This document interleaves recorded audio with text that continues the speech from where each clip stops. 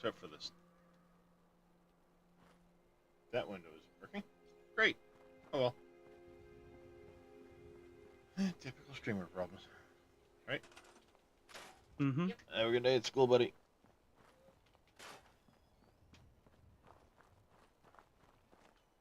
I've gotten good. Just found out the package we were expecting so I can repair the dishwasher got delivered to the house next door.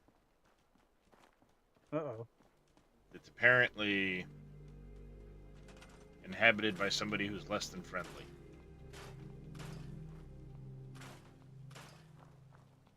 The new occupants are apparently,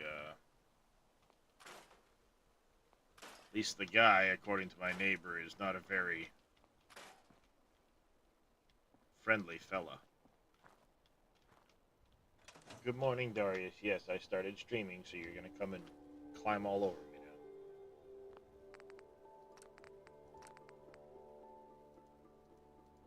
Your claws hurt. Thank you.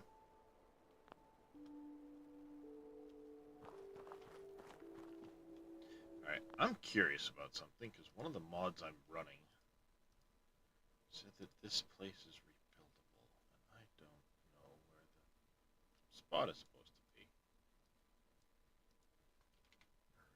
Rebuild. AIO. Morning, bad company. How you been, buddy?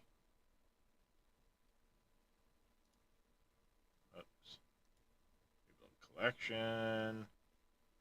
And there is a spoiler down here. Use the tire to the left of the garage door open. Okay. Hi, handsome. Hey, Mossfrog. Yes, okay. I'll get the kitty scrubbies. Uh-huh. Been doing well? Glad to hear it. Tire to the left. Must be this one?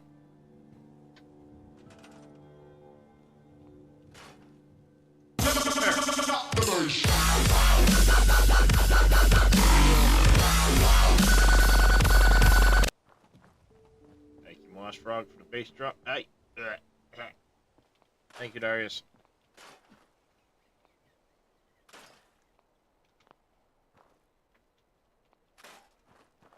Good morning, handsome. Love you too. Hey, MacGyver, how you doing, buddy?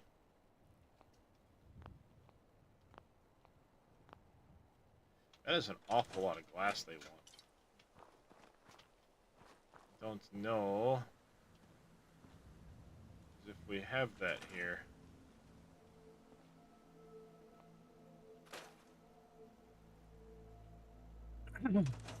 Looking at what's scrappable.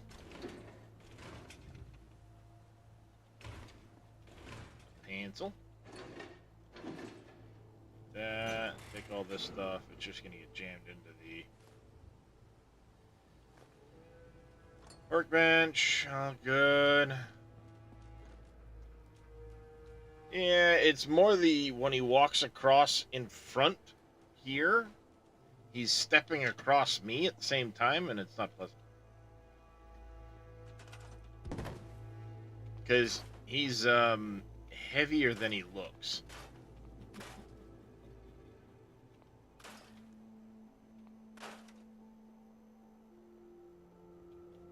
That's the building. We don't want the building. Trash piles I can take.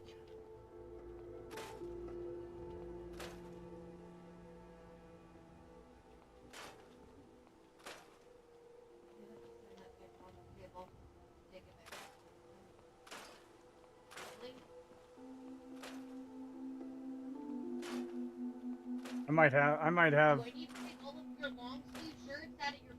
I already had the torso apparently,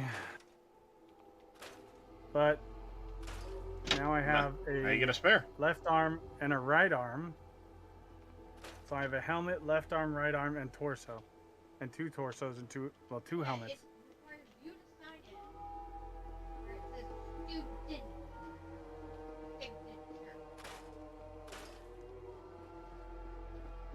I've got. Gonna cash it on the animal treats. a bunch of Raider. All right. Well, I can do Got that. my 2 full sets of Right XO2 in here. there. I've got the XO1. I've got the T60. Everything but the left leg, the right leg. Not gonna get that in anytime soon. Helmet, right arm, and torso. And then I've got a whole bunch of T45 stuff. Right. We'll do the animal treats, and then we're heading into Concord. And T-minus 1 hour, 34 minutes, and 13 seconds till T0 of flight 4 Starship.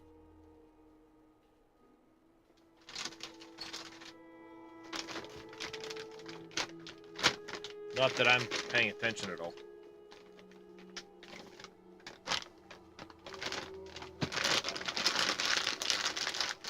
Yes, I know. I've been so busy with mods, not streaming, that all you guys are deprived of your treats.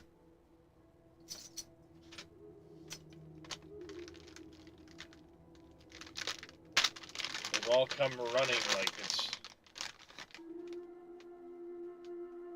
I haven't given them their treats or something like that.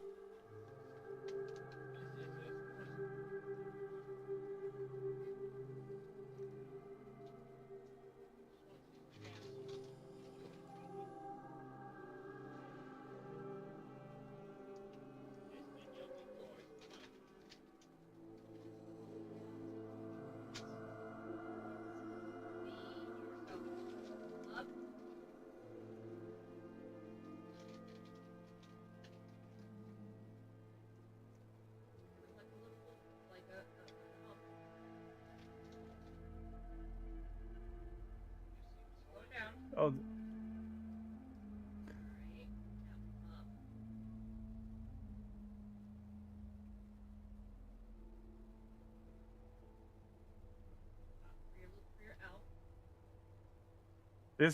This suit is just a blank suit. It doesn't have anything on it.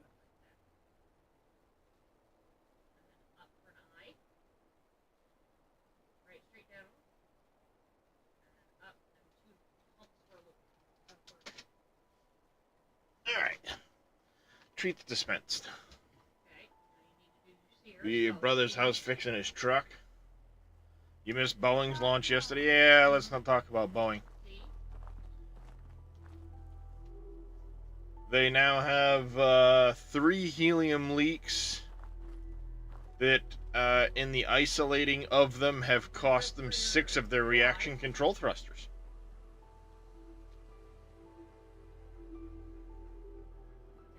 And someone thinks it's still apparently a good idea to try and go dock with the space station in this condition. So yeah, good times. Hold on a second. Let me see if I can refresh.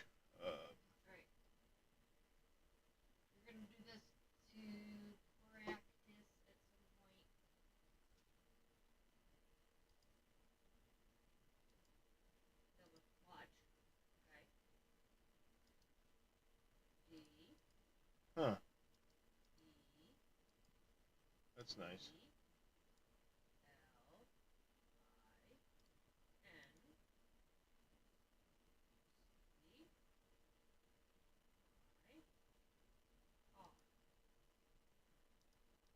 Yeah, I can't.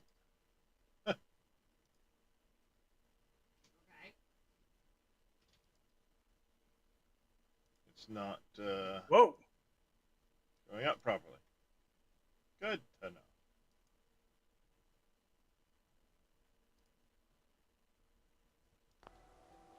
Who knows? Alright. Like that little pull animation there.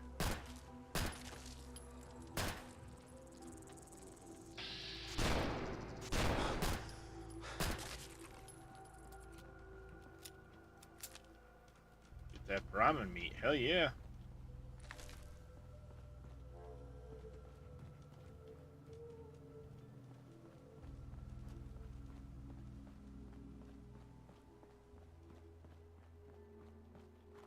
Alright.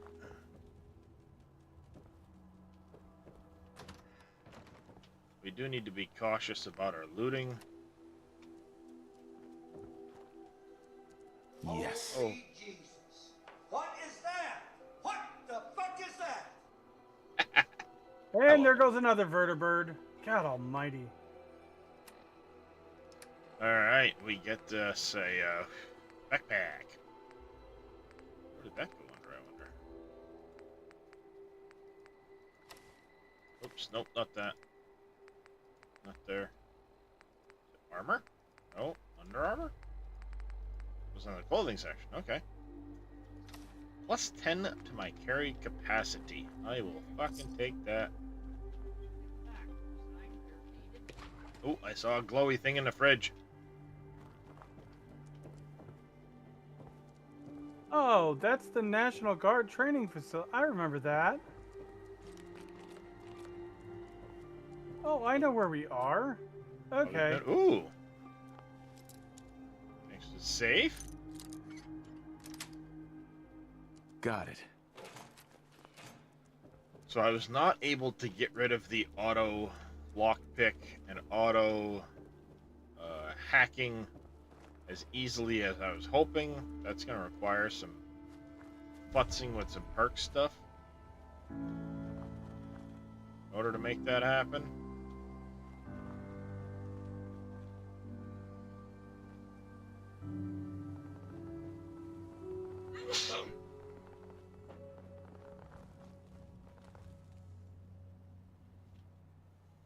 I already worked it.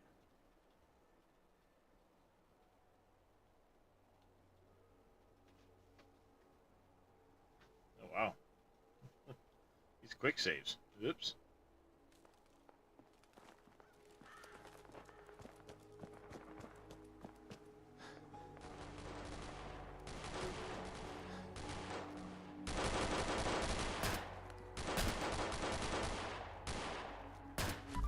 Okay, where was this?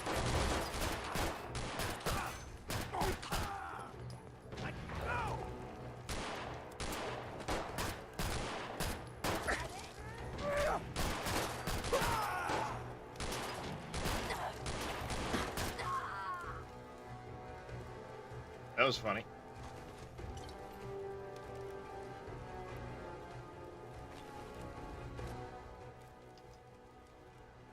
Not that.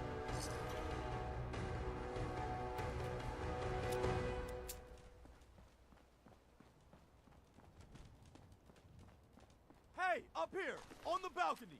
I've got a group of settlers inside. The raiders are almost through the door. Grab that laser musket and help us, please!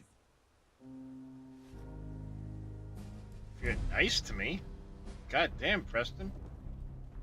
You little bitch.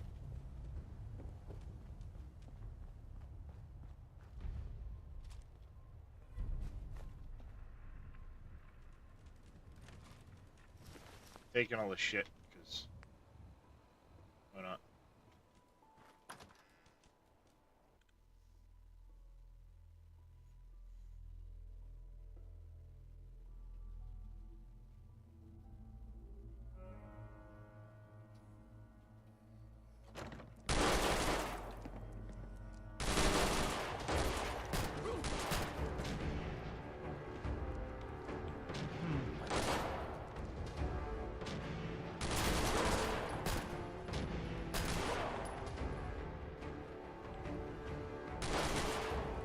Nothing there.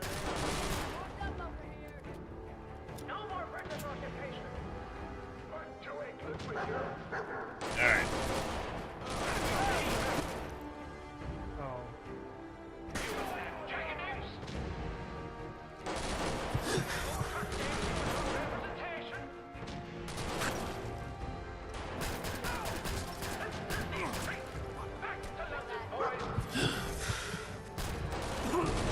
Oh shit. I got put down.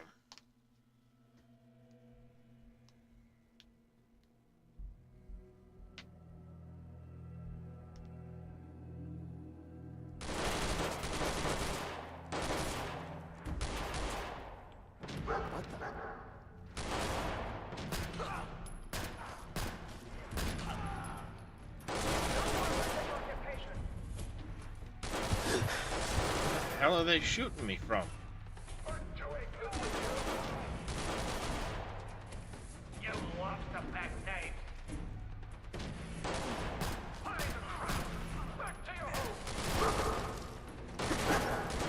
What the shit, man? Wow, stim packs take a long time to replenish your health.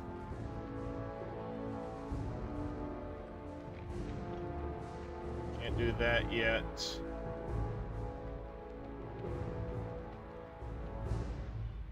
You cannot hurt me. Rifles. I don't have a rifle yet. That will be top of the frickin' order.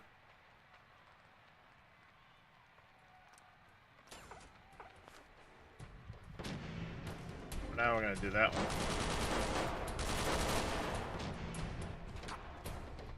Wow, the health just slowly creeps up.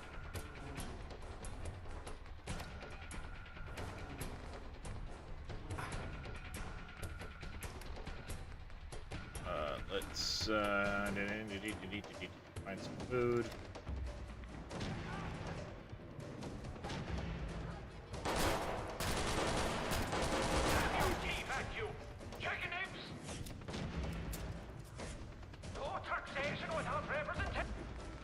Where'd you find like a 1911 or whatever that is? It's a nice pistol. This? It's a FN 57.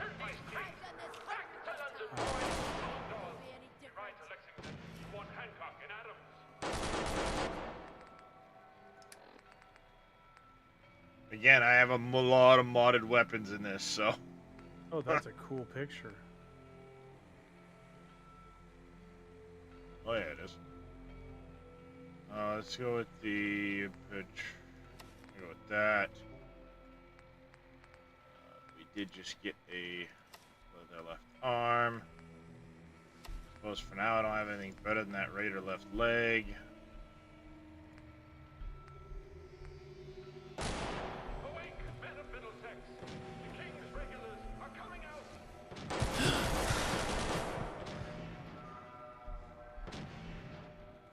Having fun, huh? I can do this all day.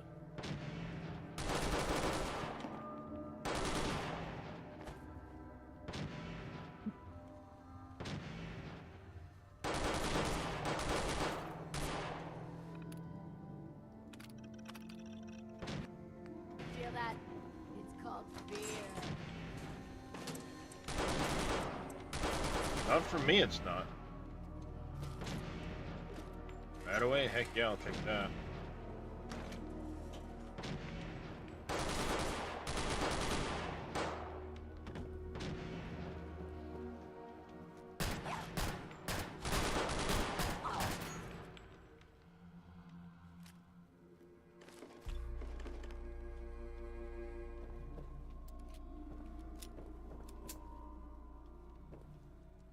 Concrete.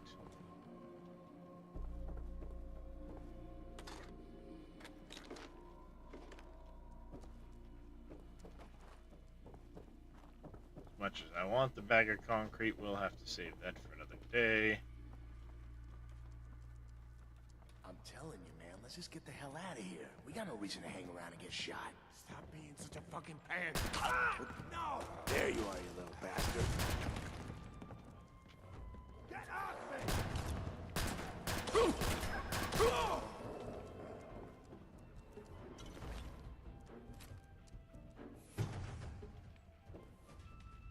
Yeah, here I am. Hey, a double barrel.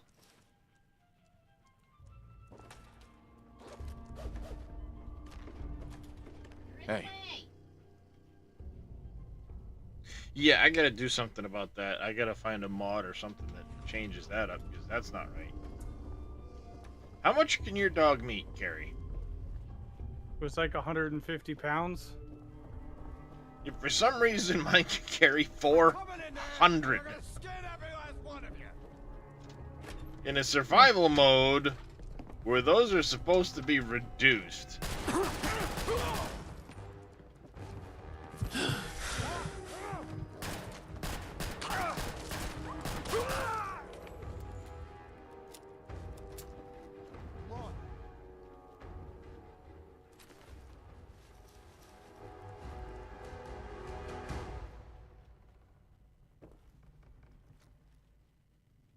got him without realizing I got him.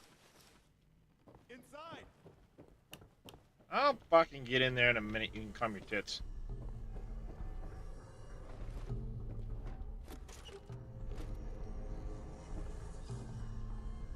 Hey, Robco. And it's a tease, because it's not real. You suck. But I found a magazine.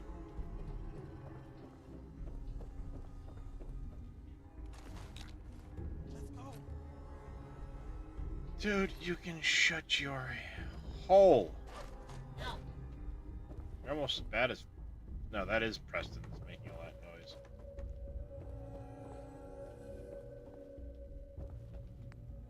Alright, weapons. We need to have a backup. Oh, that's fucking stupid. You got a 308 bolt action pipe rifle.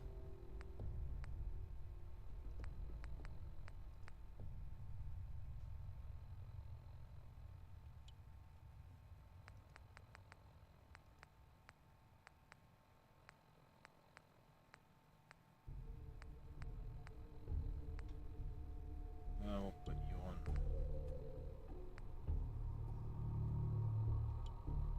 Wait, you're supposed to be on 3.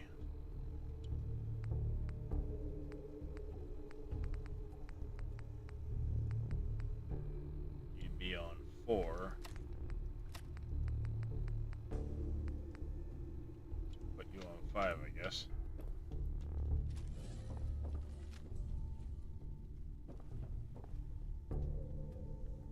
Where's my dog?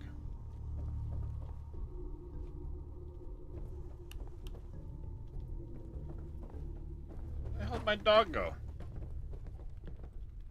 Man, I don't know who Hell yeah. Holy Jesus. What is that? What the you are, fuck but is your that? timing's impeccable. Preston Garvey, Commonwealth Minuteman. God damn it.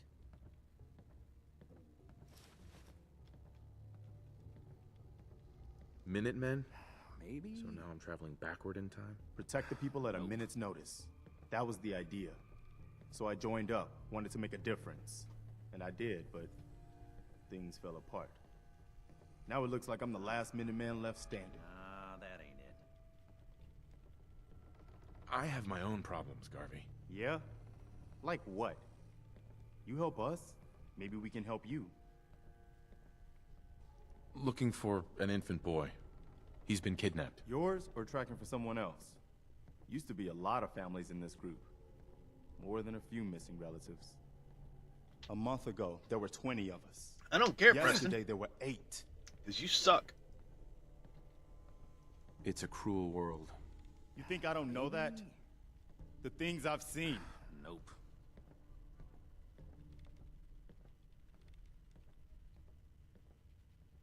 Better be a good one. Sturgis. There's a crashed vertibird up on the roof. Old school. Pre-war. Well, looks like one of its... Yeah. That's some serious... Oh, it gets... Yeah. It'll work. It can be... Uh-huh. The answer's no. I'm out. Just like that, huh?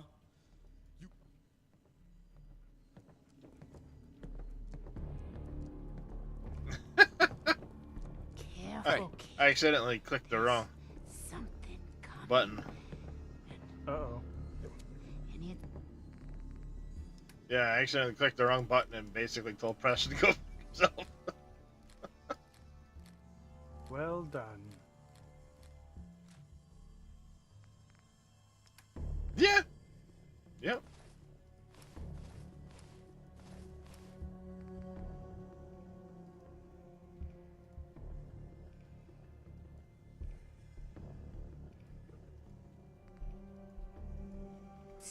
it's angry.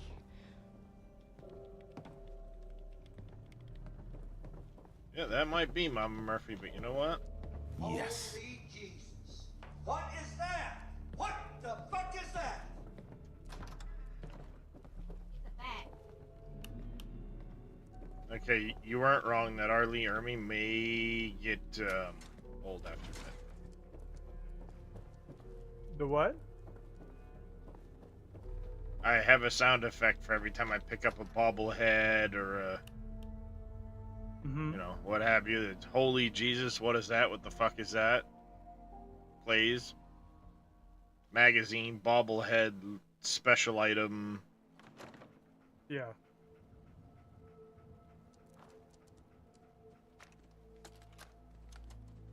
Personal log.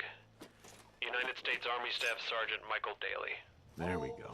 This past Saturday, October 23rd, while en route to West Stockbridge, a vertibird crashed into the roof of this. Day after that, Flaherty and Canoa were shot by some scared, desperate survivors.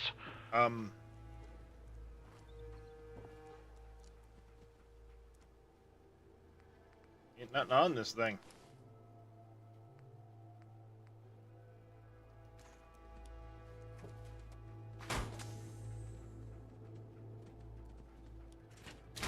Well, this is gonna be interesting because there's no fucking armor pieces on this thing.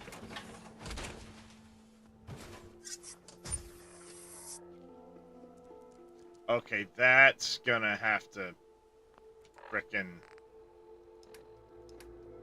I was afraid of that frickin' mod.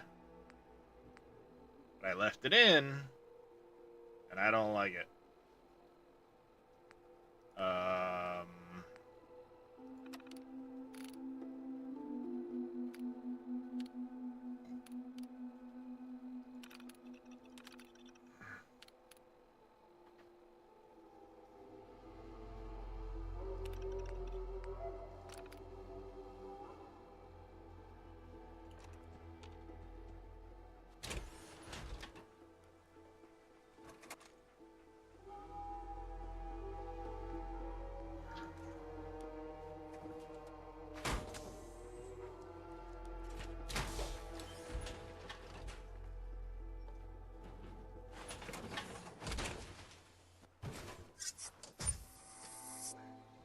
Oh, it leaves the fucking HUD up.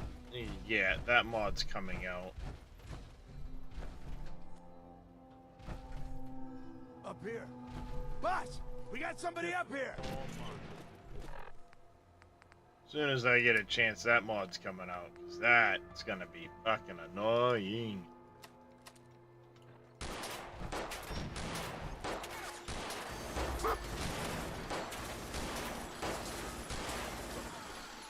Why don't you get down here? Show me that fancy gun up close. Not a lot of people can get past my boys. I give you that.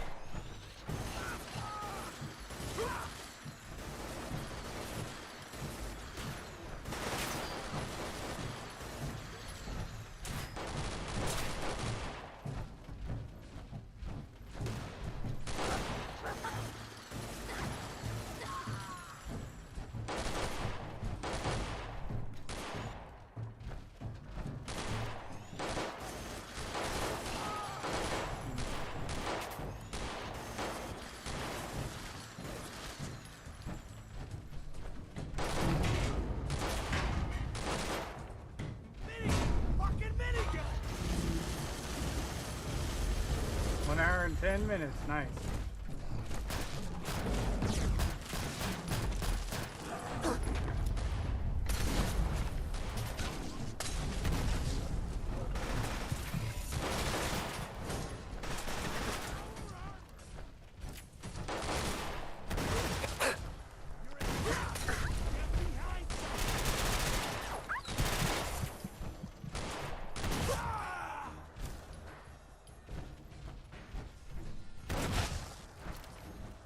Come on, Tin Man!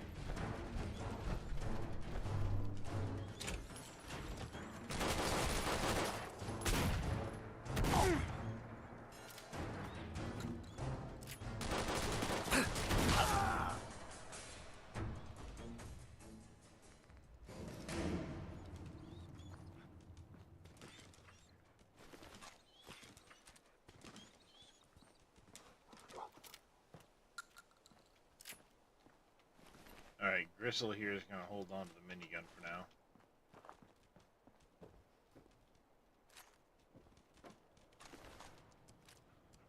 Well, we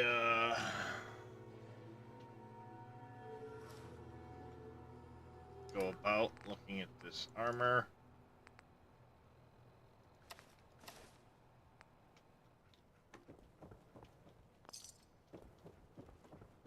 I don't know what the cat's gonna do, but obviously whatever kids have got into this morning that was causing him rats, great got it.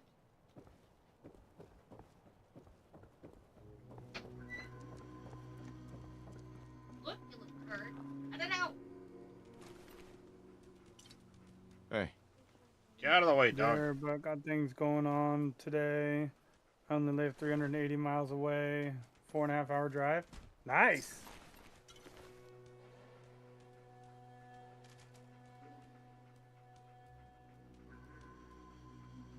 I don't know how far I am. It's a distance for me, and I still live in Texas.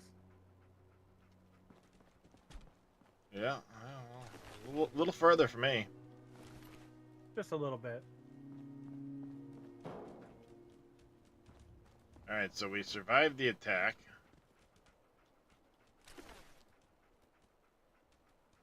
There's a right arm there that I don't have yet. Oh, you're in South Houston? Oh, okay.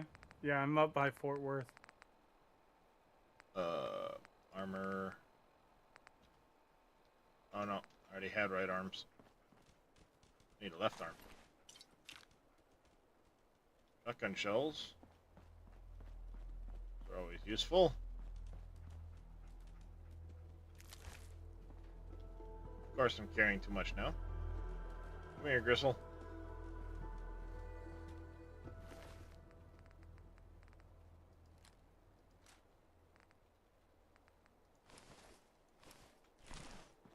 Take those. Dog! You stop running into shit.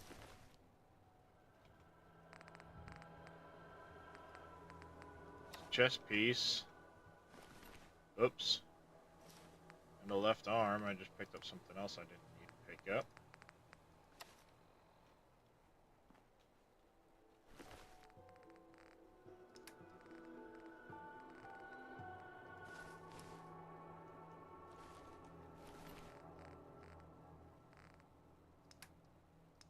I'd pick up a gun or something. Yeah. Go. Yep, I do have that installed, Moss Frog.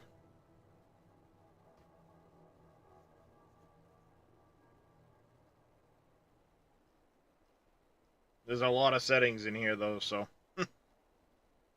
I have not had a chance to really go through them all.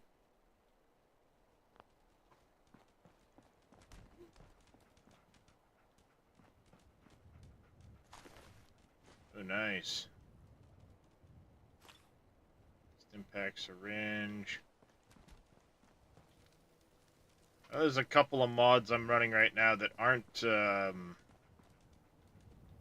seem to be fully compatible with one another. That'll take some,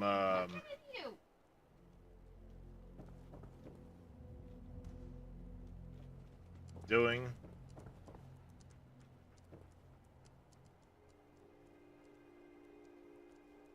Need to make a few trips down here to get the ASAMs and stuff for some settlements.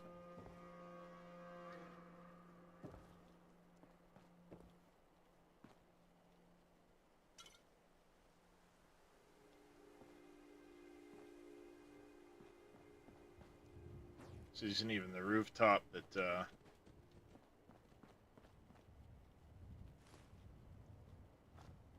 Really?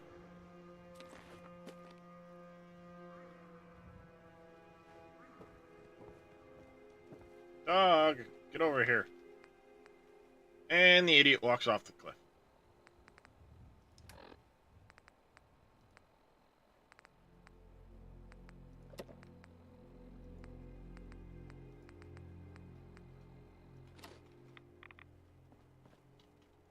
I was just about to, you know, come here, dog, and off he walks.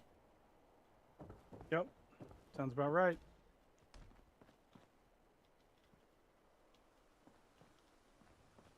And he's halfway up the sign, so...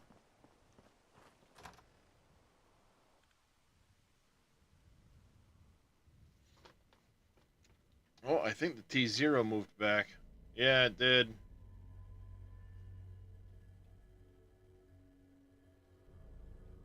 Take it easy, Mama.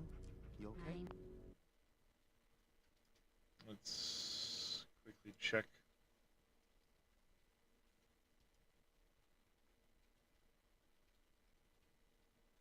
Now targeting 7:50 a.m. Central Time. Webcast will go live about 30 minutes before liftoff. Yeah, they had some issues with the tank farm this morning, so... But they still have an hour 10 left in the window behind that. Gotcha. Things are looking well, though, right now.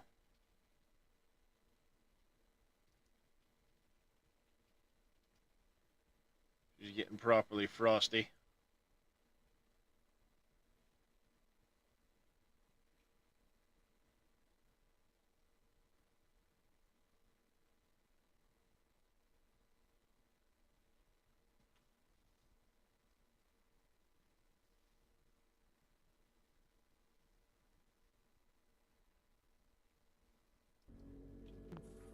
Hey, Cope. How you doing this morning, buddy?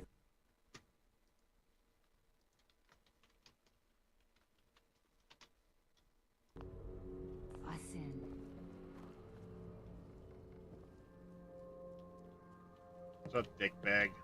Excuse me. That was a pretty amazing display. Yeah, you're I'm welcome. just glad you're on our side. Shit for brains.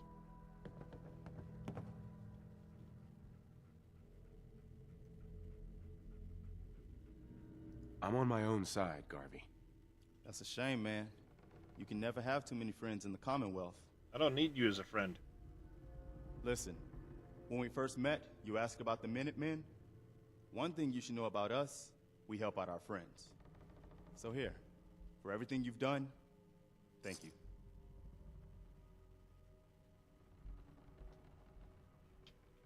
What happens now? For the longest time, Mama Murphy's had a vision of a place called Sanctuary. Some old neighborhood, but one we can make new again. It's my Why don't you neighborhood, come with us? dick. I could really use your help.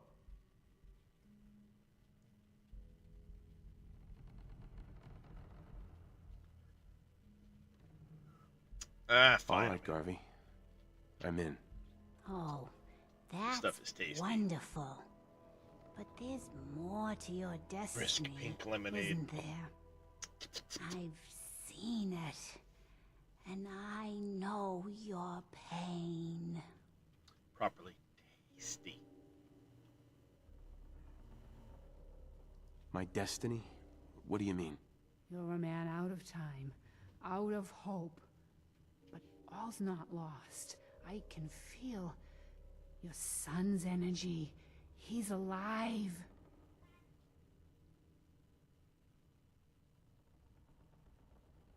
I'm listening. Look, kid, I know how I sound. The sight, it's weird. And it ain't always clear. But your son's out there. I gave you a And better even I a don't pipe need rifle. the What sight happened? to tell you where you should start looking? The great green jewel of the Commonwealth. Diamond City. The biggest settlement around.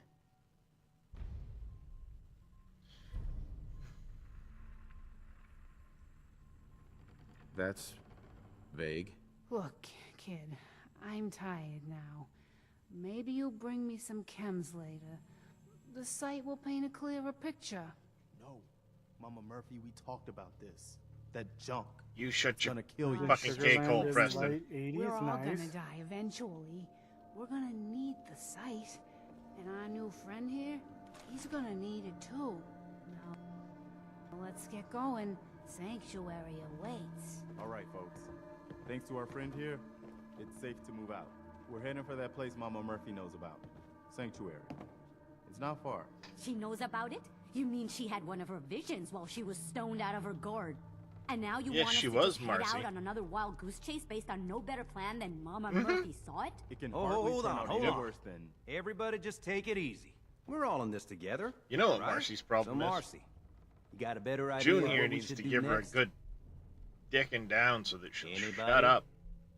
Well then, Who? Sanctuary it is. Marcy Let's and just hope June it lives Long. up to its name. Come on, June, it's time to go. Yeah. She just needs a good, you know, dicking down to Yep. fucking. Palm Well, of she hits. take the Mhm. yeah, she take the cork out of her ass. We need to keep moving. Yep.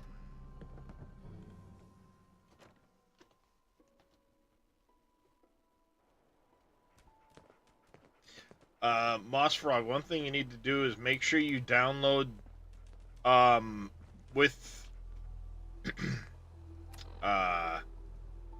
I love this map. With the June should railer so she can be part of the railroad. Nice. One thing you gotta watch out for when you're downloading mods is new gen versus the old version, or next gen versus the old version. Because there's a lot of mods right now that are starting to put up separate versions that aren't necessarily compatible with the other version. Yeah, I completely agree with you, Deadman. I bet you are glad. Deadman gave Marcy Long the Sandman treatment. Put her to sleep for good. Yep. Yep.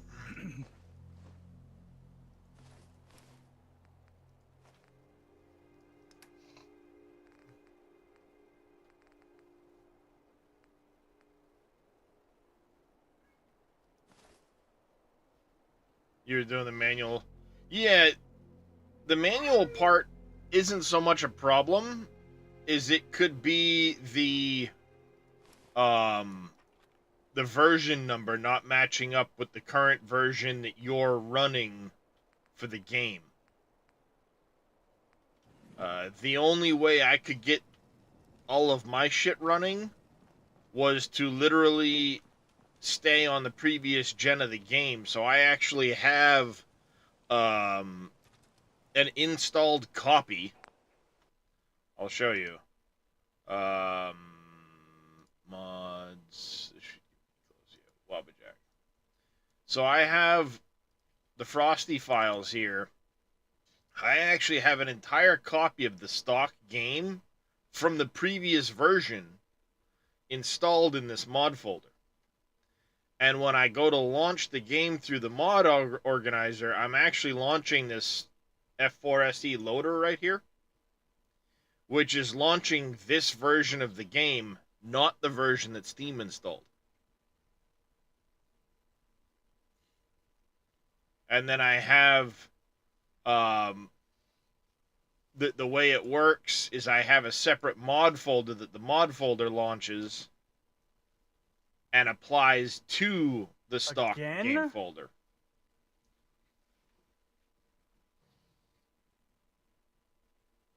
So what you need to do is unzip it into the data folder for the mod manager.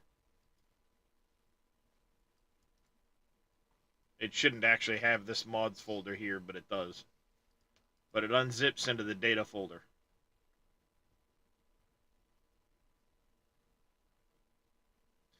So the script extender gets installed. Alright,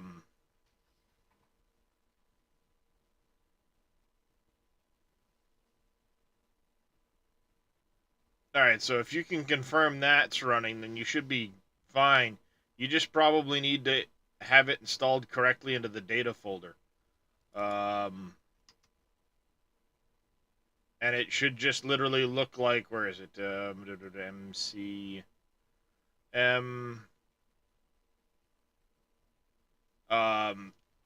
it's just the mod you know, just unzip it. That's not the right one, but I have so many different mods in here named so many different things, I can't keep track of them all. There's only 962 of them in there. Actual mods installed 141 gig. Game installed 35. Where's my dog? Come here, boy. Where you at? Heads up. Yes. Give me all your shit. Thank you.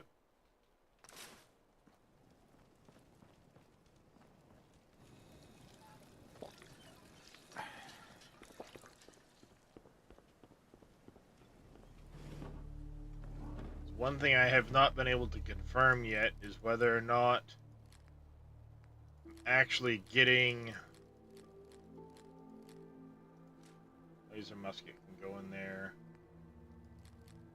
That can go in there.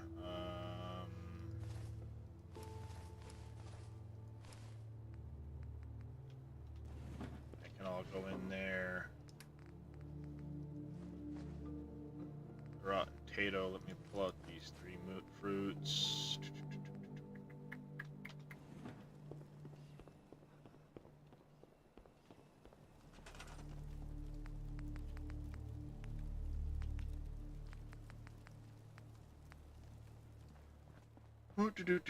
Do.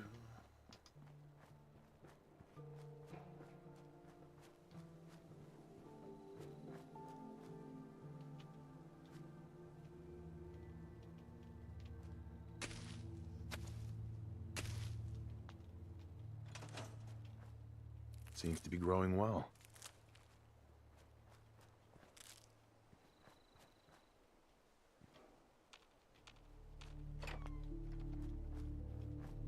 Yeah, okay.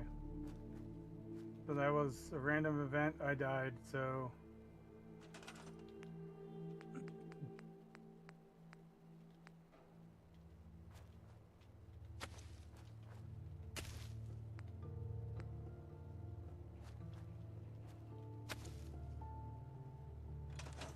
There.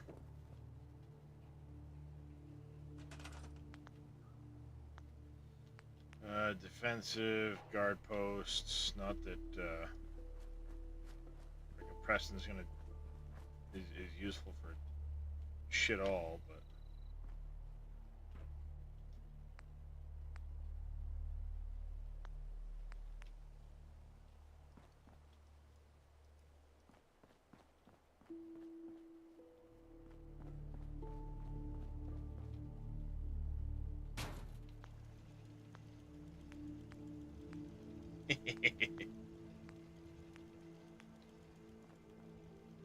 oh, you're gonna run without the... Okay. Works for me.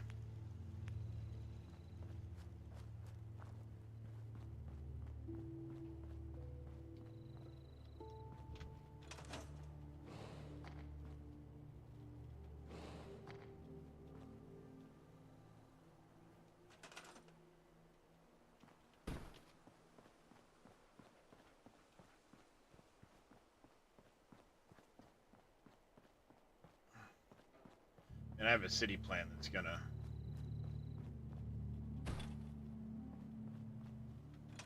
wreck all this stuff anyway, but you know. Till then...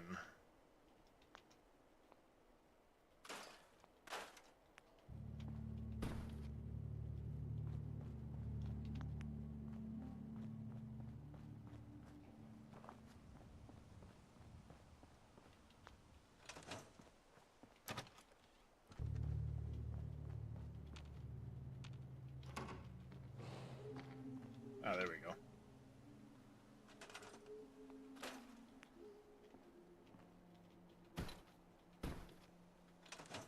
There. You happy, you idiots? Whenever you finally get here. Alright. Meanwhile, I am going to... Yeah. I like this mod.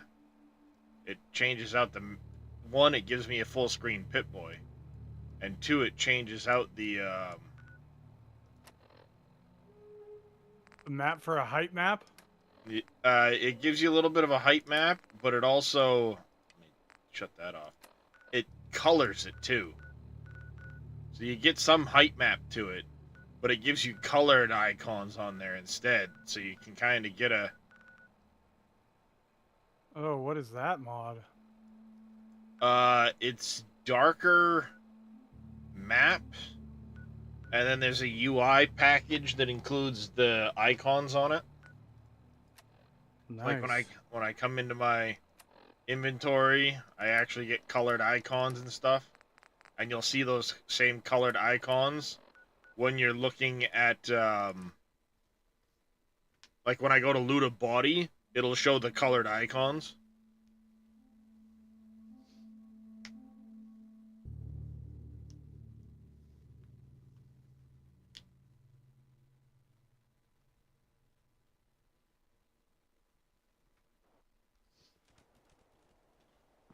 Alright, back to Concord.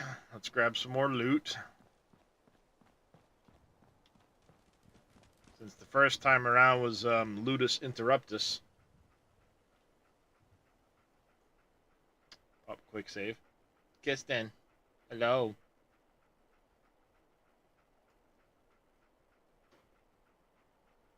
Tried again and it didn't work.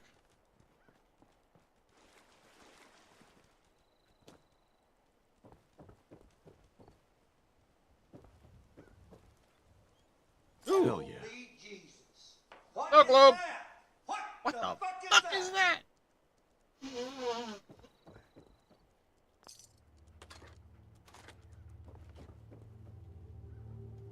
Nope, I ain't getting into the expert locked box at the moment. We'll take, well, fucking cloth, first aid. Meh. One thing I did notice is my attempted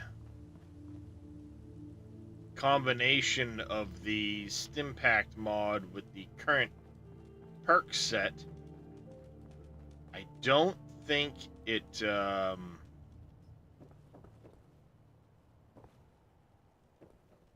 fully integrated correctly.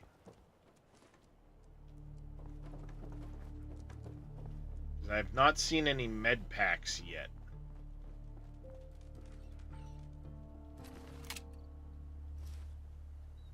I am supposed to find some med packs.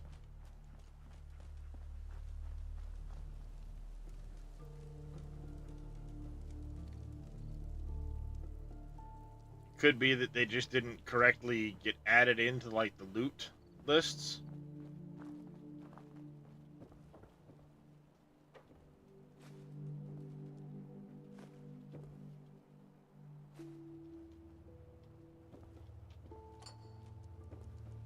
Take a couple of these old ASAM sensors because I'm gonna need them.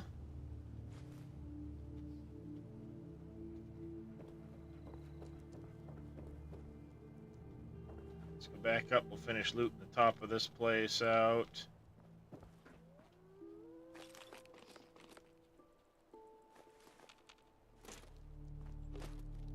Deviled eggs. Alright, so... Definitely want the aluminum.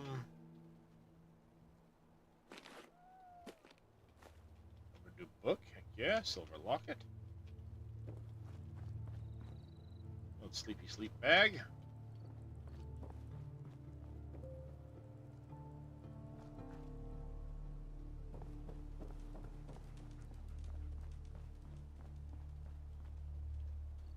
All right.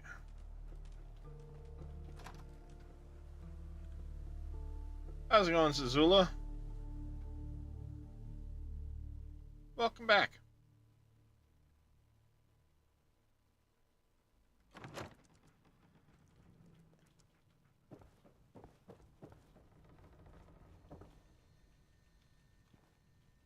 Alright. Scrap handgun. I'm getting a little fatigued. Oh, I need to eat something. Let's eat the melon.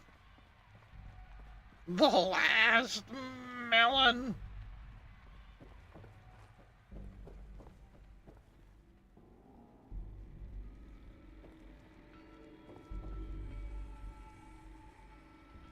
Take his knuckles.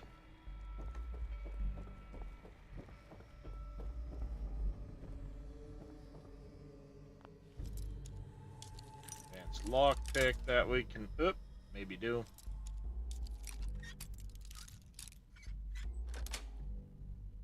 Nice. And it almost knocks me off the edge. Hey, I'll take that. Alright, oh, we get 2 level ups. Alright. We're definitely going to grab the first rank of Strong back.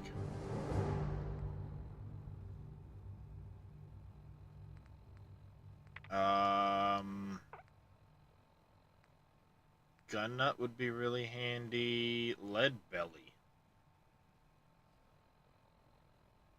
I think, would be really, really handy to have.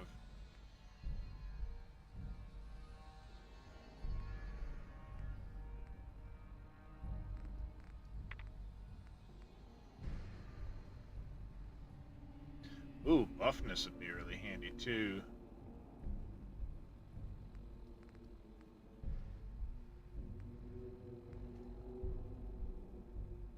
Science.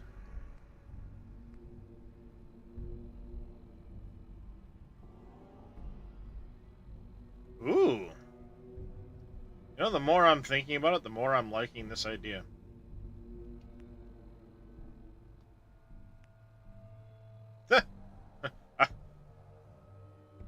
I wonder if that'll let me go beyond 10. Wait till I get to 10 strength and start freaking popping that thing.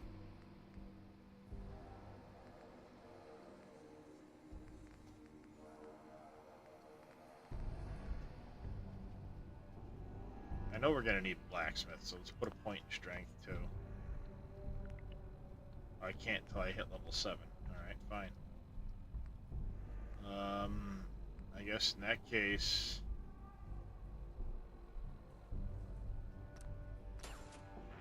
put a point in armorer.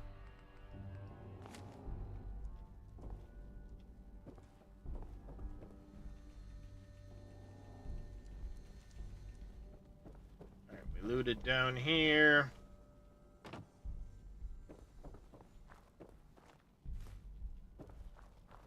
Hey, we got a 4th already?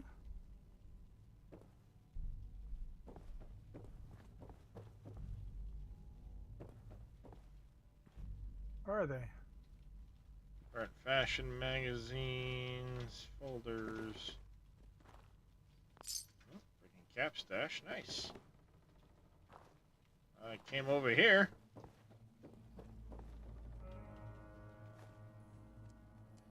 Man. Take that. What's up there, Rocket Wolf? How you doing today, buddy?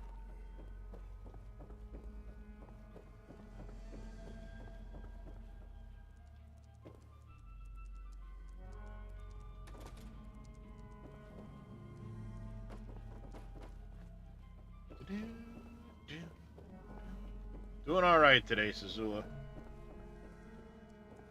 Managing pain. You watched yesterday's launch? Nice, Rocket Wolf. Yeah, now let's hope they managed to dock okay. If you haven't been tracking, Starliner is having some helium issues.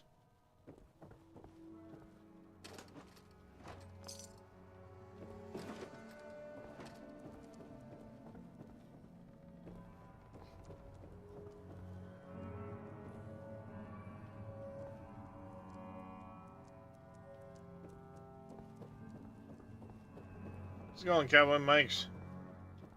How you been, buddy?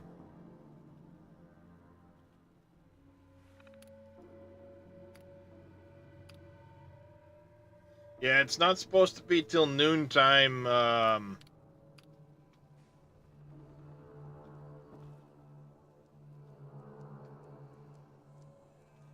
noonish, I think.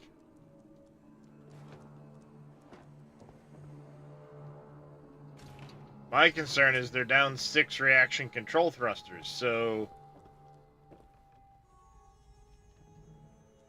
is it even wise?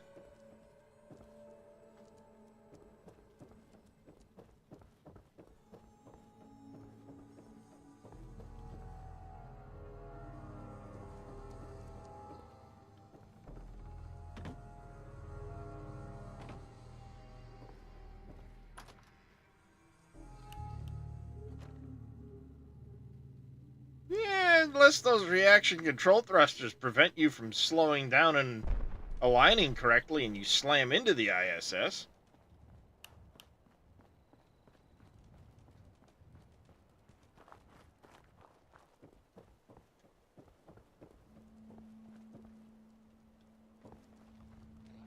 Yep.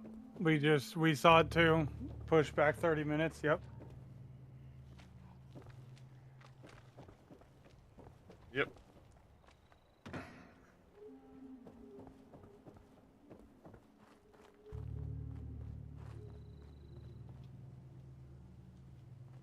Alright, let's work our way back up this street here. Clear our way back to Sanctuary. By the time we get there, it's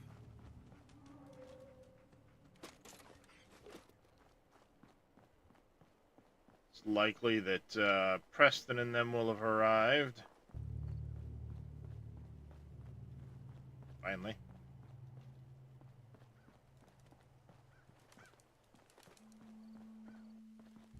Forget how you actually get up on the roof over there.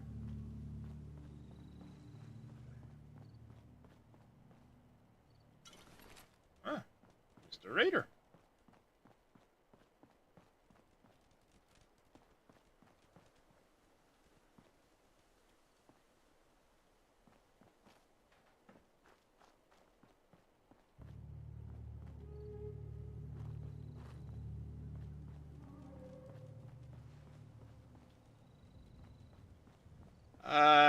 Yeah.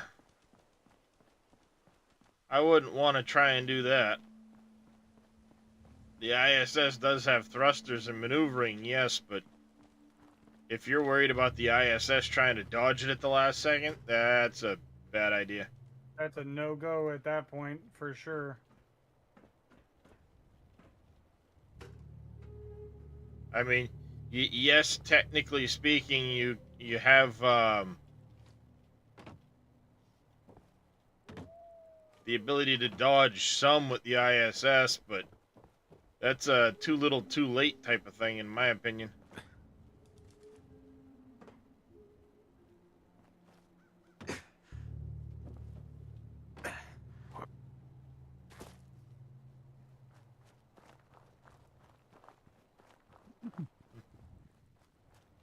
You worked it out, didn't scroll down the page and see the next gen version. Yep, I told you.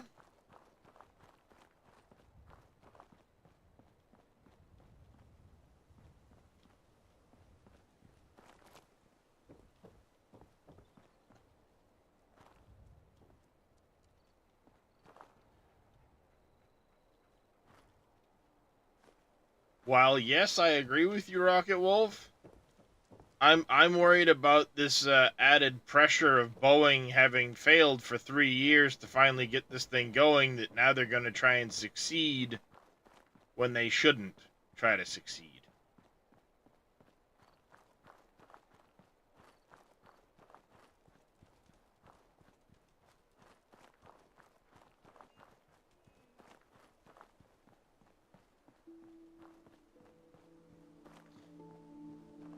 Yeah, that's what that's my concern. Like, when does it go beyond safety first, and they're pushing for the sake of a Safety third agenda that, you know.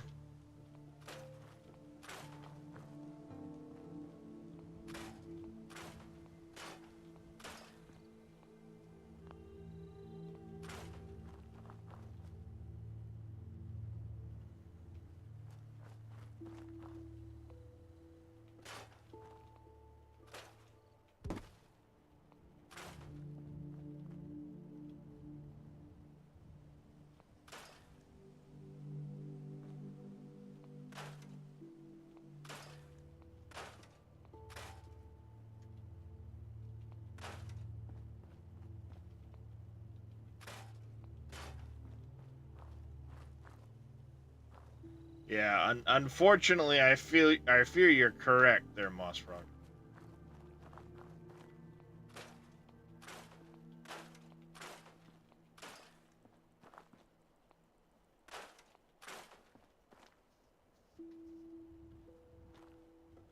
Rocket Wolf. Doors flying out of planes.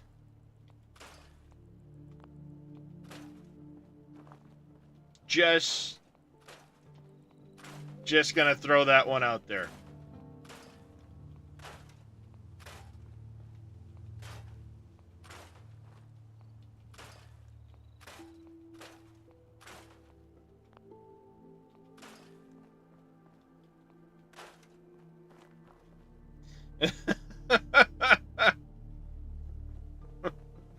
I mean, Oops.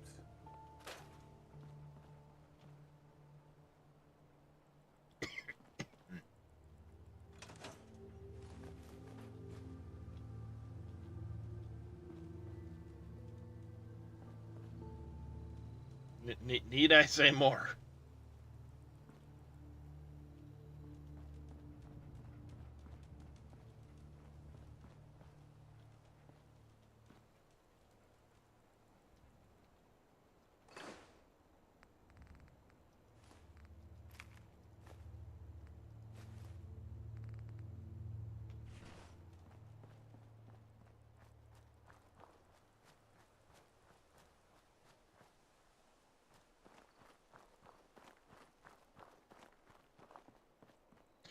Different levels of minds, but one has to wonder.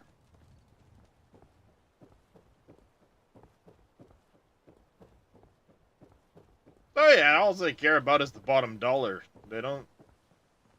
They're more than willing to put safety third. Unalive whistleblowers. Wait, what? Hmm?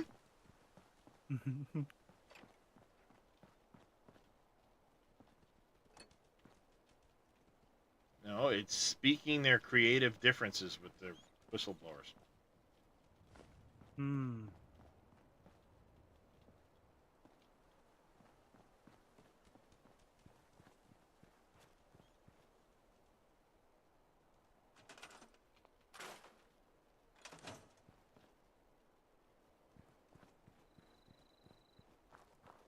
God, Sanctuary looks so different with this texture pack.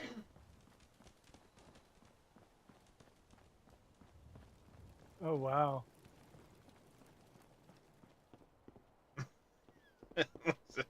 Hey! Get out of my bed! Maybe that's the problem. Maybe June isn't putting out. You're in my bed, that's lady. the problem. I just want to trade a She's few in things. the wrong bed. She's climbing into other men's beds. Yeah, that's a problem. June ain't putting out. I'd like to trade some items. Nothing I hate more than raid. That's got to be the problem. June ain't putting out. You're scumbags. If you run into any, put a few down for me.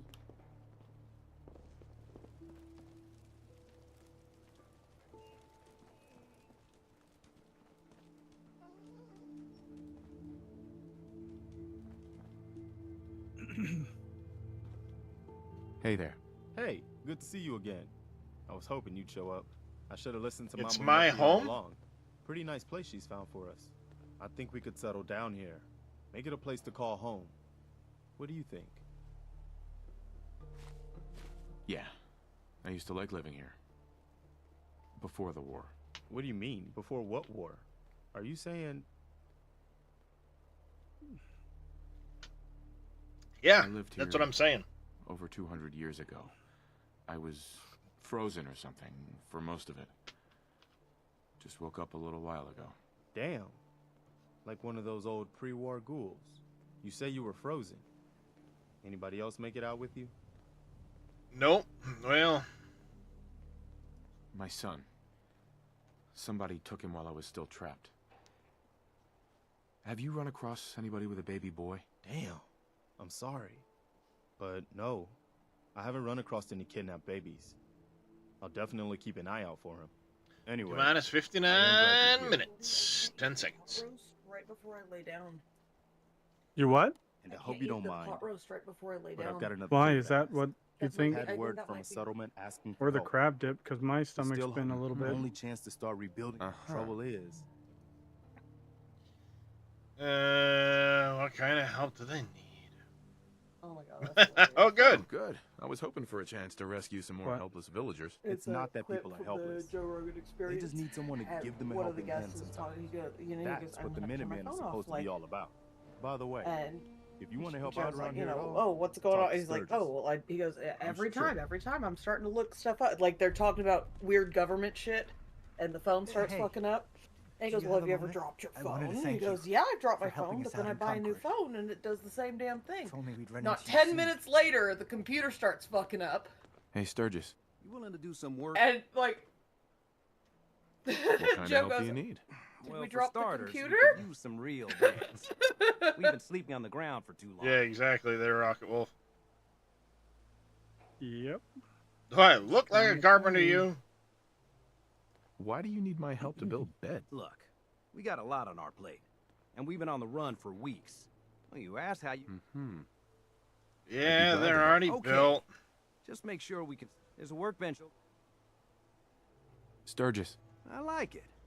Having a place to sleep will... What we need now... Uh-huh. I'm on it. Great. Thanks again. I might not actually I have knew enough you'd water. Join us here, kid. Your energy is tied to this.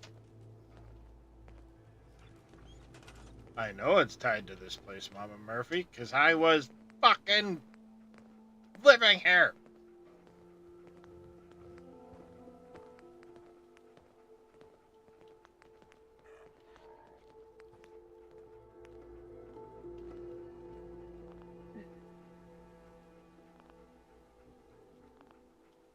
It's on dirt, you dickhead.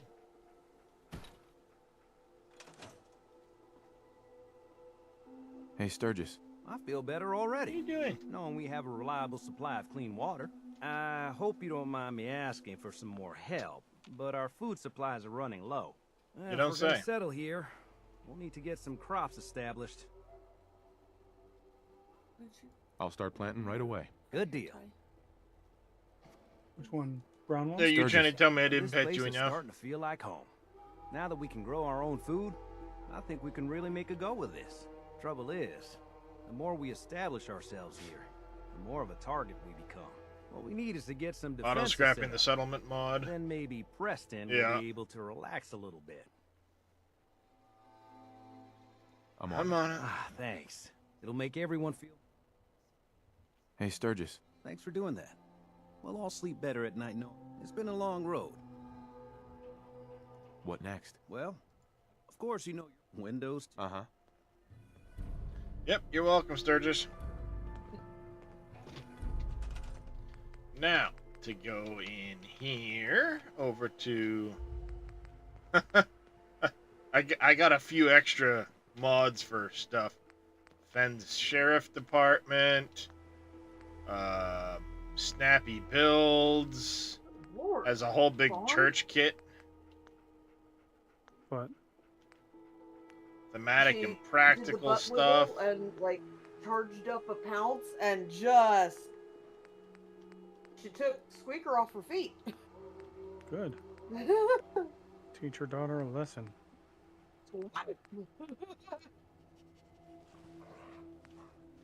Like, I mean, if I had the fusion cores and the robotics expert, I could create sentry bots to roam my town for me.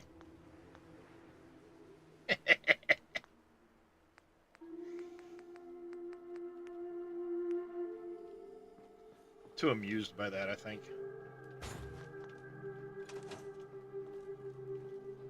What are you girls doing? Are you having fun? Well, that's not what I wanted.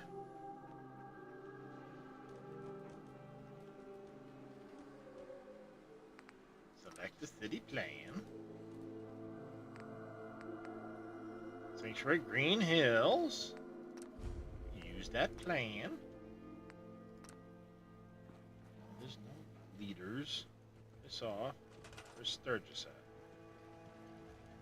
Should be bang on the side of a house somewhere.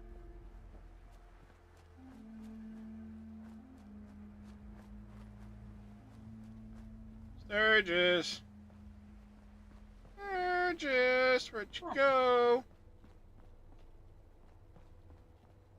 You. Oh, also, there's pots Monkey. in the car that we need to take out before. Come here, monkey. What? There's pop in the car Okay. that we probably want to take out before it gets too hot today. Sounds good. Come here, monkey.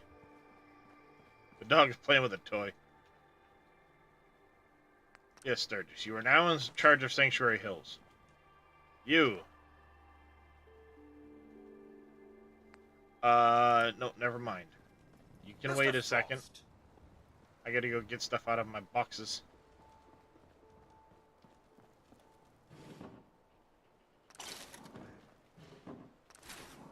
I won't be able to walk. I don't care. I understand this.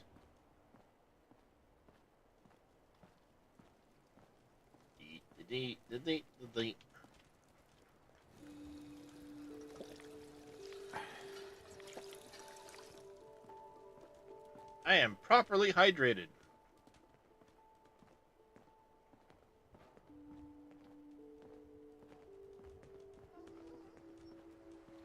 This is gonna be... well, it should work out alright. Nice job with those defenses. I've got nothing else I need City right now. plan. I think Preston may want to Use this plan. chat, though. Tear it all down. Fuck Preston.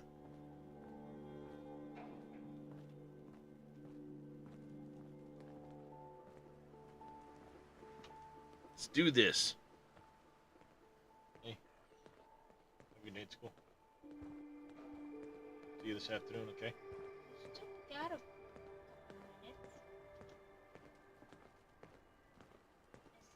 Link, link. Oh, that's right. I turned off the cinematic part, so I'm not gonna flippity flap and fly around the screwy place. I'm sorry, dear.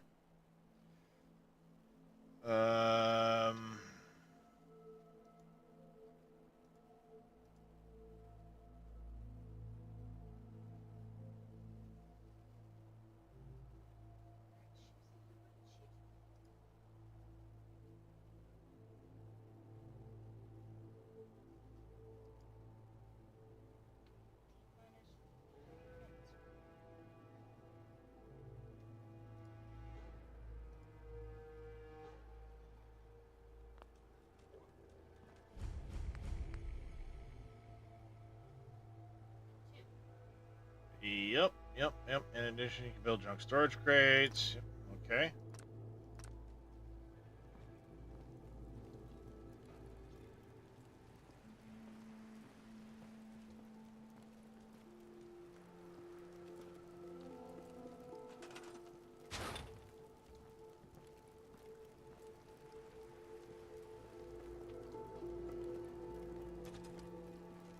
Suppose I don't need to put this in the dog's face.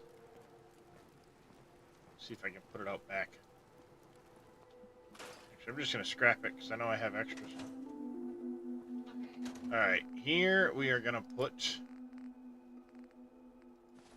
power armor.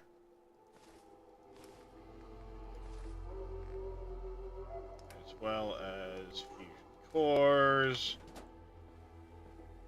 Holy Jesus. What is that? What the fuck is that? Holy Jesus. What is that? What the fuck is that? Yeah. Alright. Let's go into furniture. Containers.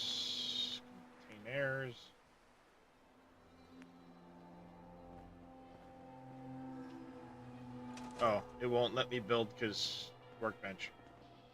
Hey, hello there. If I'm not mistaken, you're the fella I've been looking for. Can I help you? I heard your radio broadcast. Sounded as if you were starting some kind of settlement. Is that about the... That's right. Well, in that case, I've got some... Here, catch. I already stole your stash. It's called an ASAM sensor. If you're gonna be building settlements, these things are what you'll want to use.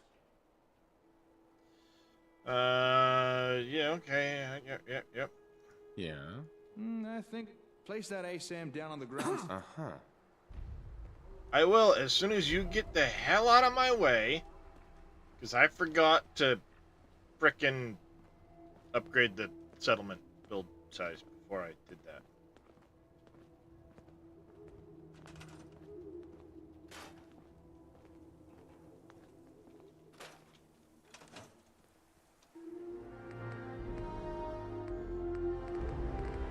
Holy Jesus. What is that? When did I get... What is that? Let's get a wall What is that? power What is that? Okay. What the fuck is that? there. I think I just got a second perception bobblehead somehow.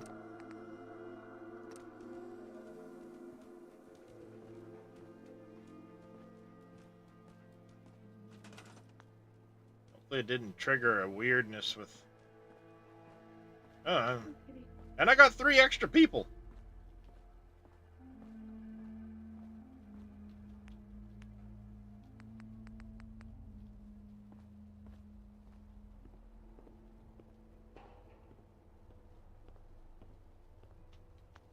Oh, that's right.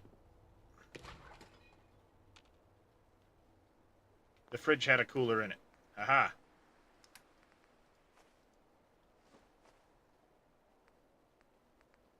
A flower. That. Hi, chat. Alright, you need to get out for the bus, you.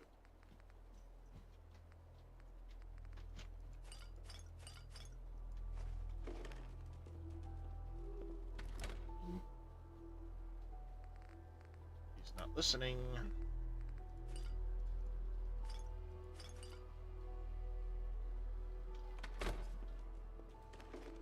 Probably ought to get rid of a little more food.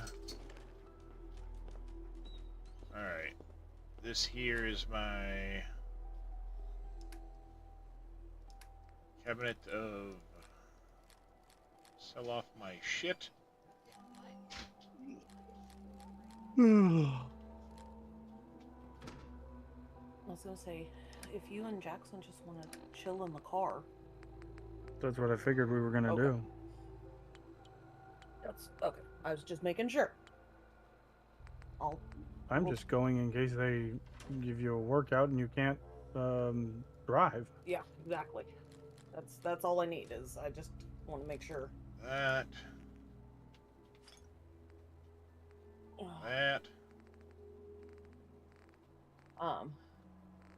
So Armory I'll just toss stuff. a blink and a pillow also in the car for Jackson. Sounds good. Because I have a feeling he's just gonna want to go back to sleep. If that's the case, then we'll just wake him up right before we go. That's what I figured. Yeah. Alright. We're gonna... Alright, 308 rounds, 38 rounds. All right.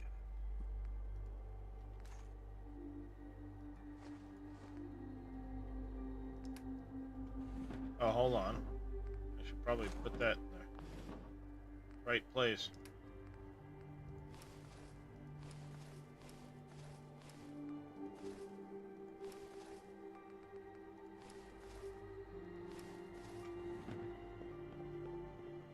Oh, it hasn't built that stuff yet. Never mind.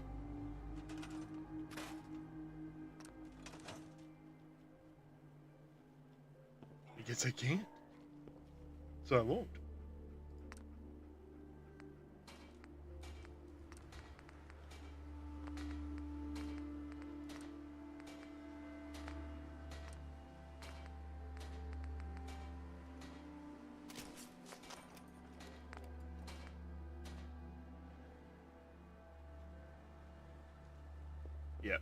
it's floating like I thought.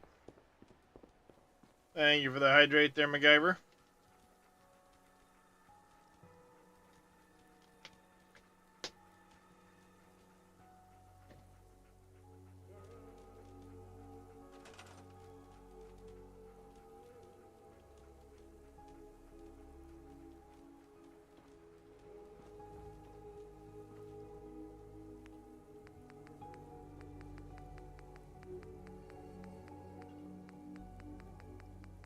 All right.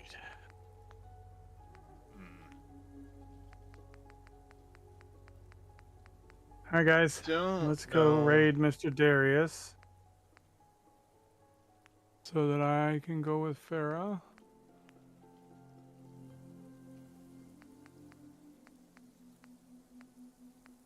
Thank you, everybody, for being here. I hope you all have a wonderful afternoon, evening, morning, wherever you are in the world. I'll be back, depending on how long it takes. I might start the stream back up after I get back. If not, I'll see you guys tonight.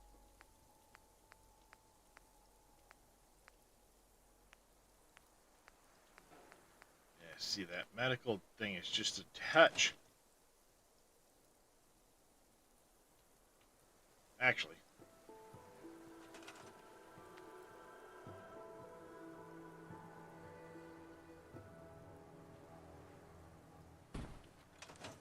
That'll work, just like that.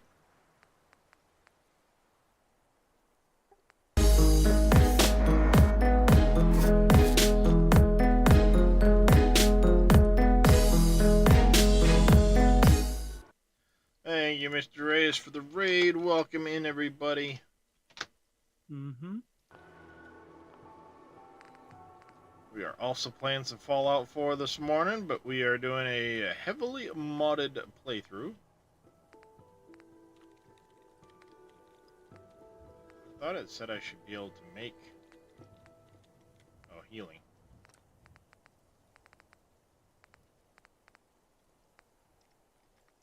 Yeah, I need med packs for the see, that might come back to bite me. I'm gonna have to mess around with... I have to look at that. That might bite me on this playthrough. What? Well, I've got, I'm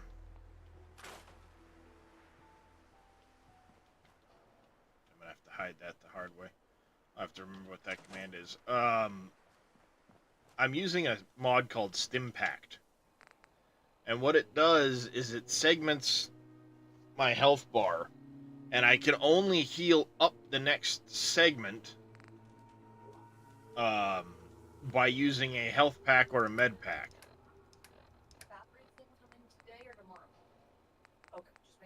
So, like, if I eat something, it won't let it fill my bar without having used a health pack or a stim pack to get past that segment. Oh, that's kind of a pain. Well, it gives it more of a challenge because you can't just down food to get past the next. See, that stim pack should have gone So the food will past. heal you up to a certain level, and then stim pack will get you. Will a stim pack get you a whole bar? So it'll let you go up the next segment, or it should.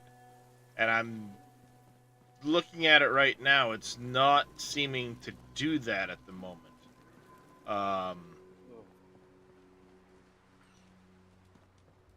So I might have to take that one out. Yeah, it looks like we're gonna have to take that mod out because it should have let me go up that segment, and it didn't. All right. Well, I gotta go get ready for to go. So I will talk to you whenever we get back. Sounds good there, Mr. Reyes. Probably still be here. Yes, I sure will. We might have to jump out quick and make a few changes, but I will likely still be at it. Alright, we did just have some people join the colony here. Up to a total of 8 people. Food and water is okay. We don't have a power system yet. Trying to remember with this particular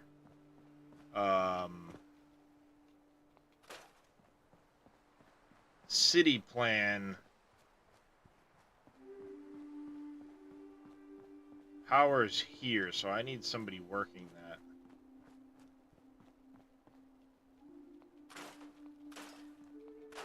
All these leafy piles left in the road. Clean town up. I gotta find everybody. Oh, where in the hell they all went?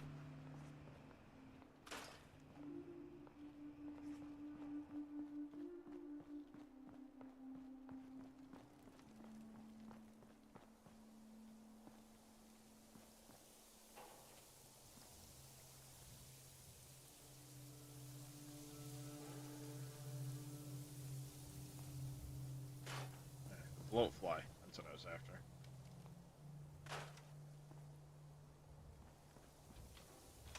Clean up them corpses before they start to give the flies.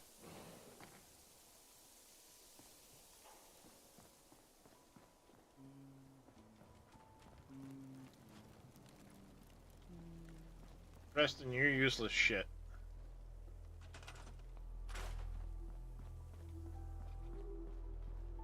Like, I kind of want to rush the castle, even though I know I'm nowhere near being able to take on a Mirelurk Queen, just so I can leave him at the castle and he's not at Sanctuary.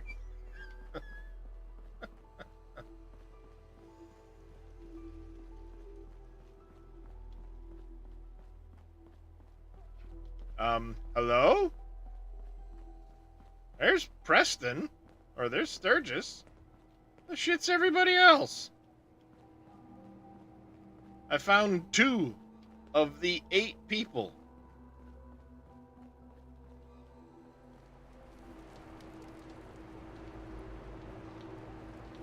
Yeah, I gotta...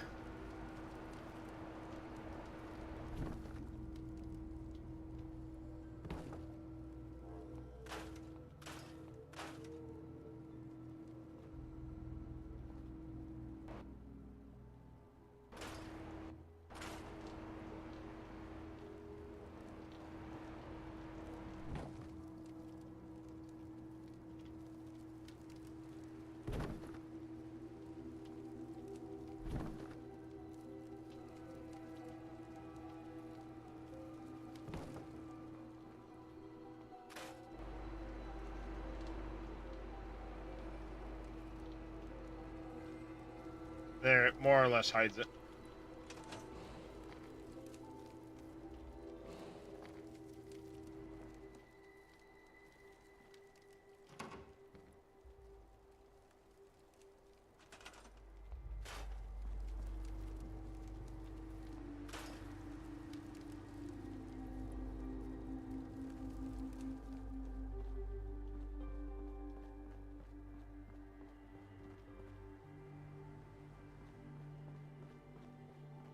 Ooh, there's June. Come here, you useless shit.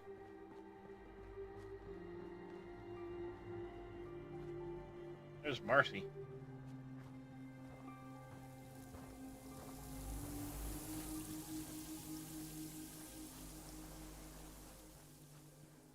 June, you're on power duty. Beta version.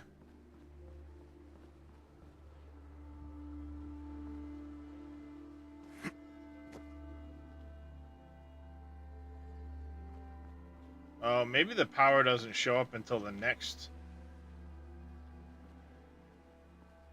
stage.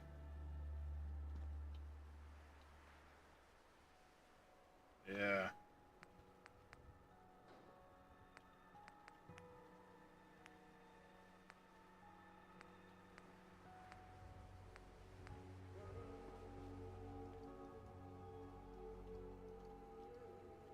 I guess for now I can do a couple of these.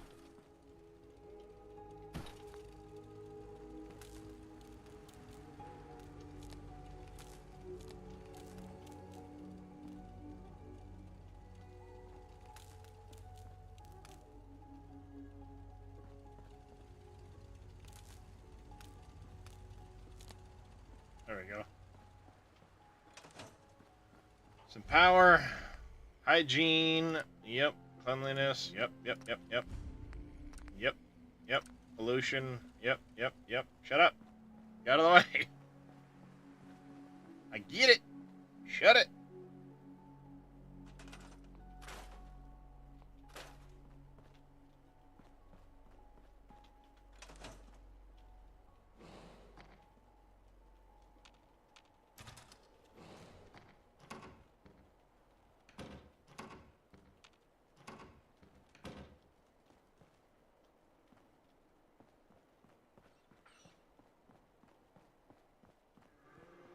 Minus 33 minutes.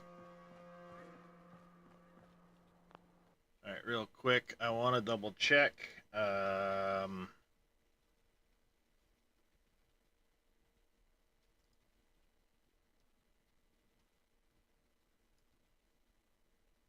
we go. Keeps getting shorter and shorter. Today we hope to surpass what we achieved in Flight Test 3 in March. Our primary goal is to get through the extreme heat of Starship reentry, which is no easy feat. As with all of our flight tests, our goal is to collect as much data as possible. Every flight gets us another step closer to a fully operational Starship. Starship is the most powerful vehicle ever developed and the first design of a rocket that is capable of making life multiplanetary. Starship will allow us to land humans on the moon again after more than half a century, fly the heaviest payloads ever flown, and ultimately fly humans further into space than ever before. Getting there will require us to fly frequently, which is why we're producing so fast. We already have hardware built and are preparing for our next several flights. But the most important thing about Starship is that it's designed to be fully and rapidly reusable, and of course, reliable. We've been designing from day one to realize a vision of having an entire city of people on Mars, something we know will take launching millions of pounds of cargo and equipment into space, spread across thousands of launches. The faster we can learn now, the faster we can improve and evolve Starship to achieve this vision. Really? And that brings us to today's flight test, the fourth of many that will get us one step closer to Mars. But before we dive into the details of today's test, let's do a quick rewind and talk about our last integrated flight test, Flight 3. On March 14th, Starship successfully lifted off at 8:25 a.m. Central Time from Starbase, Texas. It cleared the launch tower and went on to accomplish several major milestones and firsts.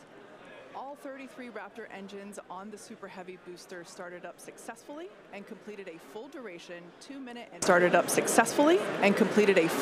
Then we saw our second ever hot stage separation, powering down all but 3 of Super Heavy's Raptor engines and then igniting watch the SpaceX broadcast while we're at it to create separation.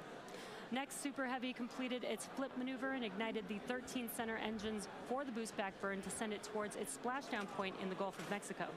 All 13 engines ran successfully until 6 engines began shutting down, triggering an early end to the boost back. Let's take this opportunity. We attempted the first ever Super Heavy landing burn, which uses the same 13 center engines. We're gonna go swap out that Stimpact mod. Since 6 of those experienced the early shutdown in the boost back Clearly burn, it's not we working. attempted the landing burn with the remaining 7 Raptors, and 2 of those 7 reached main stage ignition. In the end, contact was lost with the booster at approximately 462 meters in altitude over the Gulf of Mexico, just under 7 minutes into the mission. Post-flight data reviews showed that the early boost back burn shut-off was crap. most likely That means caused I'm by gonna have filter to run blockage that where oxygen frickin' is supplied to the engines. We saw a similar issue on Flight 2 Shit. and had added hardware to 1 mitigate second, it, chat. which This is worked gonna to be get us annoying, to but we're our gonna have first to ever run landing a. burn attempt. Now for today's flight, we upgraded those filters further and made some additional hardware and software changes to increase our chances of igniting all 13 engines for the landing burn. Well, it's good timing because it's going to take a few minutes. We saw all 6 Raptor engines start successfully and powered the vehicle to space, marking the first time we completed its full ascent burn. While coasting, we completed some additional objectives, including the opening and closing of the payload door. We also transferred propellant between tanks inside the ship, which is a key test as we prepare for full ship-to-ship prop transfers in the future. Once we were into our coast, though, the ship gradually lost the ability to control its attitude or orientation, which is done with smaller thrusters around the spacecraft. As a result, the vehicle experienced some unplanned rolling. It still flew on the planned trajectory, but losing attitude control triggered the flight computer to skip a planned relight of a single Raptor engine while on orbit. And then the moment that we all had been looking forward to for so long, as you can see here, the ship's re-entry from space. This was the first time that we was were so able to get epic real to watch. live flight data on things like heating and vehicle control during hypersonic re-entry, of which we will talk more about later. Not having attitude control meant both protected and unprotected areas saw heating much higher than anticipated. But we were able to get live, high-definition views and real-time data during entry thanks to Starlink terminals on the ship, which itself was a widely successful test. This gave us confidence that we'll continue to get unparalleled insight into the ship's re-entry in order to rapidly improve. And as they say, all good things must come to an end. And for Flight 3, this occurred when contact with the ship was lost at approximately 65 kilometers in altitude, roughly 50 minutes into the mission. After reviewing data from the flight, we found the most likely cause of the unplanned rolling seen during the ship coast phase and re-entry phase was blockage of valves that help control the smaller attitude control thrusters. We upgraded these to make them more resilient and added some additional thrusters for redundancy. Overall, we learned a tremendous amount from that last Sorry, flight, Chad, I didn't and expect capping it this off with to those entry, have to do re-entry this, views but I know was it's going to really truly affect the an game. exciting entry Cat, mission. not right now. Well, I've got sharp, pointy things in my Back cuticle. to today's test. Today's mission profile is similar to Flight 3, but we have new test objectives, the first of which is getting through the extreme heat of re-entry. About 27 minutes from now, Super Heavy will ignite its 33 Raptor engines and lift off poke from Daddy right in the Starbase.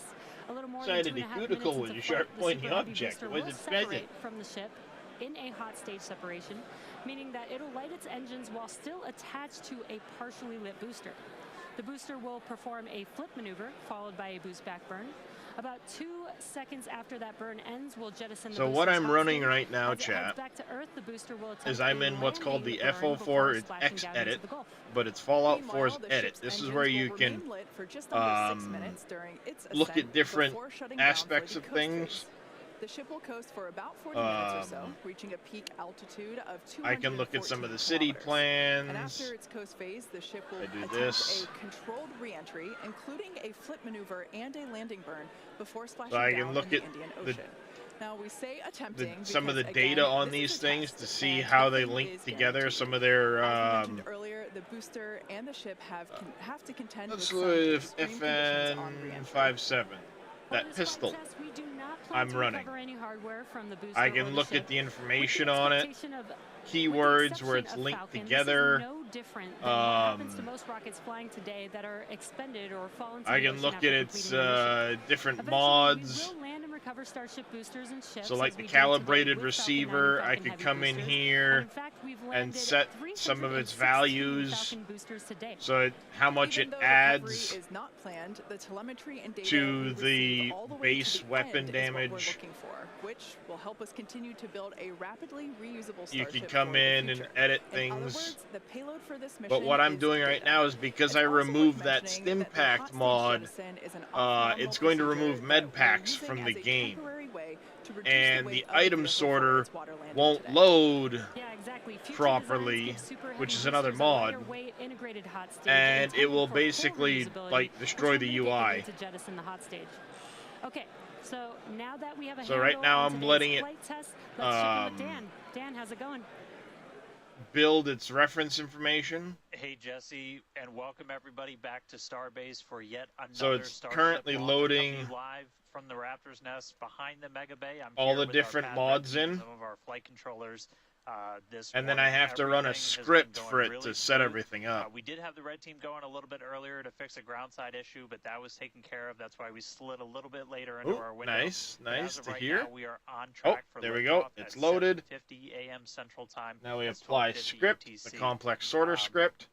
As you can see, we are actively loading propellant onto Starship and Super Heavy. Those frost lines are ticking up as we load liquid methane, that's our fuel, liquid oxygen, that's our oxidizer, onto both vehicles. They're cryogenic, Yep, so they're that's fine. cooled to several hundred degrees below zero. Generate Since Flight patch. 3, we've made a few more upgrades, helping to bring And this prop part's farm going to take a 2.0 few minutes, online. but That's just going to help us to continue while we're at to it, shorten the amount of prop time, I'm going prop load to time that we're going to need. We're also going to be using it for launch tower number 2. which is going to be coming to Starbase real soon.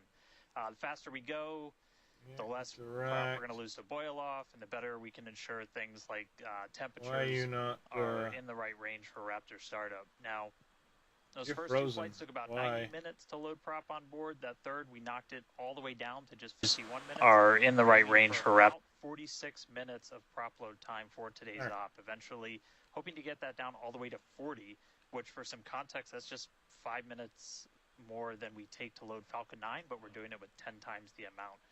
So this morning, ship prop load started at T-minus 50 minutes, booster at T-minus 43 minutes.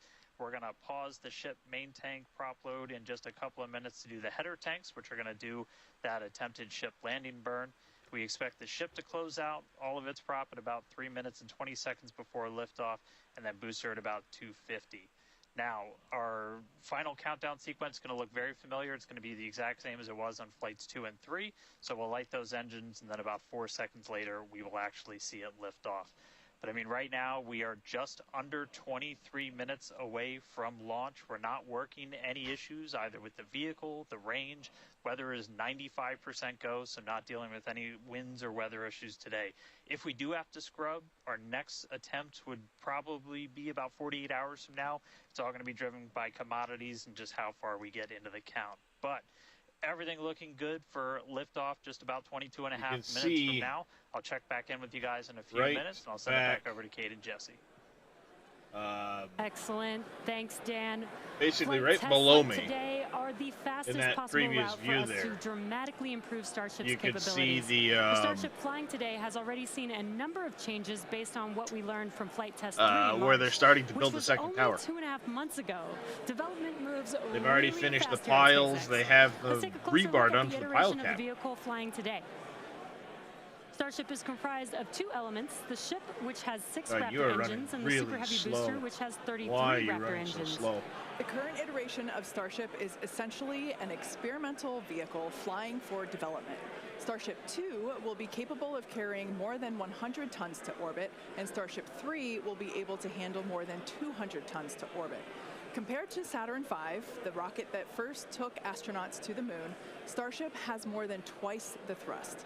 And with a few planned upgrades, Starship will have 3 times the thrust of Saturn V, plus the added benefit of full reusability. The amount of mass that we're able to launch per rocket is crucial to creating a self-sustaining city on Mars. Now, to get a sense Dude, of how big Starship fun, is, Moss. let's start with the average-sized human, which is about 2 meters high.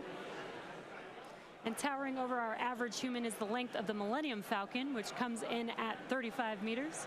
Our Falcon 9 rocket with the payload fairing attached is double the size of the Millennium Falcon at 70 meters, and nearly twice the size of that is the fully integrated Starship at 121 meters tall. The ship is about 50 meters tall, and the Super Heavy booster alone stands 71 meters. Eventually, the ship and booster will get even taller. Starship's first stage has a diameter roughly 2.5 times that of Falcon 9, nice. and with 33 much larger Raptor engines, as you see there. Chilling action going on down there. Because we don't have this view on our Falcon missions. This is looking up under the Super Heavy booster. Now, moving up the rocket, the ship features 6 Raptors, 3 sea-level engines, and 3 vacuum engines, which, as the name suggests, are optimized to operate in the vacuum of space. And Starship is designed for vertical takeoff and landing on any hard surface. The ship is also outfitted with 4 flaps to help aerodynamically control the vehicle's attitude during atmospheric flight and enable a precise landing. And in between the drone first views. and second stages is our hot stage, our newest separation technique, which we saw in action during flight tests 2 and 3. The body of Starship is wrapped in a heat shield made up of 18,000 hexagonal ceramic tiles designed to insulate the vehicle during atmospheric entry, where temperatures can be as high as 2,600 degrees Fahrenheit or over 1,400 That drone degrees view. Celsius. That's Speaking of those heat excellent. shield tiles, re-entry was a pretty exciting first for our team, and Starlink allowed us to gather critical data about this stage of flight. Reusability significantly reduces the cost of space love travel, that drone and it's view. the key to making That is humans excellent. a multi-planet species. Starship is designed for rapid reusability, which means the booster and the ship need to re-enter Earth's atmosphere View and from the land tower. back precisely at the launch site. With each flight test, we gather more and more data to help hone Starship's re-entry capabilities. The more information we have from each flight, the quicker Starship development can proceed. One way to gather more information is to improve communication throughout the flight, including re-entry, where historically there has been a communications blackout. To do this, we equipped Starship with Starlink terminals to expand its communication capabilities. The Starlink terminals are Right, so those we're about, 4 black squares that you see a there little over on top halfway of the through ship. pre-filtering the Starlink records is the now. world's largest constellation of highly advanced satellites operating in a Wow. low orbit around the Earth, providing high-speed internet on Earth and now in space. This is pre-recorded, I think. Starship Yeah, is this is designed pre-recorded. to have a large surface area to create considerable drag during re-entry. Traveling Just at looking about at Starlink 27,000 dishes. kilometers per hour, or almost 17,000 miles per hour, Starship compresses the air in front of it, causing the temperature of the air to rise and ionize, turning it into plasma. This plasma layer interferes with communications by absorbing and reflecting radio waves, leading to the communications blackout we've seen historically with spacecraft during atmospheric re-entry. With Starship, most of that plasma is built up around the front and sides of the vehicle, leaving an opening downstream where we're able to point our Starlink terminals. And with Starlink also operating at a higher frequency than traditional space-based communications, we're able to power through any residual plasma to provide real-time video and data at high speeds back to the ground. To get a banana. Super cool. We actually got to see this in action on Starship's last test, Flight 3, which had the first ever live HD video of a spaceship re-entering the atmosphere. That was SpaceX so engineers were epic. able to gather data on the performance of Starship as it re-entered the atmosphere and watched the heat shield in action. Now, the physics of re-entry are extremely hard to replicate perfectly on the ground, so access to this data is an invaluable tool for rapid iteration. In fact, one cool observation from that Flight 3 was seeing how shockwaves form at different parts of the vehicle and how they interact to put pressure on the ship, especially the flaps. This is really valuable for Starship since no spacecraft has ever flown with 4 movable flaps like what we use for aerodynamic control. Starship's greatest strength will be rapid and reliable reusability, and Starlink has become a critical tool to make that a reality.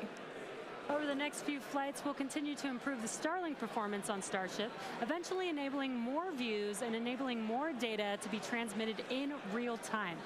And we'll keep experimenting during entry. You might have noticed a few tiles missing or looking different near the bottom of Starship. We intentionally placed one thin tile and removed 2 tiles completely.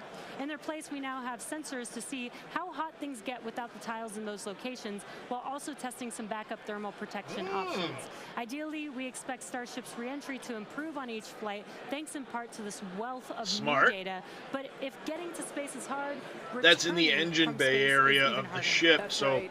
No it's one technically has ever not. succeeded in creating a fully and rapidly reusable heat shield. So we could see some they're ahead of schedule. spectacular failures before we get this right. But with communications improving on each flight, we will continue to gather more and more data to inform our development. We're now about Smart that they'd 15.5 use the engine bay area where there's until our next no liftoff direct attempt. access to In the propellants or meantime, anything like let's that. take a look at some of the technology Put some we have in sensors on the development inside to as see we how prepare to how head hot to it the gets moon and in future missions. play around with some tiles. Starship will Smart. be taking astronauts to the moon as part of NASA's Artemis program. Next year, we plan to demonstrate ship-to-ship propellant transfer, which will be important for our upcoming moon missions. Today, we're actively testing a lot of hardware that will make exploring the moon possible. One recent series of tests brought together the key pieces we'll see when landing back on the moon. Get further than they did in the last one, Moss Together Rock. with Axiom Testing. and NASA, our teams put 2 astronauts in pressurized Axiom Oh. spacesuits and practiced the first steps of going to the lunar surface. This is The team part of used the test mock-up. builds of a Starship airlock, as you see there, and elevator Yep. to gather data on how well future Artemis astronauts will be able to move around once fully This suited. was Axiom testing the new suits inside of a mock-up of the HLS at as they have Hawthorne. the opportunity to get feedback directly from experienced astronauts Peggy Whitson, who is on the right of this photo, and Doug Wheelock, who's on the left. You can see them in action during this elevator test. Testing SpaceX the will elevator, perform one the uncrewed airlock. demonstration flight before NASA's Artemis 3 mission, which will be the first human surface expedition since 1972. After those first expeditions, we'll be ready to fly more people along with everything it takes to build a moon base. In many ways, Artemis feels like an extension of the human spaceflight work SpaceX and NASA have been partnering on for some time now. In fact, we just celebrated the anniversary of the Demo 2 mission. That's right. Just 4 years ago, on May 30th, 2020, SpaceX launched the first crewed test flight of our Crew Dragon spacecraft. Dragon carried NASA astronauts Douglas Hurley and Robert Behnken to the International Space Station in the first crewed orbital spaceflight launched from the United States since the final Space Shuttle mission in 2011, and the first ever operated by a commercial provider. You can see Bob and Doug there on your screen. That was certainly a memorable day for all of us here at SpaceX, one that we fondly think back on. And it's exciting to think about through Starship pre-filtering being of the next to records take now, at its least. first astronauts to the moon. In tandem with Starship development, all of our operational human spaceflight missions are helping us prepare for those future trips to the moon. Our upcoming private astronaut mission, Polaris Dawn, there you is can Polaris see Dawn. the crew there on your screen. They will play a big role in testing procedures that will And be actually, the relevant lady to our moon right and here, eventually Mars missions. she We're served looking forward as to the third Polaris Dawn mission, which will be the ground first commander crewed for Starship the first Polaris Dawn mission. The Polaris Dawn crew will attempt to reach the highest apogee ever flown by a spacecraft, and they'll also be performing a spacewalk, or extravehicular activity, wearing SpaceX's newly designed spacesuits. They'll also be testing space-based communications, which will be critical the lady to that had been future at the deep far space missions. left of The that. Polaris Dawn mission She's is another currently SpaceX targeted to launch employee. no earlier than July of this year, so stay tuned because that is going to be a very exciting mission to watch. In the meantime, at T-minus 12 minutes, let's check back in with Dan on today's countdown. Hey, thanks, Jesse. Everything continues to go real smoothly. It's been a real quiet day so far. The board looks really clean, not tracking any impediments to a launch just under 12 minutes from now. It is, Moss Frog, you're not wrong. Real quick, we're about 85% full on the ship. We did pause to start filling those header tanks on ship. Again, those are the two smaller tanks in the very top of the nose cone that we're going to use for that attempted landing burn with ship. And But with the booster, it allows them to accelerate testing and production of this rocket in such a way that it's our methane and LOX, so getting pretty full there. Those are going to continue down to about 3 they minutes. can iterate, design, and push further than spending, 2 minutes and 50 seconds years iterating in computer also models. Going on in the background are range safety teams working to make Years sure and years. The area, not just around the pad, but in the sea space. SLS was 20-something years in development, I think. Entry point in the Indian Ocean are clear. We're not tracking any blockers, any boats, any zone right now. Previous launch was April. Right up until those last couple of minutes. So they're working pretty hard to make sure everything stays clear. But right now the range is green. I already talked about it in the beginning. It looks a little bit cloudy, but weather not a concern today. Really light winds. Really? We only Did it had fail? about a 5% chance of violation when we started this morning, and that's held. So everything continuing to look really good for launch so far. The pad itself is getting ready. Oh, damn it. Reminder that we're going to light those engines about 4 minutes before it actually takes off. So you'll see them start, the 33 engines on Super Heavy start to light prior to that T0. And then about 2 seconds after, we'll start to see first motion. But everything looking great. Just coming up on 10 minutes until launch. Getting excited down here. Ready to feel the rumble. I'll send it back to you guys over in Hawthorne. Thanks, Dan. Teams are also getting excited here at SpaceX headquarters in Hawthorne, California. There is a pretty large crowd now gathering outside of Mission Control, located just behind Jesse and I. Now, actually, you can see it there on your screen. There they are.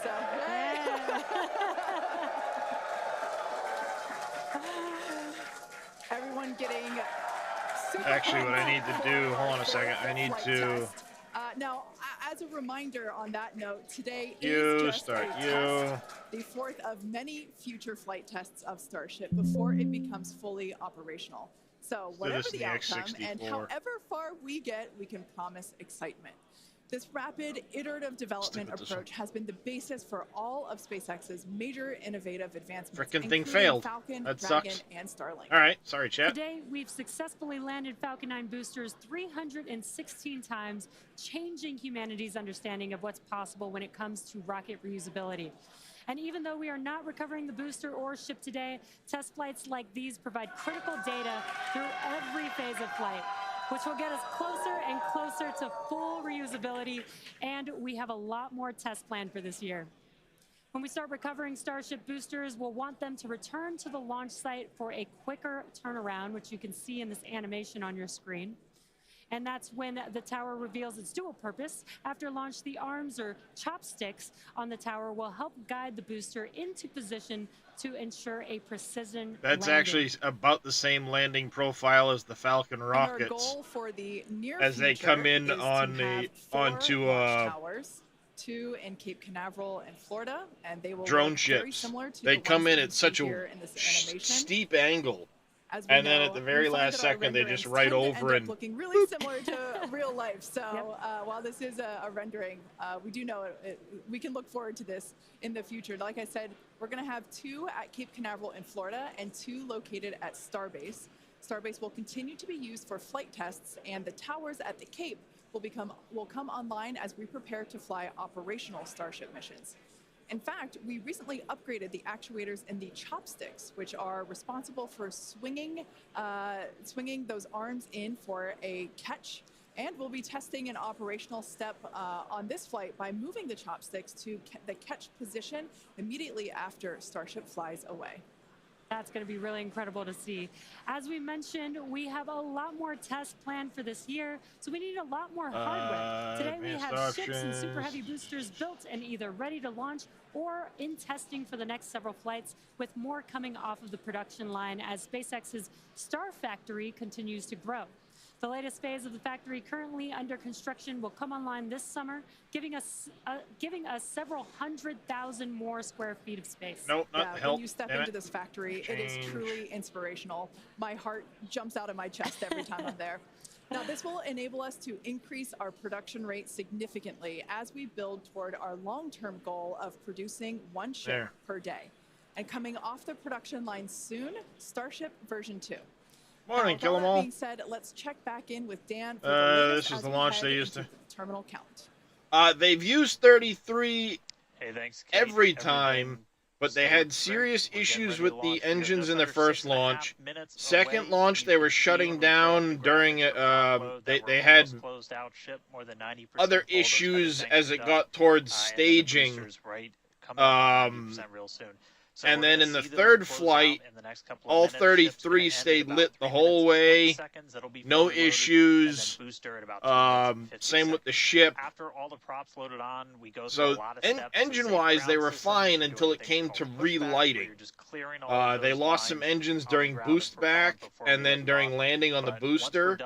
And the ship itself, of course, had issues with the RCS and the roll of the ship leading into re-entry, causing it to break up. At T-minus 40 seconds, we can hold there for That about flight 30 was minutes in. or so today. Was that in April? If Or we need to wait for it was in final April, I pressure think. checks or for if we have anything on the range Beginning of or April? anything like that.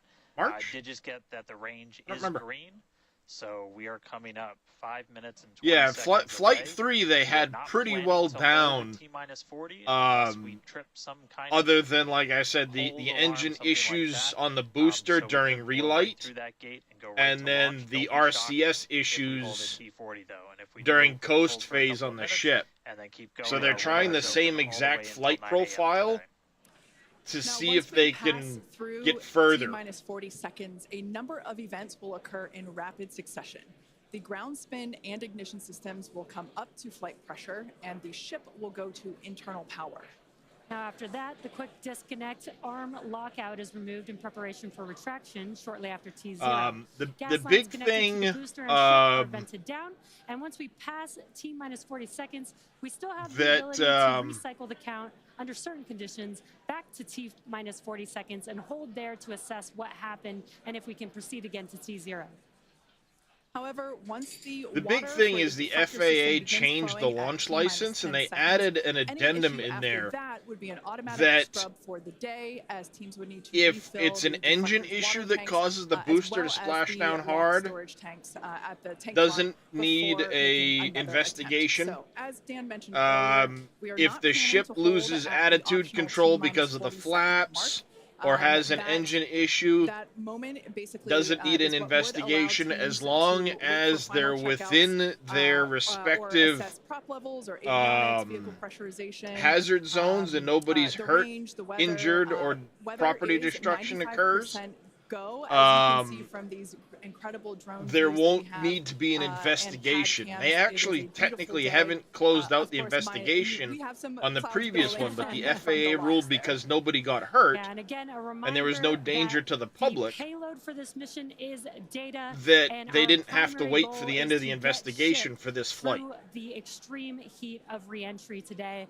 We're very excited to see that. We did get very close on Flight 3, so I'm excited to see how these iterations that we've made to the vehicle will help improve our chances of success today. Yeah, absolutely. While it Now, does just its as patch, a launch is going to reminder for happen the before booster, now, this we are patch not attempting finishes. to So recover any hardware today, both either on ship or booster. For the booster, we will be attempting to perform a landing burn to have a soft splashdown in the Gulf of Mexico. We made some improvements from our Flight 3 learnings, so hopefully that will work and we'll see a successful soft splashdown. For the ship, we're hoping to demonstrate controlled re-entry, including a flip maneuver and landing burn, and that will be followed by splashdown in the Indian Ocean. That is the same target as we had on it's Flight on 3, so everything X. should look pretty similar in that regard.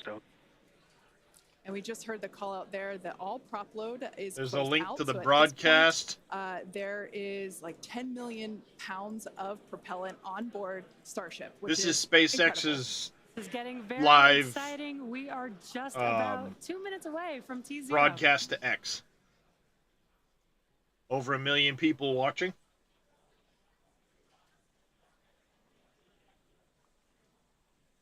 And as Jesse just said, we are under 2 minutes away. So prop load is complete. All the fill drain lines into ship and booster have closed.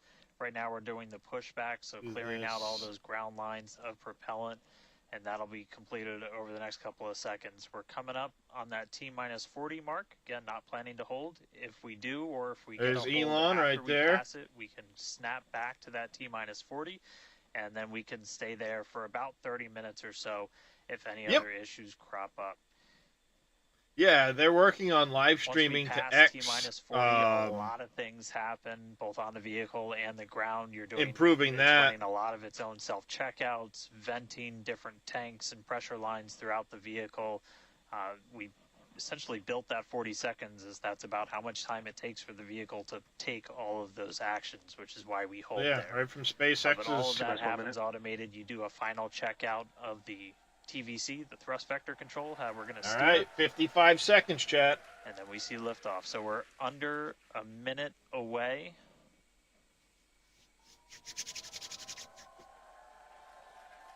Headphone users, be warned. 5 seconds. This will and get count. loud. Acute event game at. All right, now as we close in, we are past the 40-second mark. So No hold at the 40 let's second. listen in. Flight director is Ty supposed to launch. Huntington's going to take us through one more time for a Starship liftoff. Excitement guaranteed. 20. T-minus 15. There's Fire X. 10, 9, 8, 7, 6, 5, 4, 3. There's the water. Oh, that's loud. Go, baby, go.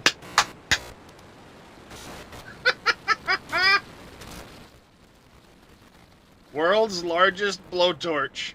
Go, baby, go. Look at them mock diamonds. Oh, that's not good. This orange color. That's not good.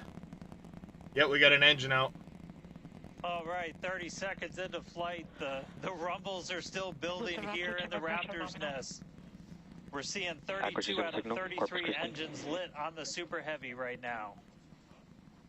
Coming up shortly is going to be Max Q, that maximum aerodynamic pressure as we go uphill on the vehicle.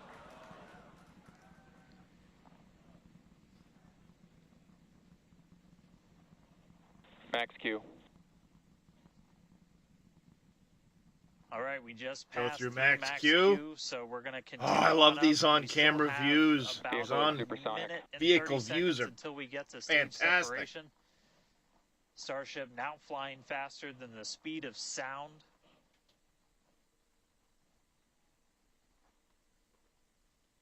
Look at that plume All expanding right, as so it you goes got a up. couple of views. You got some ground trackers in your top camera there. You're looking down from the top of the booster in the bottom left, and then a camera in the top flap of the ship looking back in the bottom right, so getting a couple of different looks as Starship heads uphill. Once we get the hot staging, a lot of things happen all at once simultaneously. We're going to light the engines on the ship, starting with the RVACs first, and then the 3 center sea level engines before we're separated. All of that exhaust gets plumed out the side of the hot stage, and then the ship will separate itself. All but the 3 center engines on the booster are going to shut down, so the booster never stops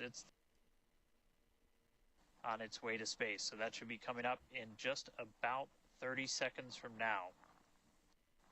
As of right now, still looking in like 32 out of 33 Raptors lit on the booster. And we'll start to see those stagger down. They're going to turn off in banks, so you'll see the lights on the bottom left screen of the engines that are active start to turn off in different groups, and you'll see those 3 center ones lit. There they go. Boom, boom, boom. Ship ignition. There's hot stage. Stage separation confirmed. Stage confirmed. Acquisition Houston.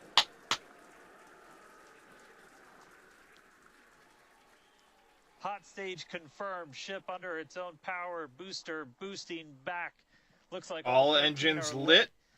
Kate, we got a booster on the this way is back better to the than Gulf and a ship on the way to space. Hell yeah. This is an improvement over their last flight. All engines lit. Ship chamber pressures are nominal.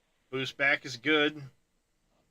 Speed is slowing as it gets ready the to first stage currently performing turn the back boost around. Back burn. This is expected to last a little over 1 minute. This propels the booster back toward the coast, taking it to a landing in the waters of the Gulf of Mexico. As you can see on your screen in the bottom left-hand corner, we were only using the 13 center engines from here on. Boost back burn shut down.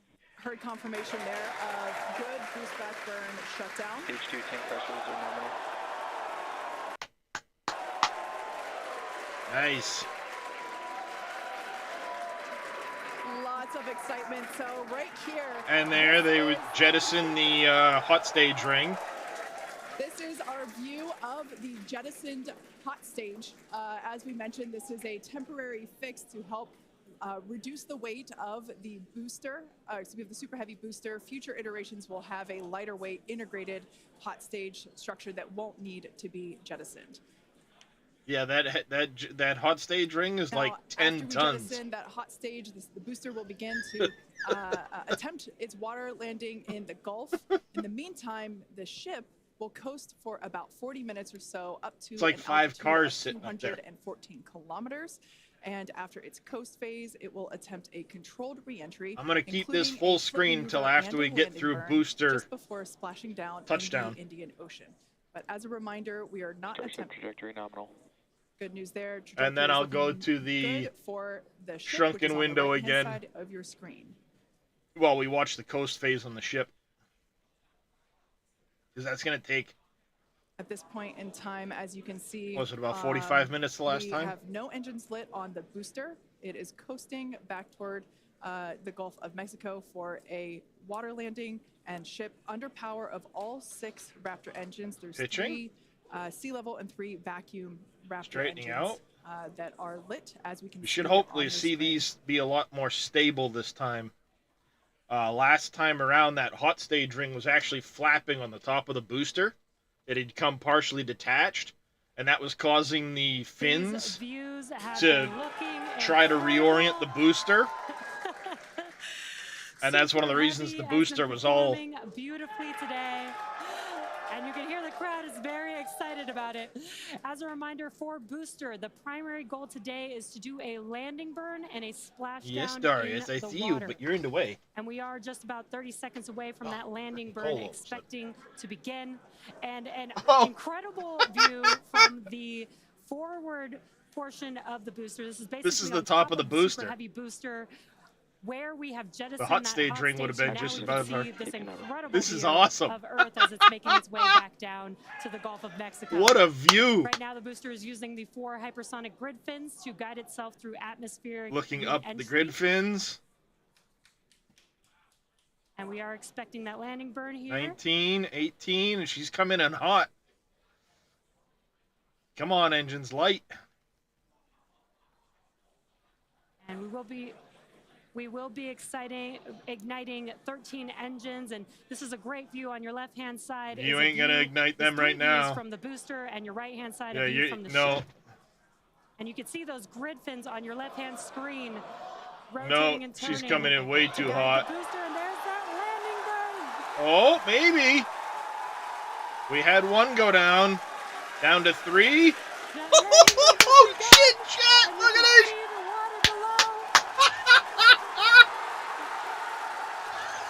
I thought for sure!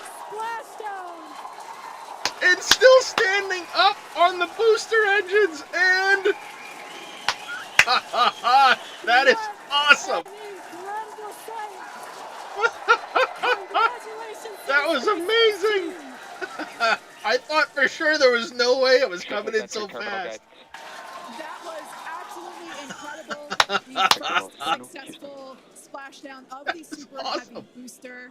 Loved seeing it just That tip was over fucking awesome. into the water before losing that footage. Now the next milestone is coming up in That's under so a minute. cool. The ship is going to shut off its Raptor engines, Ship engine cut off. which we see right there. That is so cool. As we mentioned before, today's test we see right there, orbital flight, but rather one that demonstrates the Starship's orbital capability. That was so cool. So right now, that we are was underpowered freaking with just awesome. the 3 center Raptor engines. Expecting those, and just there we can Yeah, see the G-forces on that booster were freaking insane. But that was awesome. Oh, they just did their relight on orbit. Ship FDS is saved. What an Nominal incredible orbit insertion. Oh, there's great news there. The call out we were hoping to hear. Amazing views once again. Oh no, from they Starship. they We just have shut down second their Starship coast in phase space. These live views orbital being brought insertion. to us by Starlink, which is on board the ship. Dan, what an incredible Those view we views. have once again. So exciting! Wow. We got another ship in space. I'm like still jumping up and down. I'm like, Expected loss signal. this whole building was going absolutely insane when we saw the booster hit the water. I mean, wow. That was so congrats to good. everybody They that's just had been that putting in right some down amount to of a. hours and everything to make That this is thing insane. a reality. And I feel like every That single is time we do one of insane. these, we're seeing something wildly new. We got to see the hot stage jettison and the booster in the water. But just to recap real quick over everything that's happened. So we lifted off at 7:50 a.m. only 9 minutes ago. How has it only been 9 minutes? 7:50 a.m. Central at 12:50 UTC. We saw 32 of the 33 Raptor engines on Super Heavy make the ascent. We had successful cutoff, successful hot staging. All 6 engines on the ship powered it all the way into a nominal orbital trajectory. And we've already been getting some live views from the ship on board. After that, At least Rocket Wolf, the booster, you don't have to worry about G-forces because there's nobody going to be on it. From the ground still, potentially from Florida, of the ship as it's up there. Yeah, so that's a view from some of our tracking cameras on the ground in Florida. Because I was gonna say that thing came in hot. Successful orbital insertion, so it's right where it needs to be. I don't recall it's like now going to continue on its way to coast. I don't recall Falcons coming in quite that fast, but maybe they do. It's like burn, that was crazy. And then a landing burn. It looked like we saw. Oh, if you were on it, yeah, you wouldn't want to be on it. And then that first ever splashdown in the water. So you would not enjoy that. A lot still to come. Ship now on its way to its primary objective of entry. That's going to be coming up in just under 40 minutes from now. It did. That's why I was going to say, like, it's coming in at 1,000 kilometers an hour, and it's a kilometer off the ground. There's no way you're lightning time, but can't wait to see what somehow they did. But that launch was incredible. Back over to you, Jesse and Kate. And I mean, you can see it clearly sat itself right down on the water. I am still trying to catch my breath here. That was some incredible views that we have never seen. And I mean, it stayed standing there for a second too before it finally pitched over. That was with the booster having completed that was pretty wild for the day. We're going to take a short break for about the next 28 minutes, and we'll return while about 28 minutes we're before we go. While the ship is continuing to coast before re-entry. Exactly. As with Flight 3, Starlink may enable us to talk with the ship through re-entry. Can I back this up? Is he going to let me back it up? We are still testing. I want to rewatch the booster landing. Bring those to you live. No, won't let me do that. The one, that we had. Well, of course, because I said it, it went away. So we will try to bring those to you live. Exactly. This is unmanned Kill 'Em All. We'll see you this is very early testing. Nothing's expected to survive this. As a matter of fact, the booster, if you saw, landed in the ocean there, and they terminated it as soon as it hit the ocean so it didn't stay floating and bobbing. They would have blown it up as soon as it pitched over, which is why loss of signal. Now the ship's going to coast for about... the ship will continue to coast for the next 27, 28 minutes before it starts its re-entry. Yeah, I think that's dead. So we're going to leave it down below here while this patch finishes up. We'll get back into playing some Fallout. And we'll go back full screen with it once the once we get to re-entry. But all in all, that was an amazingly successful test on the booster there. Even with an engine out on ascent, they still made it to correct cutoff. Everything was good. They were able to do the full boost back, the relight, landing of the booster. I mean, it was an outer engine that was out, so thankfully that didn't affect boost back burn or anything like that. Be interesting to see if there's an issue there, but I know I've seen Elon talk about how even with a full payload on, they would still be able to maintain achieving orbit if the booster loses as many as like 3 or 4 engines, depending on the weight of the payload.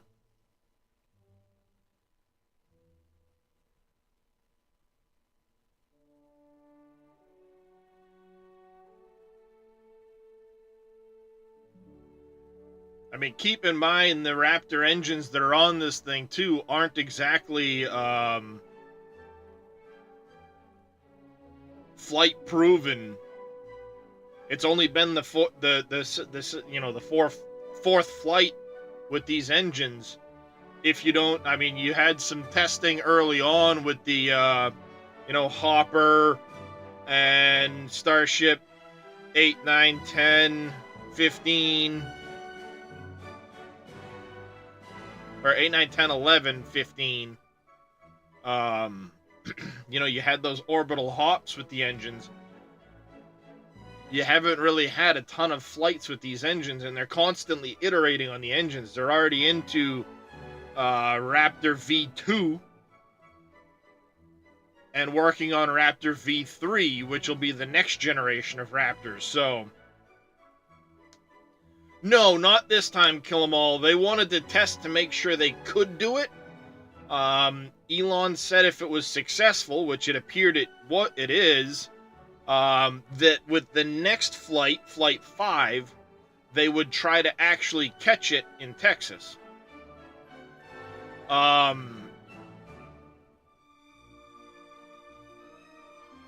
Which is ambitious, but given that their last launch was in, what was their last launch, in March or April? And they've already launched again. They already have a booster waiting to go on the mount for a, oh, yeah, space flight now.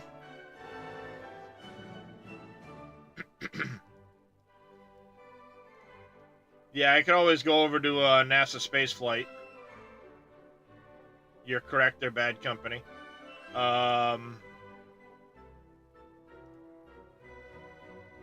Friends over at NASA space flight.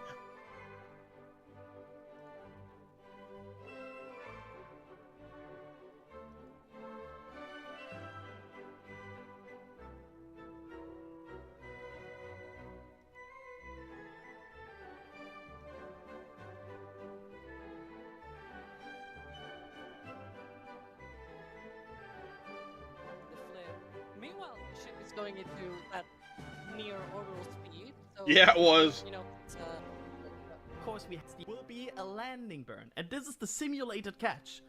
I want to. This is what they are wanting to try. Through. Oh my lord! Yeah, awesome. that's Look at that. That's the This view motors, is right? epic. That's the steering. Oh, look at that! Look at facing that! Camera. Woohoo! So every Oh, time look at the speed! The speed is going now down as it hits Landing atmospheric. burn should start up very soon here. Yeah. See, even they thought landing burn. You want to see 13 healthy Yes, I did. engines. I did, Reyes. It was crazy. Because I was sitting here saying, there's no way this thing's going to stop. Look at that. Like, 3 kilometers. 1,500. Light? That Anytime? grid fin's working really hard there. Anytime? It's Light? giving Light? everything, and I Anytime? think- Yes, okay. yes. There we go. And then right 30. there. I see 30. No, just Yep. one out. One out. Down 12, to 12. Down to 3. And And there was some. And then. That's landing. more. That's more. It's landing.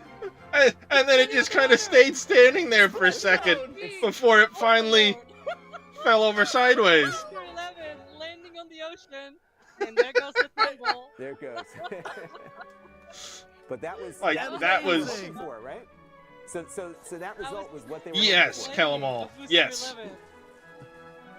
Ship has entered And somebody terminal asked bay. earlier, where does Terminal guidance. So eventually, what'll happen... Alright, sorter's finished. Perfect. What'll happen eventually is that will be built into the top of the booster. They didn't actually come up with the idea of doing that until after their first flight had gone through.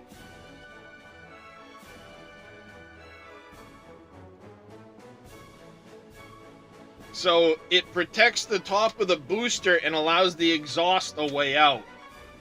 Future versions of the booster will actually have that built in on top. So you won't have to do that. Alright, so we got that done. I need to find my overwrite folder. Open an Explorer, because you should be, yep, sorter. And then we're going to go back and get you opened in Explorer. And now, of course, I need to rename these. You need to be renamed M8R sorter, and you need to be renamed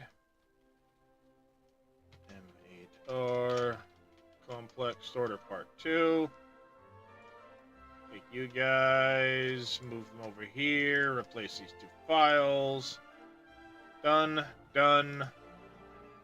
Oh, crap, crap, crap.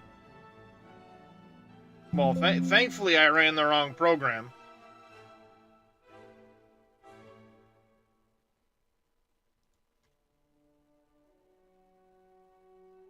You should not be requiring... Oh, god damn it.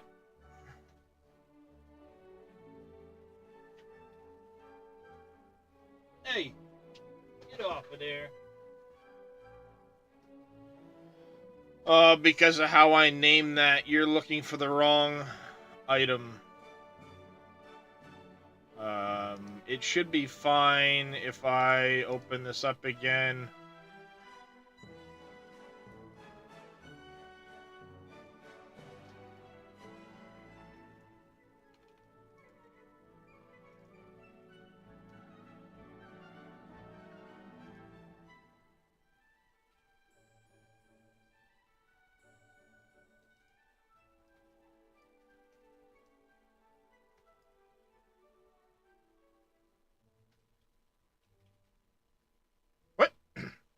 You son of a... God damn it.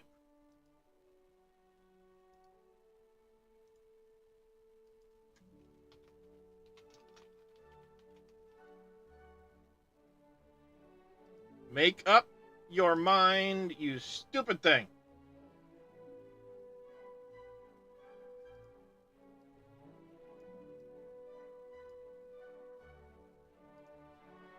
You happy now?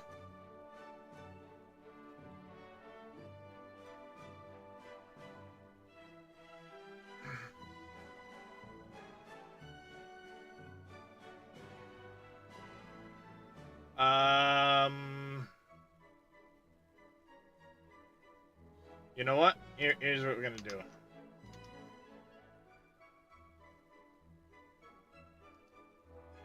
Because it needs the sorter and the master sorter because it's being dumb. If I do this, just call it whatever. It should generate.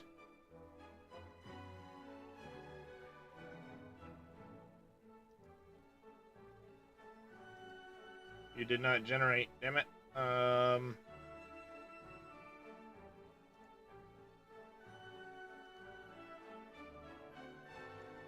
Crap.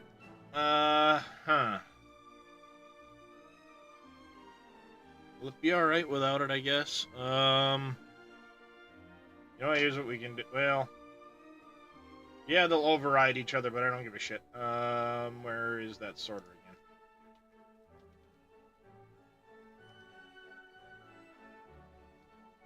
We're gonna create a mod right above.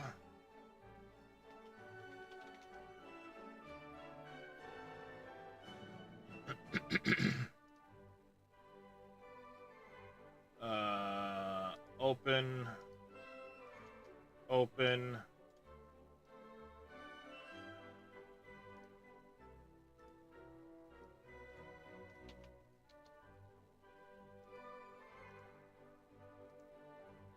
I'm gonna do it the dirty way for now. You're happy, I don't care. There. MacGyver come in with a hydrate and a stretch.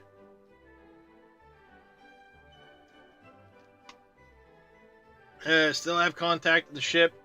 All external cams are working. Ship is still alive. They have no external... Oh, internal cams. I gotcha.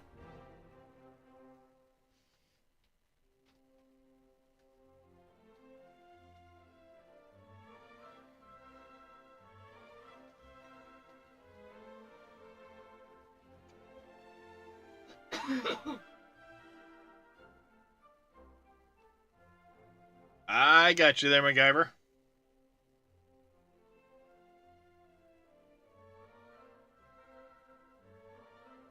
I know that feeling, Reyes.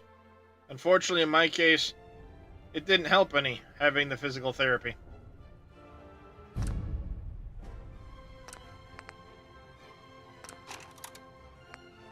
Yes, I know Stimpact is no longer running. Don't care. No, excuse me.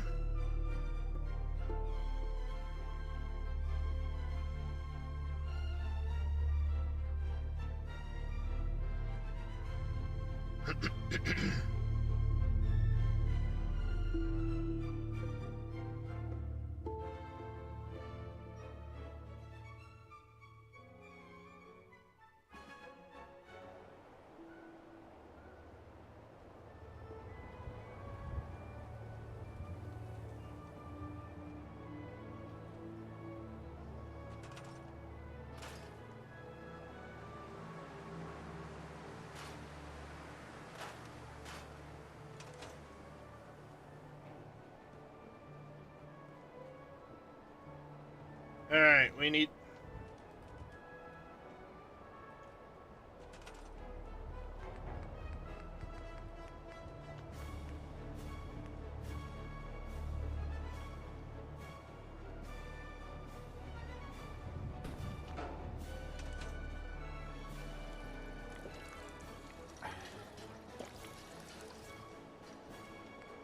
Oh, and I need to change my UI as well.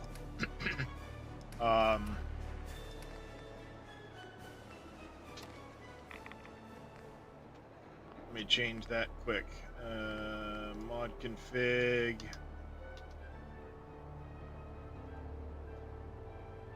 Should be HUD, layout, health bar, one slice.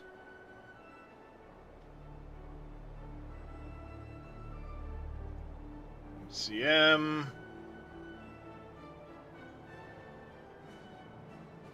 This is a new run, Kill 'Em All, yes. There were some parts of Life in the Ruins that I didn't really like at all, primarily when it comes to how it treats power armor. It becomes exceedingly difficult to use power armor just because of how that whole pack is put together. So I decided to go with a different approach. This mod pack is based off of Magnum Opus. It's another one of the mod packs off of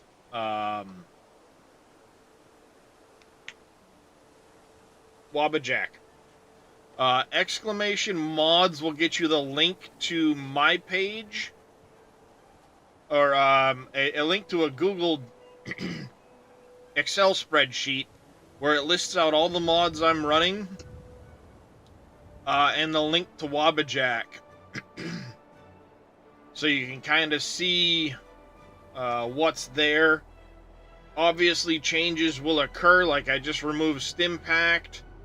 So I will update that as I go, and things, I change things out.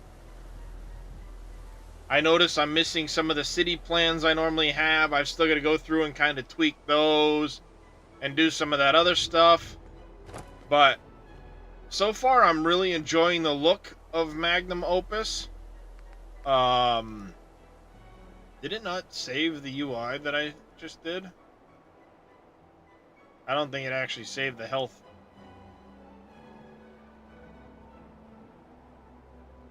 Okay, it did. Morning color, HUD color, all that stuff. Yeah.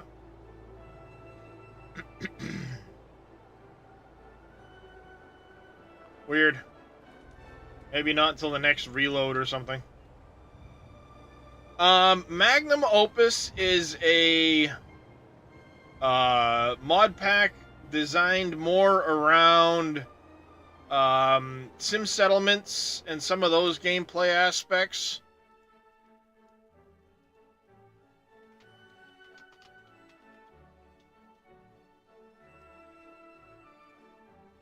It's curated by Lively and Dismay. They have a Lively, Dismay, and Rux. Sorry, they do have a Discord page, but they call it a kitchen sink list. There's no real specifics to it, but if they saw a mod and they like it, they integrated it. It does change up perks a bit. It changes up, you know, I mean, there's so many weapons and armors, power armors, quests and things like that that are added. It's a pretty good compilation, so I use that as a basis. I was trying to get it updated to run off the next gen version of Fallout, but I couldn't. So I had to revert back, and basically what I did was I added a bunch of mods I liked on top of Magnum Opus. And if you're doing it at home, the more you do, the more beneficial. I started out 4 years ago, kept working. Improve your mobility a good bit.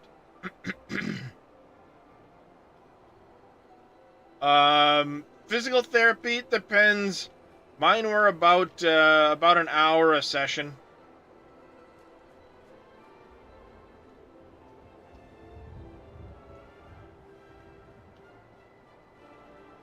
Oh, I forgot to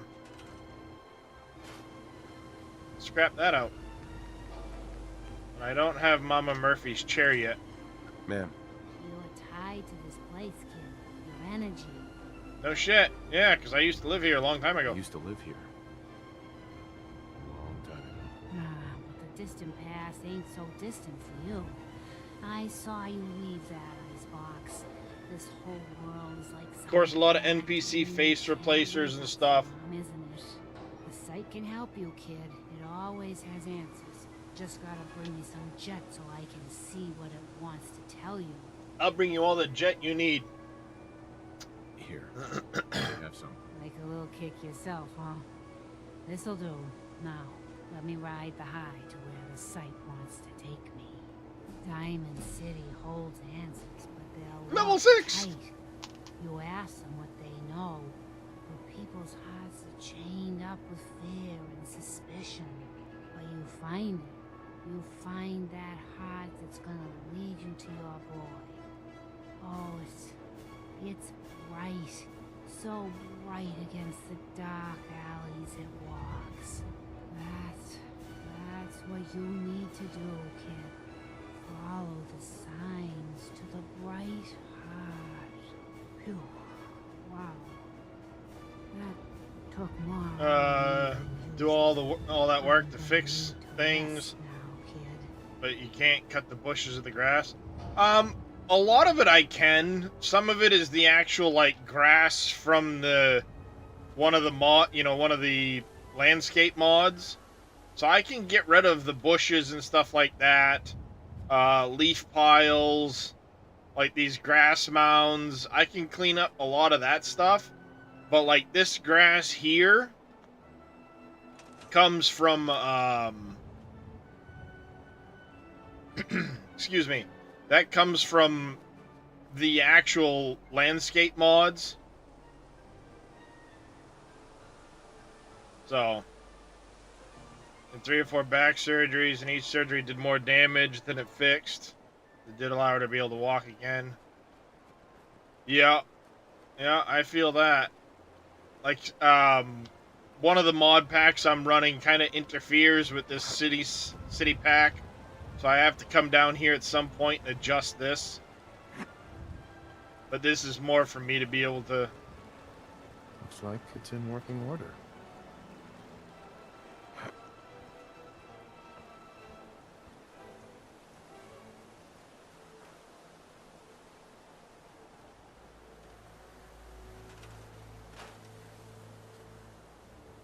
I know I scrapped out these piles. They must have come back when the city plan activated.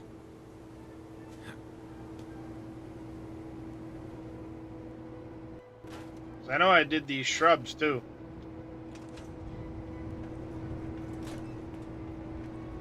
Got a favor to ask you, kid. I know it's silly, but I need a chair. Something with a nicer fit for these old bones. Can you do that for me? Yep, I'm gonna set you right up with Preston. And then you'll be useless and just sit there, like a lump.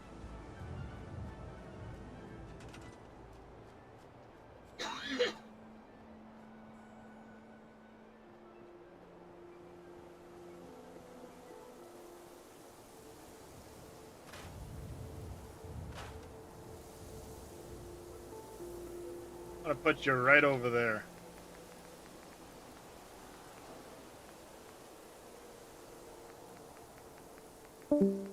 Oh, maybe I need to actually talk to her.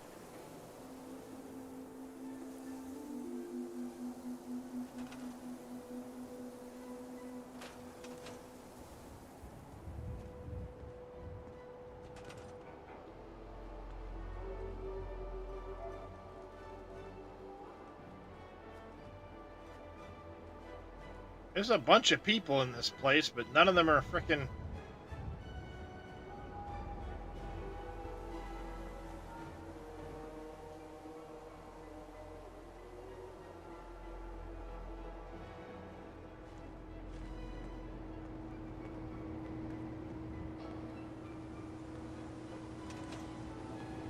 Hey.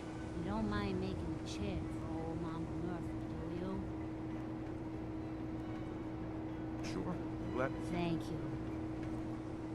There we go. Yep. Said to meet him back in Sanctuary, but he isn't there in the question. It can take him a while to travel. Oh! We got views back. Just got views back of, Yep, there it goes. Staring at the back of one of the forward flaps, looks like.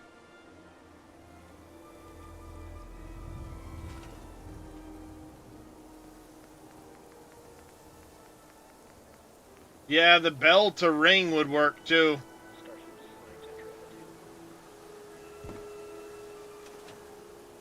You can fix just about anything. Guns, computers, people. Just gotta have the right tools.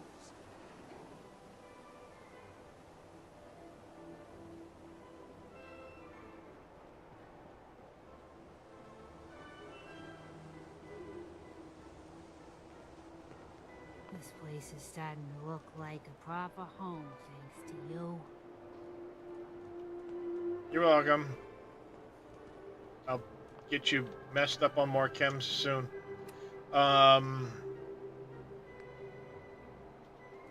Let's get this first part of the quest knocked out for Sim Settlements.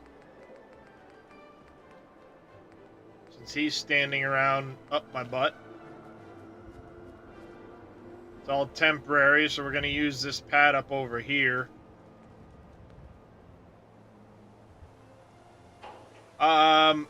Yeah, one of the things about this mod pack is you actually get the ability to disable that.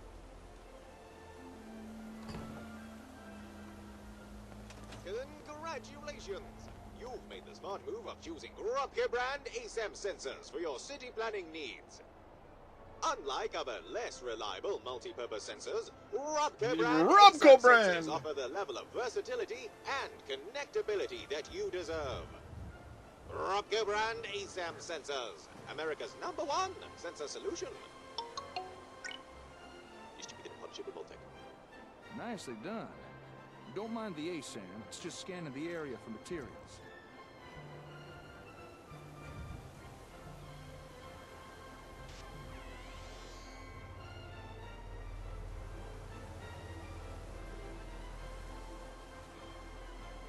Now for this next part, I'm gonna pretend to be a settler. He's come to work for me. So just play along, alright? Sounds good. Get to it. Boy, I sure am glad I found this settlement to live in. But oh no! Did you have to script it? There are Just no homes available. get to it, and I shithead. don't know how to build one myself. I guess I'll just have to rely on whoever runs this place to build a home for me. I don't think so. Hey, come on, play along. But wait, what is this? Why, it's an ASAM! Just the thing I need!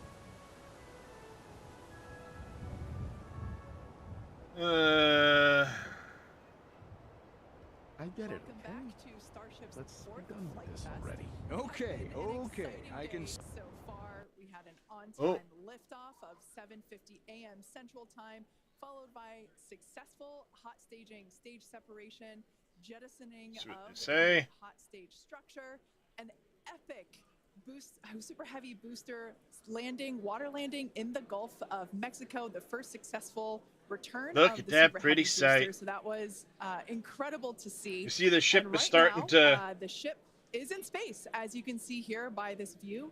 We're It looking was going at, along nice one and of the flaps now of it's Starship starting to 104. You can actually see tilt a itself. close-up side detail. It's not of some of rolling those, this time around. hexagonal heat shield tiles. Now, coming up around T plus 49 minutes, the ship will re-enter the Earth's atmosphere.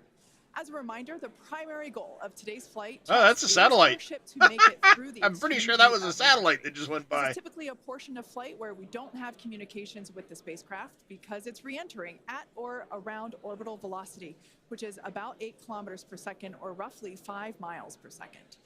At those speeds, the spacecraft moving through the atmosphere results in friction and creates a plasma field around the vehicle. That blanket of plasma distorts, as you can see, that plasma blanket, which you can kind of see here, distorts communication frequencies, so we're left with a brief blackout in communication.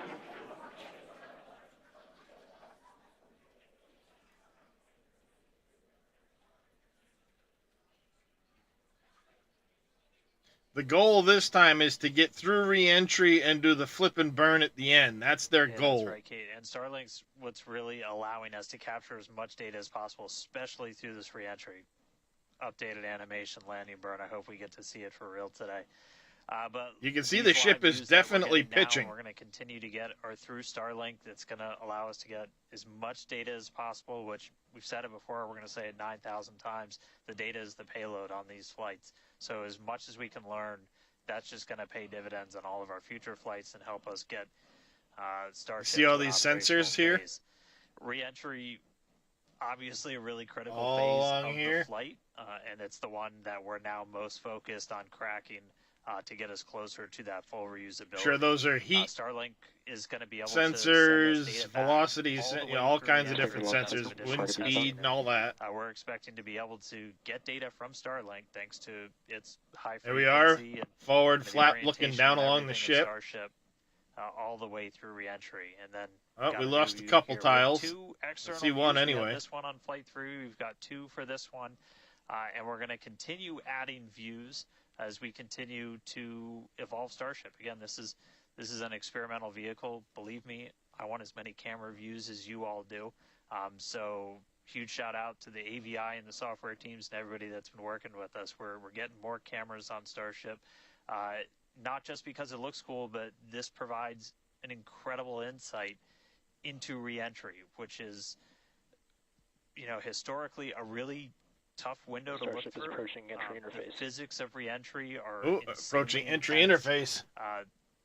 One of my favorite NASA astronauts, Victor Glover, recently described it as with the forces and the flows and the temperatures, it's like pointing at a raging river in one spot and saying, tell me exactly what's happening right there.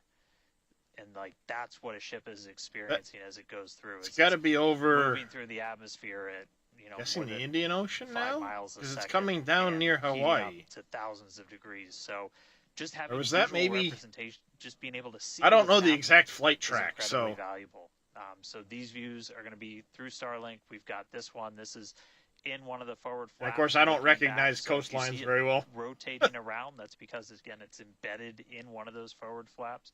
So as we get through and we start to build up density in the atmosphere, those Is it coming down over the Indian Ocean this time? I thought it was still Hawaii. Those flat. This I view don't. is gonna I move didn't around as pay the attention to flap where does. its designated landing site And was then this time the around. other one we had a little bit earlier is looking at one of the other forward flaps on the other side. Eventually, we're going to keep adding more cameras to Starship, get a couple of different views from the outside of all the different areas, and then also eventually to be able to see payloads once they're deployed. So a lot more exciting here we stuff go. coming up in the future. But Here we right go, now, chat. we're getting closer to re-entry. Again, we're going to be moving at hypersonic speeds of more than 5 times the speed of sound. We're going to see that plasma start to build. So, Kate, Jesse, excitement coming up. Yeah, as you can see with that view on your screen again, high def. There it is, it's turning. Starlink, we can see the plasma beginning to build as And she's nice and stable this time too. Now, how It's not rolling and trying to correct itself. Survive re-entry, hopefully, and control itself. So Exactly. this We've been hopefully talking goes about better. This entire flight test. There's 18,000 hexagonal Look ceramic at that tiles view. surrounding the bottom portion or the earth-facing side of the ship. Through 100 kilometers altitude, good altitude for entry. Great call outs there. Now, during atmospheric reentry, the vehicle is going to see temperatures as high as 2,600 degrees Fahrenheit or over 1,400 degrees Celsius. So those tiles are there to help protect the vehicle from this extreme heat.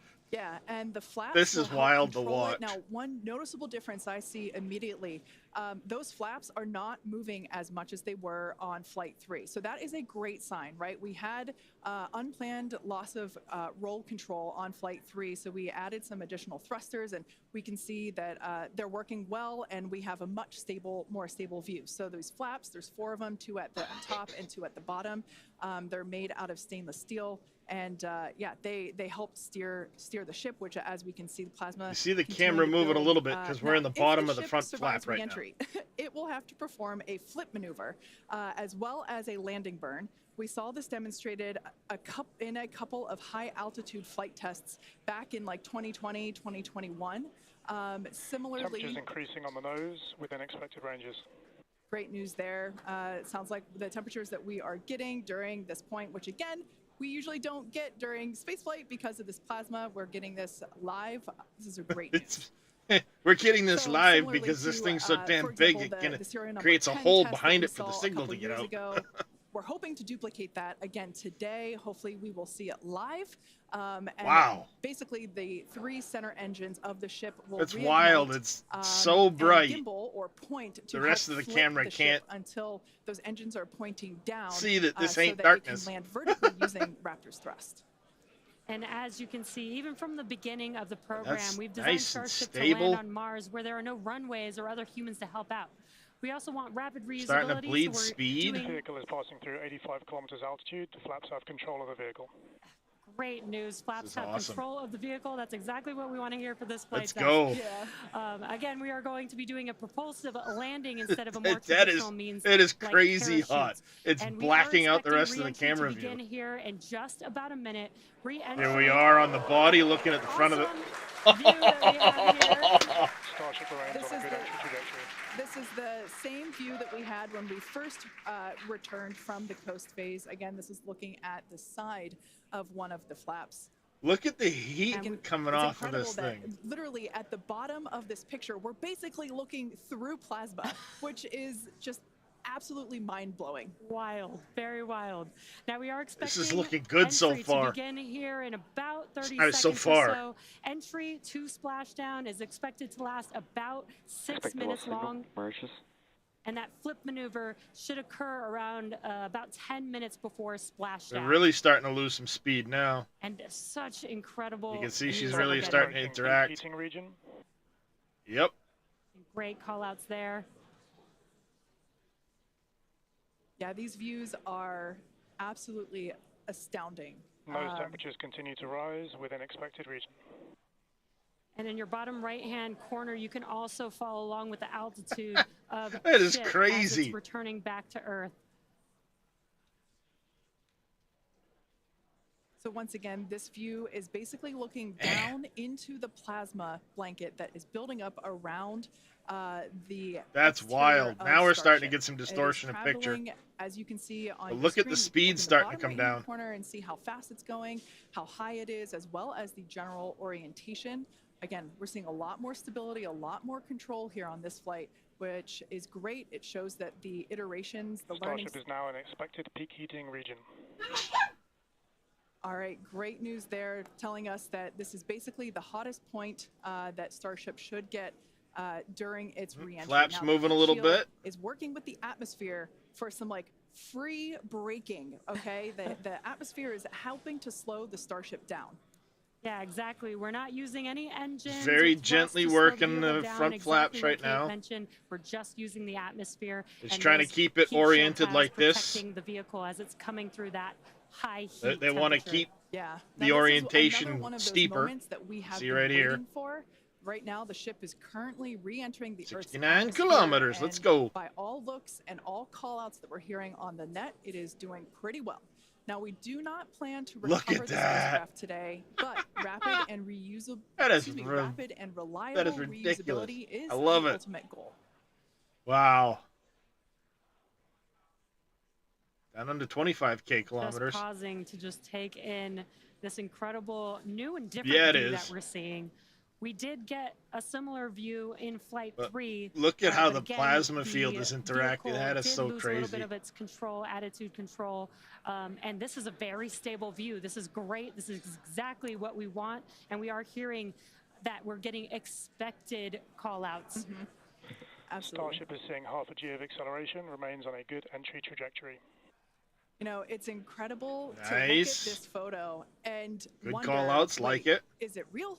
Is it frozen? Yup, but you can the- see Yeah, so I was just going to say we can. stuff like that. Increasing. That Oh, is great news. The temperature is no longer building.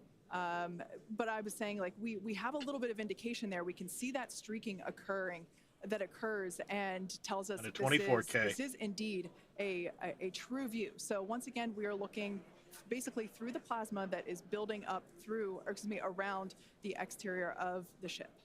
And I still cannot get over that we are getting a live view of re-entry right now, live on your screen. Again, pretty we've said crazy. this over and over, but all thanks to Starlink.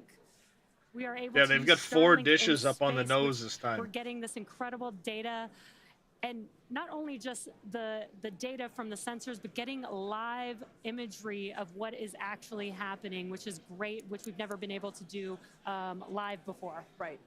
Now, just a quick future outlook here. Science So fiction in meet about, reality. Let's see, at T plus about 1 hour and 2 minutes, we should hear a call out for entry transonic. That means that the ship is going 23K. near the speed of sound. And then about a minute after that, we'll hear another call out saying entry subsonic, meaning that the ship is going below the speed of sound. So these are all continued Yeah, look at that indications braking. that the atmosphere, right, as the ship comes back down, it is getting through the more dense part of the atmosphere, and that atmosphere is helping to push against the vehicle, and those heat shields are protecting the vehicle during this high heat. They're actually doing really well.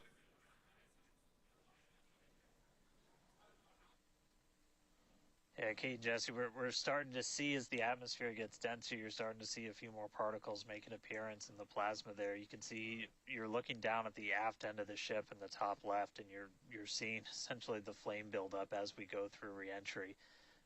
You've been hearing the call-outs. They're tracking things like temperatures in the nose cone, and those were right where we modeled them to be, which is really cool to see and to see in real time. But we're coming up. We're at about 67 kilometers in altitude. Our last signal with the ship 22K. on Flight 3 was at 65, so we should be making it past that point shortly. Obviously, as you guys pointed out, we're in a much better control this time as we re-entered in the right attitude. Oh, look at and that. Our flaps have been steering the way so far. That is cool. Once we get through transonic, that's when you've Start got of NP chill essentially for Raptor landing bird. different areas around the vehicle where the air is either moving faster or slower than the speed of sound. We'll eventually Start of get engine chill for subsonic, Raptor landing which burn. we have some experience with. We did in our suborbital campaign. Start of Raptor and chill then for Starship will landing bird. eventually get down to It's good that they're its calling terminal that out. velocity. That's As it's floating down to the water. That's just about 200 miles an hour or so. We are hearing that we're starting to chill some of the engines as we are. If we make it all the way down So the water, still crazy. going to attempt a landing burn, but Wow. still a ways to go. We're at about 64 kilometers in altitude right now. We made it. Look at the through speed what's coming down. expected to Wow, be peak 21K. heating, but now we're going to start encountering increased pressures as the atmosphere gets thicker and thicker. So we're at 15 60 past the kilometers, hour. So we've already made it farther than we did on our last flight when that last signal was coming. It's going good, grumpy old nerd. Look at this. Look at the What colors. we're really looking at here is Wow. the performance of the heat shield of the flaps, Down to of the 62 seals of the kilometers. flaps. There's just a whole bunch of different areas that we're keeping a really close eye on as we re-enter. Like I said, you can see all the sensors along here. The Flaps are starting to work a little remains on a bit. good We're down under trajectory. 20K kilometers. Like we're still on a good trajectory. You're seeing that continues to maintain. Down under The 60K, attitude of 19 and a half vehicles and kilometers an re-enters. hour. Grumpy Old Nerd, thank you for the raid. Welcome in, Not just everybody. We camera have views, but we've paused got Fallout sensors for a inside little the bit of ship. Starship We've got coverage. those sensors down at the very Currently, we have aft ship end re-entering of the vehicle atmosphere, where going we around pointed out we had some 20,000 intentionally kilometers, missing 19,000 tiles, kilometers an hour. where we've got some sensors looking at just how hot it's getting Appreciate the around alert, there. Mouse Frog. 59 kilometers We intentionally altitude. put those in essentially No, the no, least this is critical part landing. of the heat shield, Starship took off where an hour ago. if you had any kind of a breach, it wouldn't be great for reusability, but wouldn't be critical for actual making it through the reentry into the landing.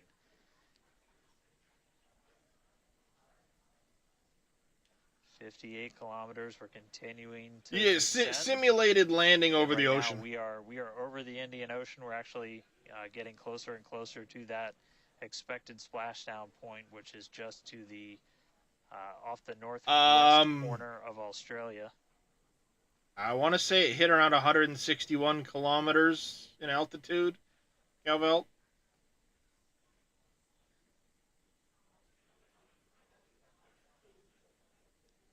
We've now lost a little over 9,000 kilometers an hour of speed. In the thicker part of the atmosphere now, the speed's going to Unmanned. start dropping precipitously.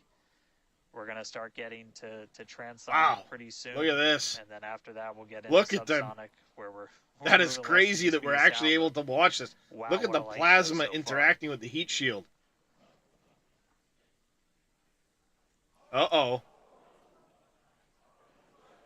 That's not a good sign to be seeing. External temperatures are starting to come down. Again, this camera view is looking right at. So they one of just said the- it's the starting to come forward down. flaps. And we're strategically putting some. Yeah, I think cameras they're around losing the heat vehicle shield just so we tiles can on this. see Yeah, they're different losing heat areas. shield. Oh. Ooh, looks like we got the flap starting to come apart a little. Yeah, she burned through the heat Yeah, it shield does on the appear that flap we have a edge. little bit of burn through there. We can see pieces of the vehicle flying off. What a show it has been. It's been like watching Interstellar. We're gonna watch this flap go. This This flap's about to wild see leave. this, but the ship is still coming down, which is incredible to see. But it's still, we still got good. That is the question. Keep your eye on the altitude in the bottom right-hand corner. We're at 54 kilometers right now. Now, ultimately, the data is the payload today. We've been saying it multiple times. We're Oh yeah, you got some burn through on that. reviewing this data live, learning where the hot Now it's spots starting are. to As you ablate can the see, camera a there's little obvious bit. hot spot Look at there the with metal flap, coming off of this and flap. learning how we can improve this design. The goal was to get as far through this high. They've already made it high heat significantly re-entry as further possible. than last time around. Ideally, we'd love to make it all the way down and perform that that landing burn and flip maneuver. A little bit. But we may not get that far today. We will see. Again, this is a test. The fact that we still see this glow means that fin is still, that flap is still on there. As well, which we can see here, we are getting a lot of debris covering the camera on your screen, but we can still see some of those sparks and flames from that high heat as ship is making its way back down to Which Earth. is impressive that we still see the glow from that flap. Closing. The good news flap is we still on got- there. Oh, looks like that camera lens just cracked. It's safe to say ship's getting a little beat up, but that's to be expected on a test flight. We are still learning how to improve the ship. But we're down to total survival 11,000 and kilometers an hour at 48K altitude. I'm honestly impressed that we're still It's amazing that we're still seeing that how flap much being debris is there. coming off of this flap right now. The fact that we've got it is good news. And I may have jinxed it. I apologize. Still getting telemetry though. Look at that. It's back. I was gonna say the telemetry was still going. The teams here at SpaceX are excited, as you can tell by the cheering behind us. There's still a sizable crowd here at Mission Control Center, Hawthorne. Under 10K an hour Splashdown speed. is expected in just about 4 minutes from now. And we're still moving. We still have live views. Starlink is Vehicle doing is an incredible approaching job. maximum entry dynamic pressure. External temperatures are dropping. Okay, good news. Those external pressures are dropping. The question is, how much of the ship is left? We can't really tell. We can still see some of that particulate coming off. And unfortunately, we do have a cracked camera lens. But for any photographers out there, No, and, no, this videographers, we probably won't see the flip and burn, Rocket sometimes. Wolf. Yeah, and you can see that the speed is rapidly slowing down. That's actually really great news for us. We want the vehicle to be slowing down before it splashes down into the ocean. That'll help set us up for that flip maneuver, engines first down into the water. Exactly. What? No, So we because have you seen the still flip see maneuver part of the demonstrated fin on right previous here. high altitude flight tests like See, serial number you're 8. still Oh, more seeing views, or excuse, I should say more light coming parts through of the fin. view that we have. So I through think the that, fin's still cracked actually and on there. dirtied lens there. But yeah, so we're hoping that this flip maneuver that we can pull it off. We as still soon as got we get telemetry. crews back, if we can get them. If the ship is still around, we will bring Vehicle it back has to you. passed maximum dynamic pressure. That It is great probably news. won't do well as a Maximum control dynamic pressure surface, no. being the Kitty moment cat. in which the vehicle experiences the greatest amount of aerodynamic But we're still getting pressure. telemetry right now. Speed still dropping. We're now at 37 kilometers above the ocean. Under 5K an hour. Just like Flight 3, we Speed are is coming down quickly. Splashdown in the water in the Indian Ocean. And we don't have a live view right now, but because we're still getting data and telemetry, that does tell us that ship is still doing okay, at least. It hasn't blown up yet. And there we got that live view back. The crowd very excited. This is in the other fin, the back end of it. Being able to see very much. The fact that it's there tells us the ship is still alive. Yes, and for now. collecting data. Continuing to collect data as we get closer and closer to Earth. No. Yes, now 30 kilometers, now 29 above the Indian Starship is Ocean. at 30 kilometers altitude, Mach 2. Sounds like the vehicle's traveling, as we just heard, Mach 2, which is, looks like we might... I don't know which camera this is. I thought maybe it might clear up. It is a little bit, now at T+1 hour, 3 minutes and 13 seconds. No, this is still that Starship same Flight camera. 4, hoping that the ship can hang on. It's probably potentially. Oh, look hanging at the on by a nose. couple of That ain't bolts and good. threads. But it's still going, and that is excellent news. Remember, right now it's Deceleration is trying to do looking one of these. incredible. We're about to go under It's 1,000 trying to come down kilometers per level hour. so that it can flip at the bottom. And I think we've lost our Keep in control mind that even surfaces on the though front. We can't see anything.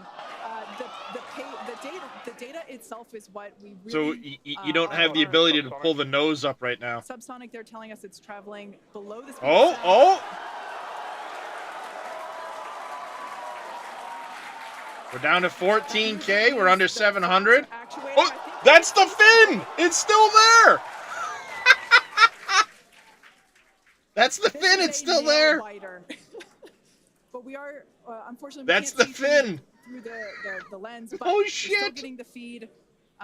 Starship is now. How that 11 thing kilometers over survived. the ocean. All this data is incredibly The important. fin is Even still if, there. Look, you it's know, still moving. Breaks up right now. Okay, we can see that It's flap up. actuating through the glass.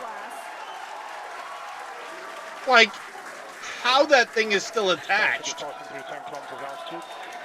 We're through 7 kilometers. Will be initiation of the flip maneuver and landing burn. Speeds at 500 kilometers an hour, 6 kilometers altitude. This is amazing that this thing. The fin's still gimbaling even. So that the ship Or still flips itself moving. back up vertical and hopefully lands in a vertical Oh, position. no, it comes down like this, Galvel, and then at the end flips and slows itself down with its Through 5 kilometers altitude. with its engines. So 3 kilometers, it's gonna flip itself and burn and land This is incredible. upright. 2. We're getting very close to splashdown. These fireflies are such a good sign of life right now. We wish we could see more, but we'll take it. Starship is at 2 kilometers altitude, terminal velocity. Terminal velocity. Landing burn startup for Starship. Landing burn startup. All right, good news there. The damn thing's still on. Nominal chamber pressure. Landing burn startup. Landing burn. We didn't see the engines, but the speed. Starship is in landing burn. Landing burn shutdown. It's now laying in the water. It's laying in the water. The landing burn shutdown was commanded. It landed and fell into the water. It made it the whole way. You saw it stop and then fall over. Wow. I mean, it was a little bit of use your imagination as you were going down with what we could actually see, but we were able to hear the ship did its landing burn. It sounded Starship like we might have got shutdown. 2 engines. And there's the final call for landing burn shutdown, but it hovered just like the booster and then fell over in the water. That a landing burn took place. Starship made because you actually saw the camera kind of like shake at the end. That is amazing. That's a happy man right there. Side of the Earth, Starship is in the water. That's a happy man right there. What a day! What a day! Hell yeah, it is. What a day! That was absolutely incredible. We got views. Pretty much the Unfortunately, whole way down. Galvelt, Analysis the cameras kind of took a beating. If it was going to be able to happen, but Starlink powered through, and we were able to get signal. We started to get some debris on the cameras and everything, but that was pretty we were able to amazing. see it, so I mean, that's wild. What a day. Just recapping, everything started off today. We lifted off from here in Starbase just about an hour ago. It feels like a lifetime. Successful super heavy ascent, boost back, and its own splashdown in the Gulf. Ship made it to space, kept its attitude. Successful re-entry through peak heating. We got to see it under flap control through the atmosphere, and we got call out of our first ever ship landing burn after a launch into space. So just really incredible. So I'm going to take some time to collect myself, but wow, that was incredible. I can't wait for the next one. Over to you guys. It was so loud here. I haven't heard the crowd get that loud. So you could see off of Flight 1, honestly. This is NASA Space Flight's video. Congratulations to our teammates, to everyone who supported the Starship program. You can see all of our future customers it's doing its thing. Speed's coming right thank down. The people of Cameron County, Texas, as well as the Coast Guard, the Federal Aviation And it stops. Administration, and the government of Mexico. And since Starship got a little bit toasty from that, it stops, speed goes to nothing, and we've got our very own Starship and then right it here. pitches over, and you can kind of see the all morning for this. right there. May I? Light me up. Yeah. That's Just it. Like Starship, I like this toasty. It landed. I'm keeping this. Oh, nice. We've got more Starship test flights coming to you soon. Be sure to follow the SpaceX account on X for more updates from today's test flight and Yeah, it's basically a suicide burn. The idea is to land propulsively on the aft end of the ship, straight up and down. That's the goal. Eventually, doing that it'll get caught by the tower, so it can just be restacked, essentially. See, you're not enjoying the performance. I'll quit with the bad acting. But please keep listening. You see, that was what wild. NASAM does is allow pretty much That was anyone to build wild. themselves whatever they might need, even if that person has never even picked up a hammer in their entire life. Here, let me show you what I mean.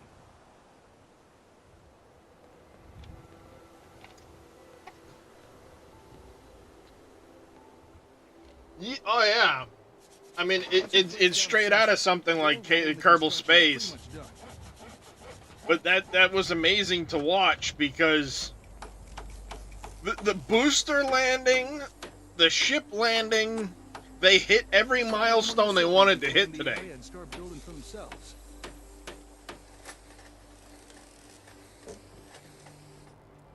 Yeah, it's rocket science for a reason. Because if you get anything wrong, it's over. The directions that the ASAM provides are so easy to understand, even a savage could do it with no problem.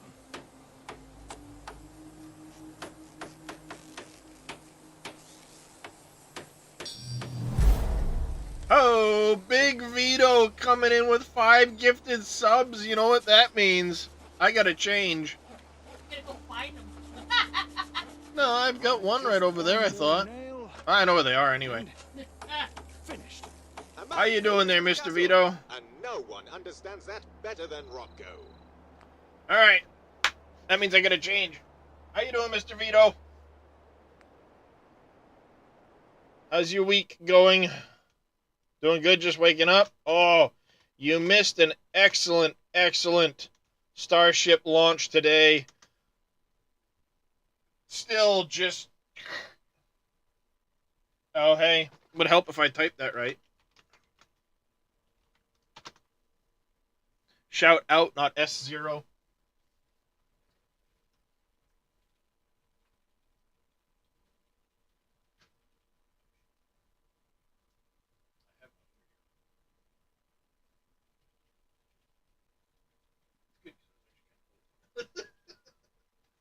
You're cold. I'm like getting ready to sweat. So.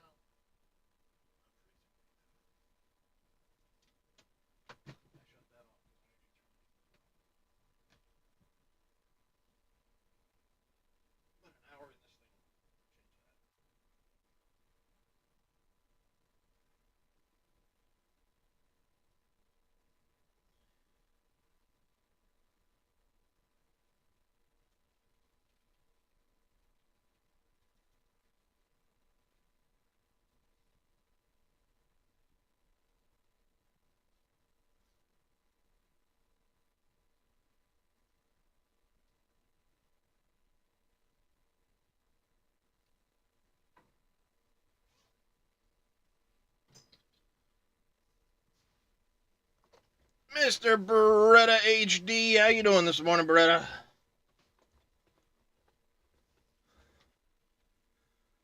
Yep, exactly, Wade. Every failure is a way not to get it right, so you know what you did wrong and you learn from it.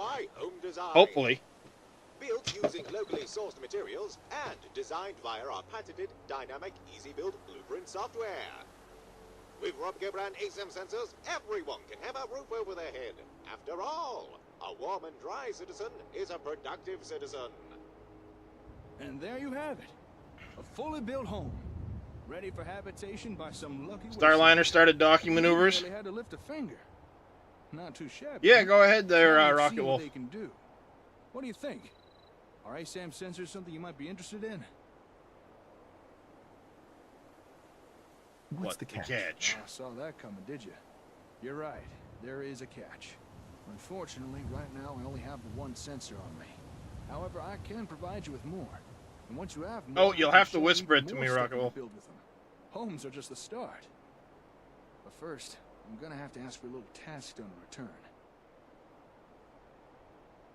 I assume this is a paying job. It depends on what you consider payment. Once the job's done, I'll provide you with a whole box full of ASAMs. Those alone are worth their weight in caps. Alright. Let me out.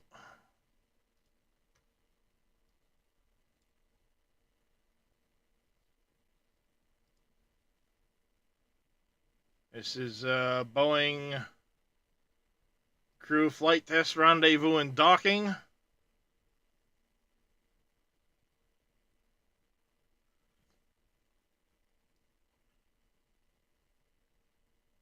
This is live from NASA. Starliner has multiple redundant sets of thrusters.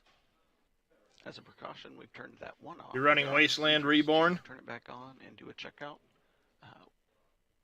Yeah, I'm doing a modified Magnum Opus.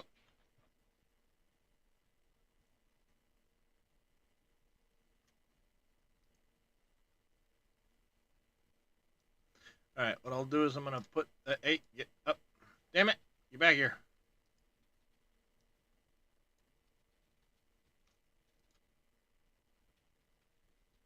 We'll leave that up in the bottom.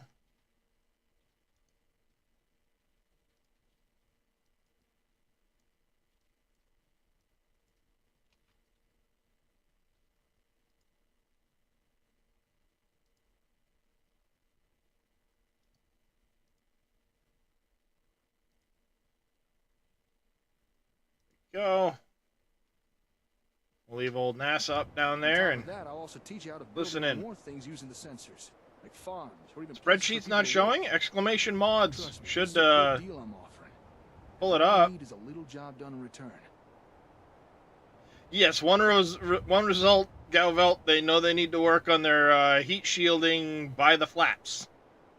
The rest of it seemed to hold up okay from what we could tell.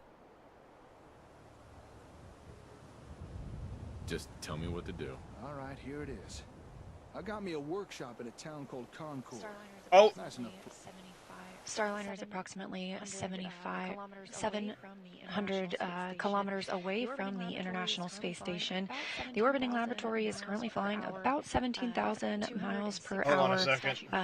260 statute miles over Iran.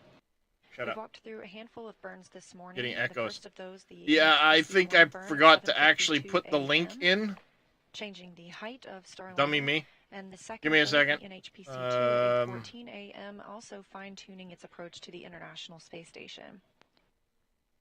We saw the NSRPC burn at 8:38 a.m. Central Time. This made the the Starliner spacecraft co-elliptic with the International Space Station.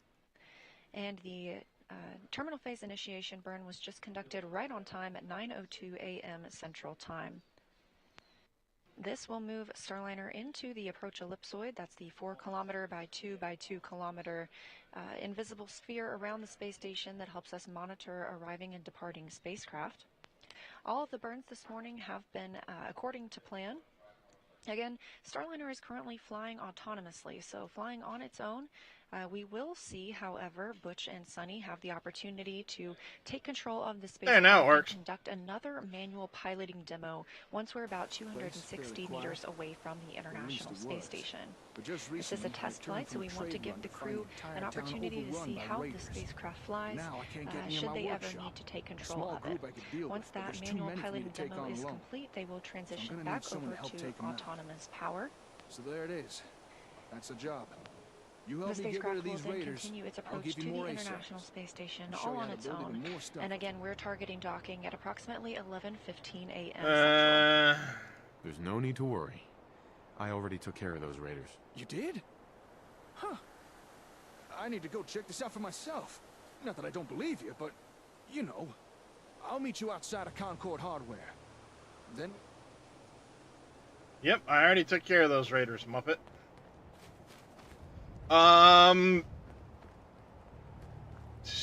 40 or 50 more, Beretta.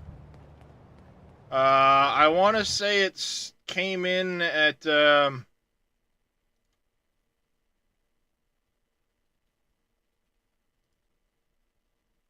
I'm up at 960 right now. I want to say the initial list is oh, hold on, I can tell. If I go here, and I go here, I got a Wabbajack. Here, mods.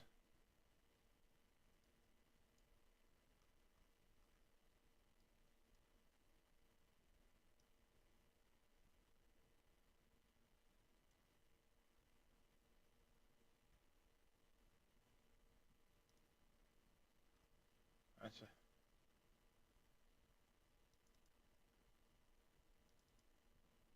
Huh. I think something happened to the other list. Oh, no. That's right. This isn't the one I'm running in. This was me trying to update to the next gen. I'm at 1,027 folders. And I think by default, so it's like 80 more or so. How's it going, C-Squad?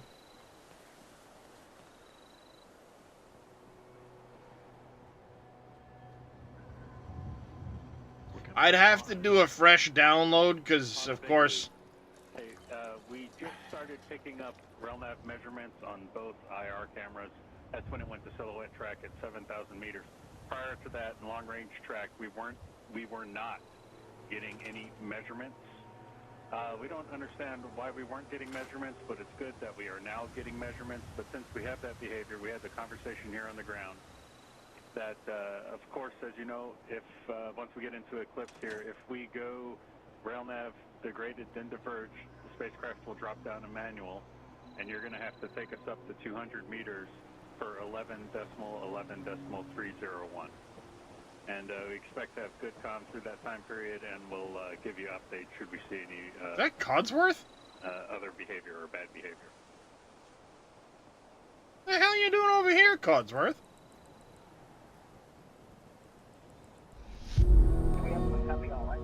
Mr. Vito coming in with another 500 biddies.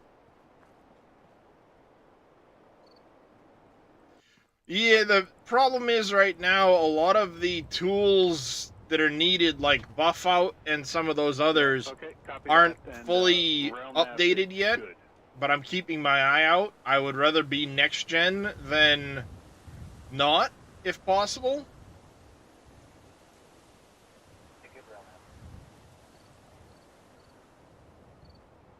And I've got it, believe it or not, I'm like 90% of the way there. Degraded signatures, health and status thing out of the Vesta due to some VEX faults earlier. Just listening in on NASA too at the same time. I'm like 90% of the way there to getting it, probably like 98%, getting it running on next gen. But it's having a few issues, again, not having Buff Out and a few other things.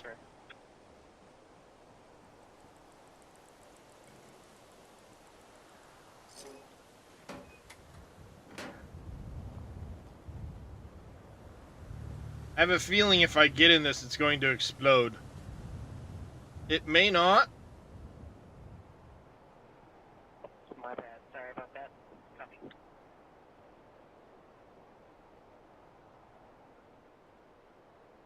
The autosaves do take a minute. And as Starliner is approaching station, getting closer to its IF-1 or inbound fly around 1 maneuver coming up in about 35 Come minutes. on! You've heard some back and forth between Commander Wow. Wilmore and Capcom Niligata. Starliner's Vesta system is currently tracking both the position of ISS, but now that we're close enough, you're seeing some of the outline of ISS. There it goes.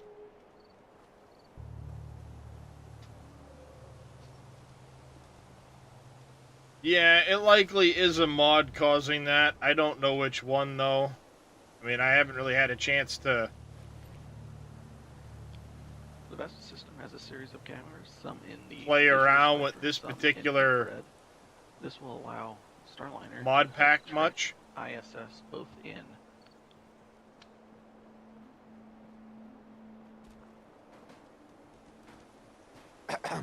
Oh, hey!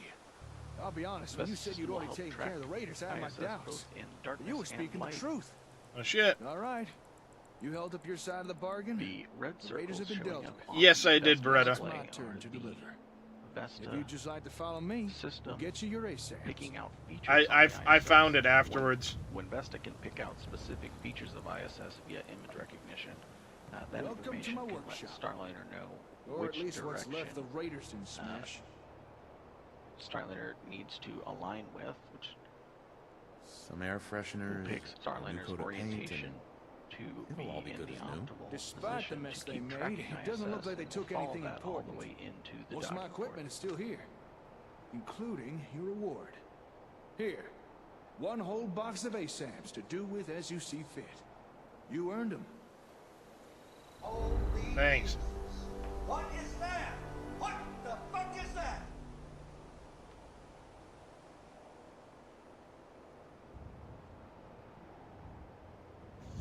Is that all? Is that all? That's not all. If you remember, I also promised to show you more things you could build with ASAM sensors. I'll meet you back at your settlement. Don't keep me waiting long now.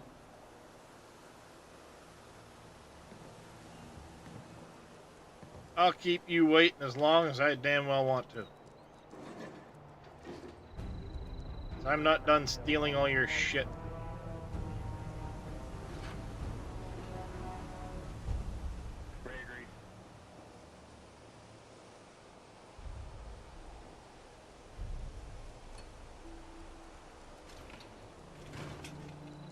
talk his shit while we're here.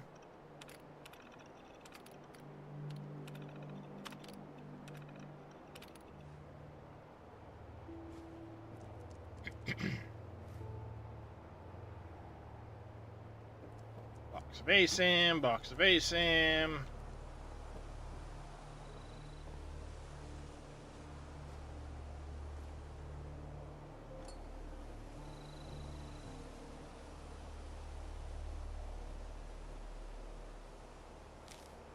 Feel that.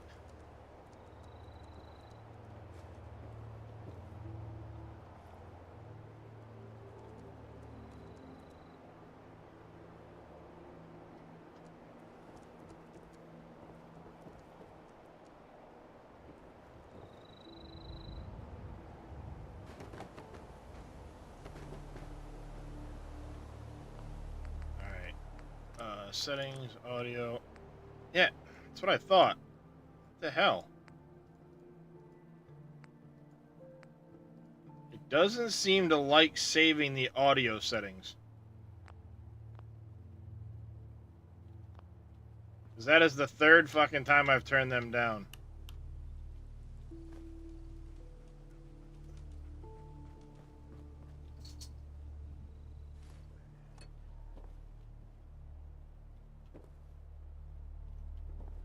The third time I've turned it down.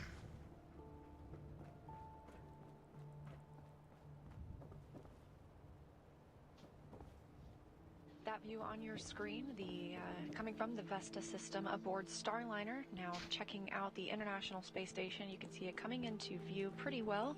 And of course, we are monitoring Starliner's journey here in the White Flight Control Room at Johnson Space Center in Houston, Texas. But over across the hall in the International Space Station Flight Control Room, NASA's Gary Jordan is continuing to monitor the station side of today's operations. Gary, can you tell us how things are going? Hey Leah, things are going very well. We're following along every step of the way with you down the hall in the White Flight Control Room here in what's called Ficker 1, or the International Space Station Flight Control Room. Teams here led by Flight Director Vince Laporte, watching over the crew aboard Starliner, as well as the Expedition 71 crew that's aboard the International Space Station. Crew members split up doing different things. It's Matt Dominic that you see there on the graphic on the front right there, NASA astronaut who's responsible for enabling the monitoring tools necessary to watch Butch and Sunny approach the International Space Station. There are tools, there is software that is receiving data from the Common Communications for Visiting Vehicle, or CV2V2 system, that creates a link between the International Space Station and Starliner. It's Matt Dominic there you see in the front that's going to be following along with that. Later, we'll have Matt Dominic as well as Tracy Dyson in the back left there. She's a NASA astronaut. Flew up with the Soyuz Nothing crew, really important in there. Chub and Kononenko, Nikolai Chub and Oleg Kononenko. Kononenko, of course, who just passed the milestone of 1,000 days cumulative in space. On the left there, you see Alexander Gubyankin, who is the cosmonaut that joins the Crew 7 crew in the very front. Well, Anomaly is a good one for pure survival. Right in this graphic Tough. is Mike Barrett, and on the far right, Jeanette Epps, making up the complement I of did 7 look at Anomaly. astronauts and cosmonauts of Expedition 71. It'll be Tracy Dyson and Matt Dominic that oversee the final moments of the rendezvous operations through the docking. I didn't download it, but I did look at it. Port. As far as just the International Space Station flight control teams here in the International a mod Space pack Station in general will work with the teams down the hall in Starliner Flight Control to walk through the hatch. The problem is you don't get the greatest descriptions of the mods, you know, the mod packs, in the Node 2 forward hatch before you download them. To welcome Butch and Sunny, the first crew members to fly Starliner to the International Space Station, and we'll conduct a welcome ceremony from there. Here in the flight control room, we talked about Vince Laporte, the flight director.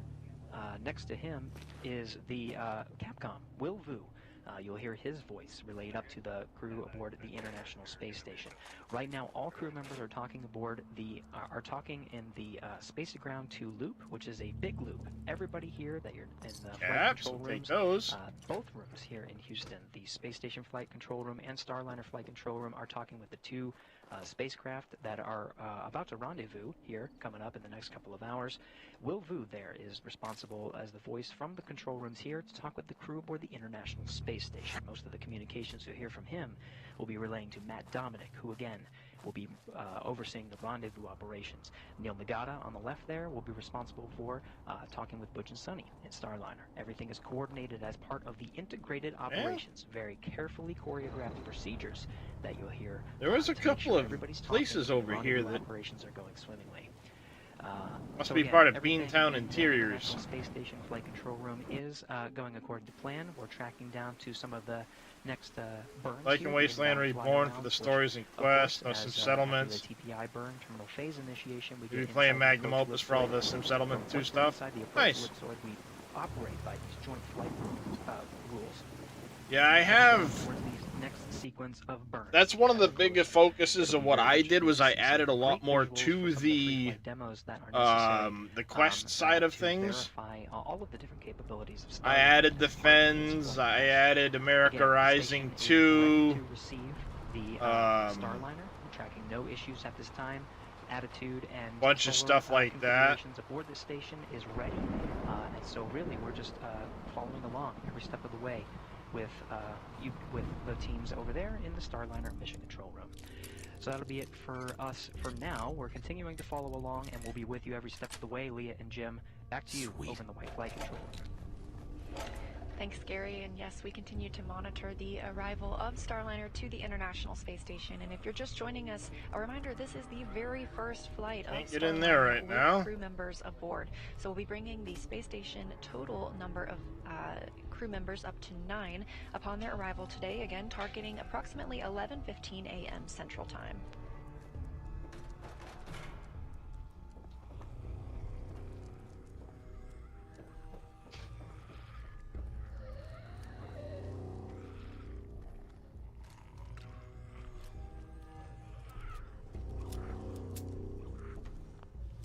And as we get closer and closer, the Vesta system aboard Starliner, which is the view you're seeing right now, will continue to give us an even more defined look at the International Space Station.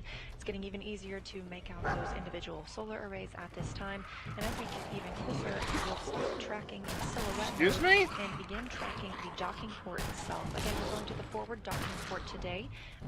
It's the Node 2 forward port, where one of the 2 international docking adapters is located. Creepy kids. Hello.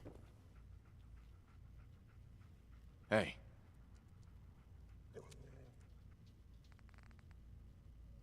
You carry my stuff.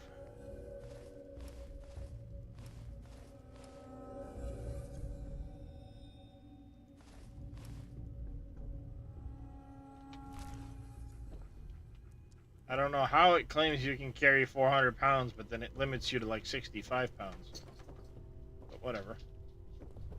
To take a look at the rendezvous and docking profile today, we've had 2 height Nope, that's and not change fucking burns already. creepy. Those are the NHPC 1 and 2 burns occurring at 7:52 a.m. and 8:14 a.m. Central, respectively. Those were both good burns. We then came up on the NSRPC burn. This was a co-elliptic and plane change burn at 8:38 a.m. Central, another good burn, before moving to the terminal phase initiation burn. This will bring Starliner inside the approach ellipsoid, that invisible boundary that we monitor outside the inner. Yeah, zip it. Trying to read. You know, chainsaw will end up different now. This shit is happening. I don't look as good as before. This shit burns, but ha! At least I ain't going to prison. I've never seen such chaos. This new world order, I like it. Normally I'm the type to keep a journal, but something this big, worth documenting for sure. Shit's about to get crazy. Met my first survivor. He looked like a shitty weak man, holding some dead whore in his arms. Ain't much left for her to do around here. He begged for help like a bitch, so I killed him. Sid Bailey, at your service. You're welcome. Been high on Psycho for days. It's wearing off, and I'm damn hungry. Kill for a steak. I would kill even without one. Searching the streets, I met another poor soul. She seemed to be lost, so I comforted her and talked some shit to make her feel better. She turned her back. I split her head with a stone. Where are the fucking police now? Ha ha ha ha. When I saw her body laying splayed out on the road, I felt the temptation. Not like all those other girls before. It was different. I wanted to fucking bite her and eat, so I did. This new freedom to do whatever the fuck I want. It's amazing. This dude's lost it. No more eating out of trash cans. People taste just fine. Then I went back to the place where I hit that chick. But she wasn't there no more. Only thing left was a trail of blood leading towards some buildings. Damn, she tasted good. I bet even better cooked. I don't think them infected care much for dragging bodies into buildings before they eat, but I don't know. Most likely I ain't alone. Someone else must have found out how good people taste too. Better than starving for sure. Gonna kill that motherfucker who stole my dinner. And if it ain't one of them infected types, then I'm gonna cook them up and eat them all. And eat them. I'll follow the blood trail. Let's see who's stronger. Well, it turns out I was the stronger one. Some bitch came out the front door as I got close and invited me inside. When she turned away, I took her by the throat. Tried to be quiet in case others were inside, but the bitch pulled a knife and managed to cut my leg before she went limp. The cut ain't too bad. Had a bit of a rag around it. Stopped bleeding soon. Checked around inside. Seems empty. Of humans anyway. Seems she got a couple of those infected ones locked in a room upstairs. I can hear them through the door. The fuck was this bitch up to? Fuck it. They can stay there. Make good guard dogs, I guess. A few other locked doors I can't get into, but one room is vacant for rent. Nice old-style cast-iron bathtub. I bet it would make an excellent stew pot. I build a fire under it. Time to drag that bitch in here, but first I'm gonna have a hit a psycho, because why not? Okay.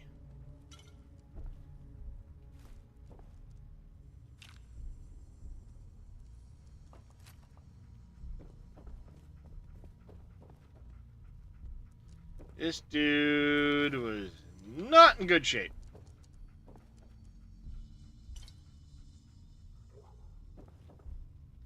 How shall we say, mentally unstable?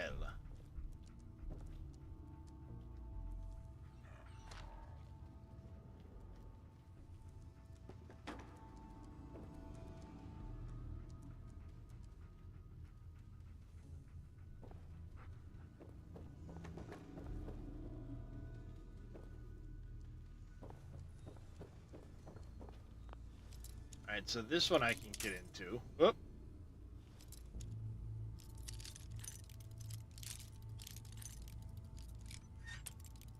Yeah, I'm looking forward to playing through America Rising too.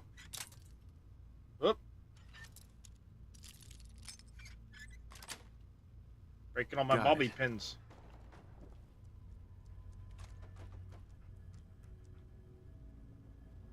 Day 2 since leaving home, still can't decide what to do. I thought Edgar's death was the worst tragedy that could ever happen to our family. Lily's family are so young, can't lose them. House wasn't safe anymore. Those things got inside. Lily and Sam both were bitten and managed to use Edgar's shotgun to kill the beast before they did any real damage. We got it the worst. I cleaned and patched their wounds, but both kids came down with a fever almost instantly. Knew of a safer place. The door in our home was hanging off its hinges. We couldn't stay. Maybe if Edgar was here to fix it. It's Concord speakeasy now. I knew about it from when Edgar worked here. Taking the kids up, searched through the place, found a few medical supplies, used some tools. Looked at the wounds, applied some antibacterial liquid, too late. Gave the Mary antibiotics. I got brought home. Lily's getting worse. Both bites look infected, need to find a doctor, but I don't like my chances. Nailed down the windows that I could reach, found a reserve key in the reception. Place wasn't even locked when we arrived. Went out to look for help, found some water and a few things. Heard howls not far from here, it's dangerous. Both kids refused to drink or eat. Their eyes are becoming milky white. I couldn't have been me. Tried again to give the kids water and food. Sam wildly lashed out and tried to bite me. Pushed him back, ran from the room, slamming the door and locking it behind me. Both kids beat on the door like animals. Has to be a cure for this. I won't accept your babies. Yeah, they're gone. It's clear to me what they want to eat, what the others eat. Need to feed them. Took me a while, but I used the hammer I found and ripped a few boards from the wall shared by the room I'm staying in and the one I've locked my babies in. They can see me now, but it sends them into a rage. Can't calm them down anymore. They howl from hunger and bite each other. Watching it breaks my heart. 4. Decided I know what needs to be done to keep them alive long enough for a cure to be found. They must eat. I crept into the street, took one of the bodies, dragging it back inside. Face was already half eaten. But from the long curly hair and distinctive pearl necklace, I would recognize that it was Miss Wilson. Dragged her body into the kitchen, took a carving knife in my hand, started several times to try to cut her into her. My hands trembled and faltered. Then I heard their screams upstairs. I closed my eyes and took off her arm. It was much harder than I thought. The knife was not the best tool for this job. While hacking at the bone, I heard voices in the corridor. Took the shotgun and went to checked all the doors were still closed. Something's wrong here. Maybe it's just me. Nope. Speakeasy. Took Virginia Wilson's arm upstairs. Noticed it still wore her wedding ring. Felt cold. I threw it through the hole in the wall. Babies rushed to it like ravenous piranhas. Wanted to be sick. Once they had eaten, though, they seemed to become calm. I stayed a while and told them tales I remembered from books. His favorite one about a beautiful princess. I read it to her often. She's like her, even with skin peeling away. Yeah, with the skin peeling away, it's a little too late. Day 5.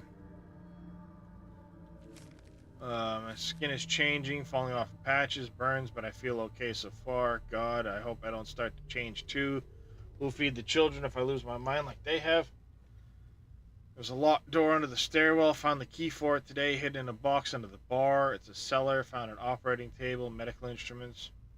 Why is that stuff down there? Edgar worked here for years. What were they doing here? Huh. Hope this stuff was brought here after the bombs, but I can see trash piled up around the base of the table, indicating it's been here a long time. Confused. Notice other strange things within this place too. If I had another choice, I wouldn't stay here. Did I even really know my husband? I don't even know myself anymore.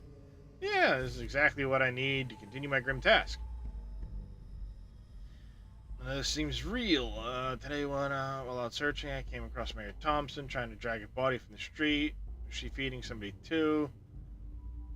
Or was he feeding somebody too? His dirty suit hung from his thin body, his cheekbones sunken in skeletal, skin blistered and burnt like mine. I asked him for help, or if he had heard anything about a cure, military, or anything.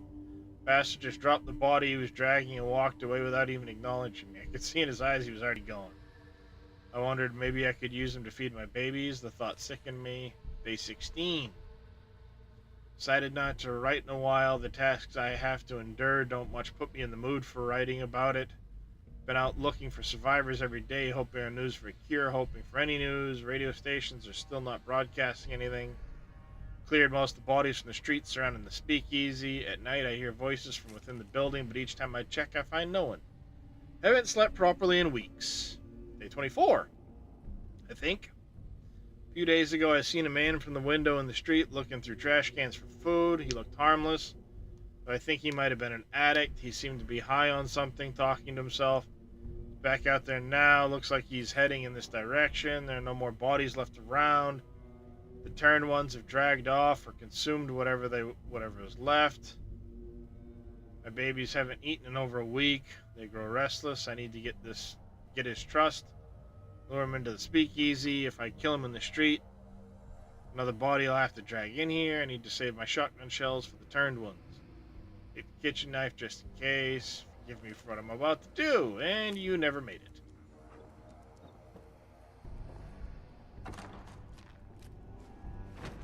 Rat poison. Hey, Voltec lunchbox. I like the Voltec lunchboxes. Blamco brand mac and cheese. Mac and cheese.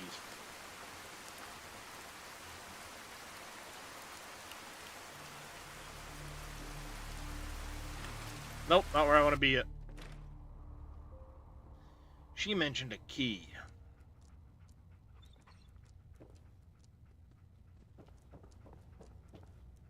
Quit your whining, dog.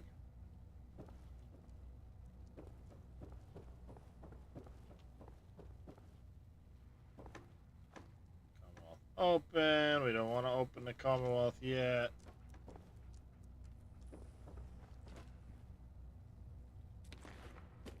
Bobby pin, some scissors, a cigar. Yes, Darius. Daddy looks funny. But it's still Daddy.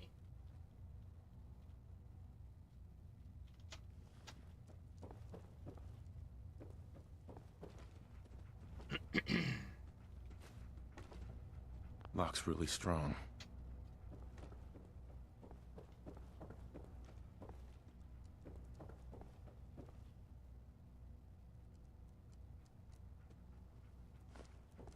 Fishing rod.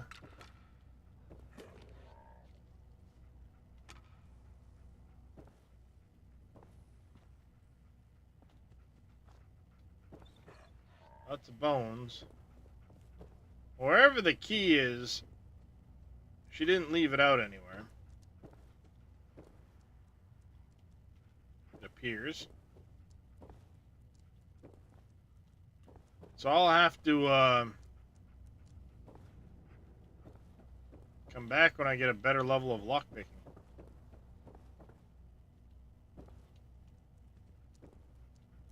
Because there's clearly more stuff down there, and I want it.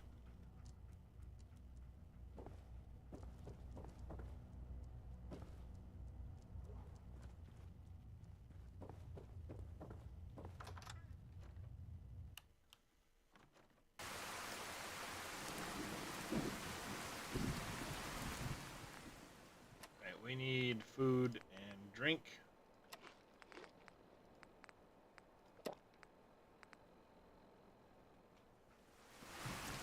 Oh, I got a level up. I'd forgotten all about that. Gun nuts. I'm level 6. You can get close to level 7, actually.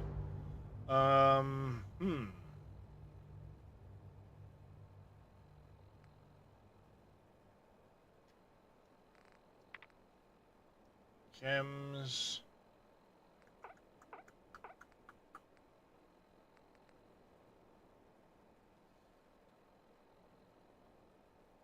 Ooh, local leader's kind of nice, actually. But, I know from experience, that's going to come in very, very handy.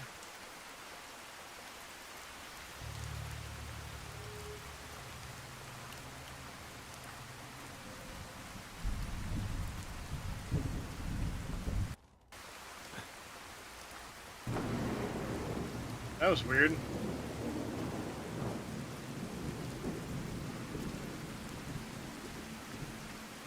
When it played the sound of me jumping, paused the other sounds.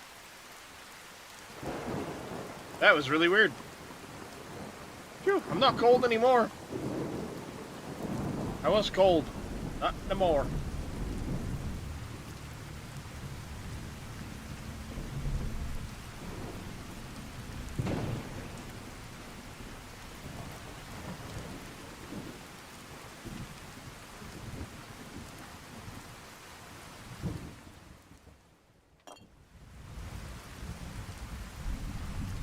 Nice.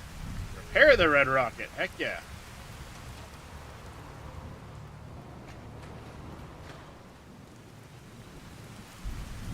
I don't think it actually does much to the building itself.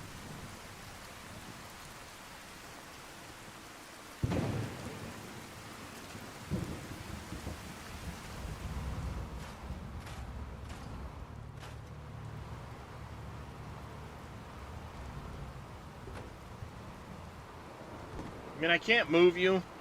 Boo.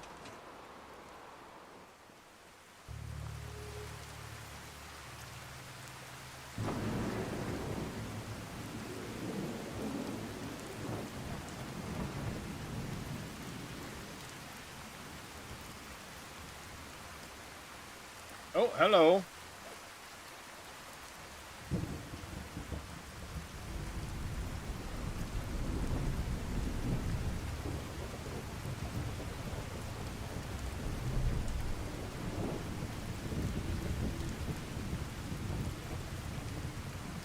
I gotta say, I like the look of this one with the storms and just the visual.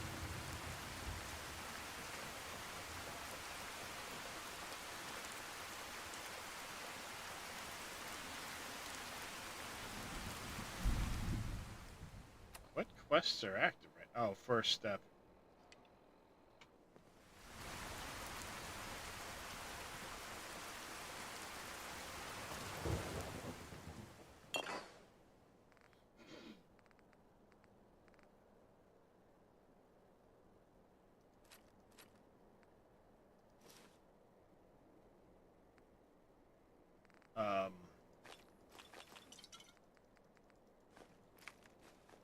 What the hell?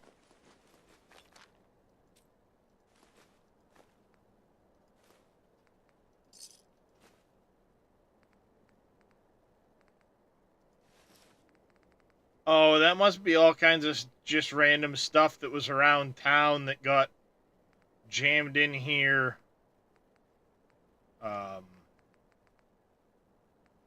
When it started the settlement.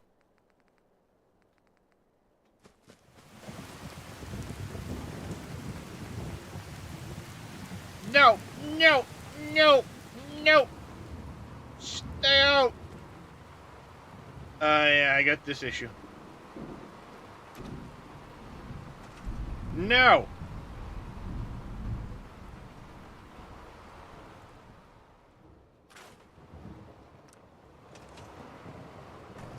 You stay away. I want to talk to you. You stay away.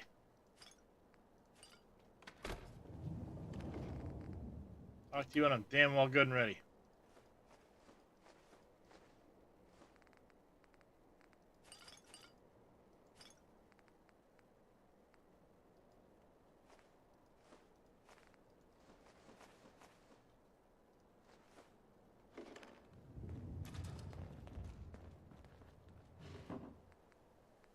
Sir, I told you, no means no.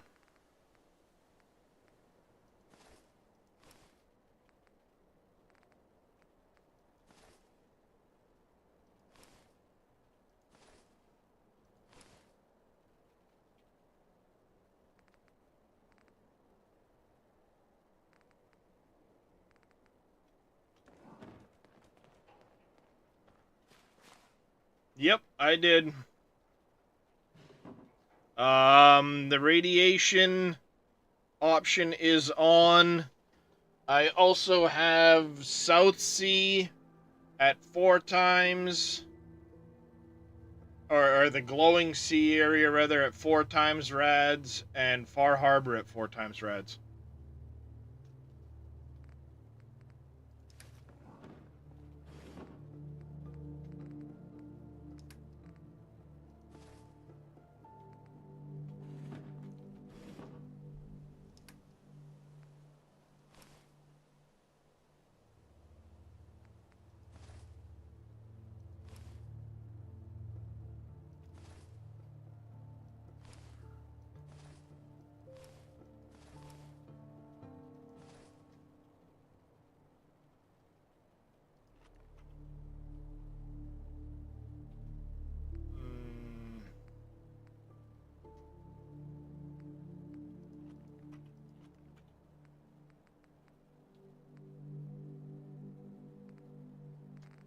Go.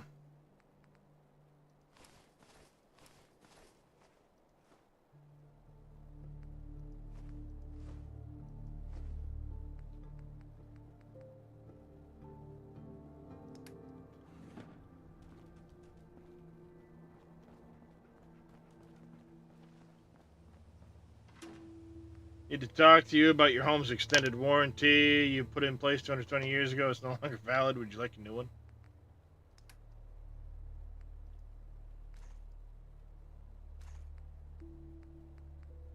Sounds about right.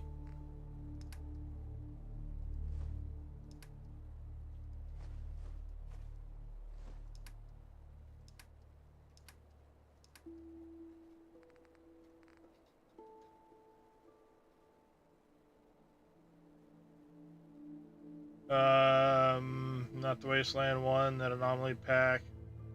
Too many mods and options.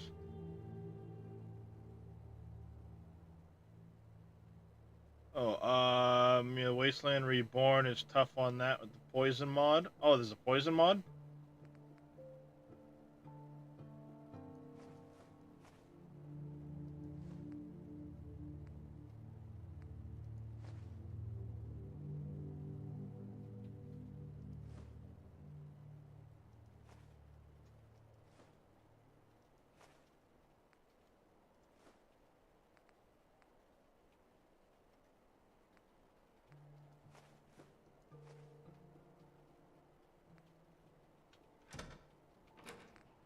Oh, do I have anything in here?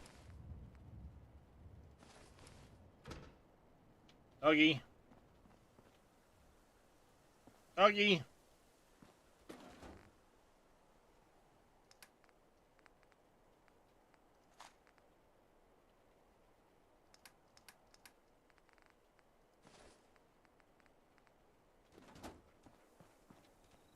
There you are. Hey, no, come here.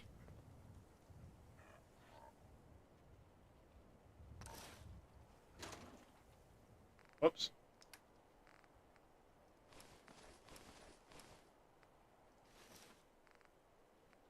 Right leg, right arm, left leg, left arm, helmet. Or just missing the chest piece. We'd have a whole Raider set.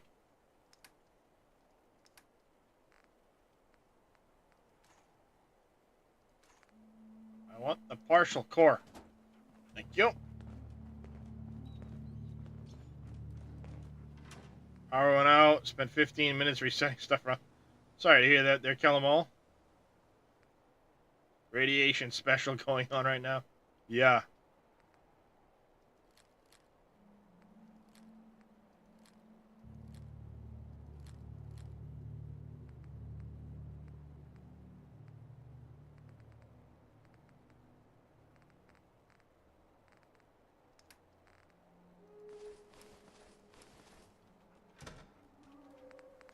Alright, inventory, weapons.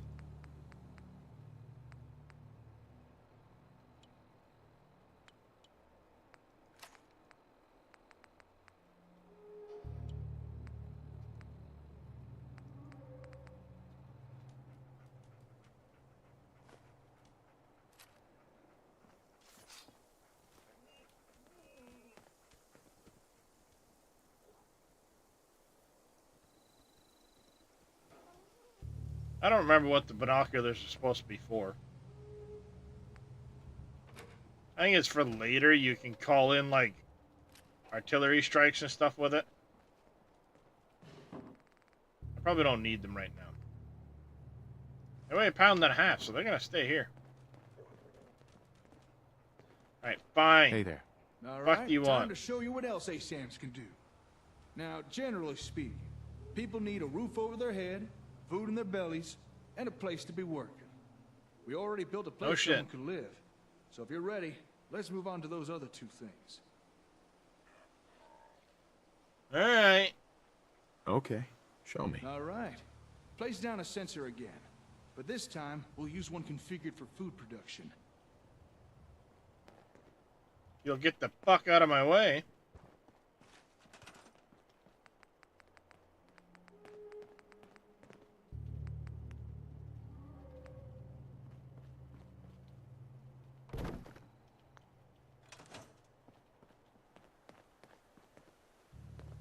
Go on now.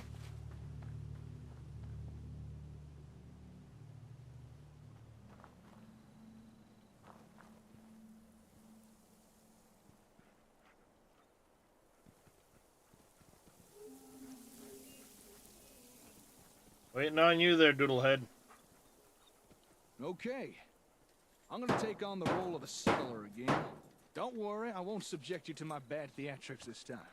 Good, I don't want to listen show to you him. how easy this is.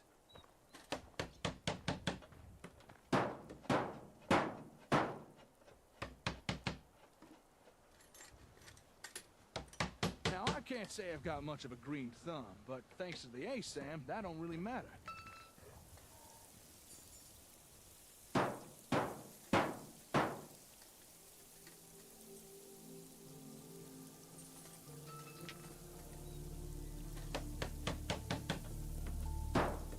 It'll tell you settlers where to dig, what to plant, when to harvest. Takes out all the guesswork. No fuss, no muss. Well, maybe a little bit of muss. I mean, I am getting covered in dirt. But how's that different to any other day in the Commonwealth? More worky, less yappy. Come on, guy. Get on with it.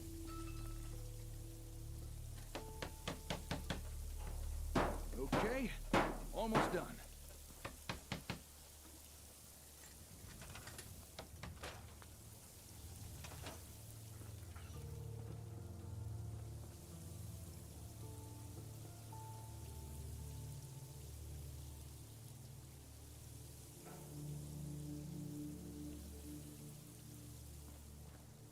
Yes, gone are the days of citizens complaining over those ever-increasing grocery store prices, thanks to Rupke brand ASAM sensors.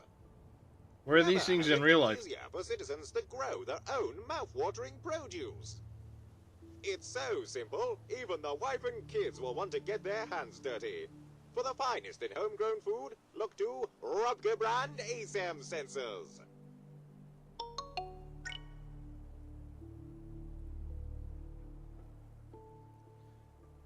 Got a good Google with old Paul. And there we have it. A fine plot of land ready for cultivation. Nice. This from the guy who once underwatered a cactus. What next? Right. Let's move Trimble on. machines IRL, All right, Declan. we've built a home, a farm. Yeah. Next thing is a place to work. You know, somewhere folks can perform a little industry. Gather scrap or do a bit of scabbing. That kind of thing. Go ahead. Put down an ASAM that's programmed for that.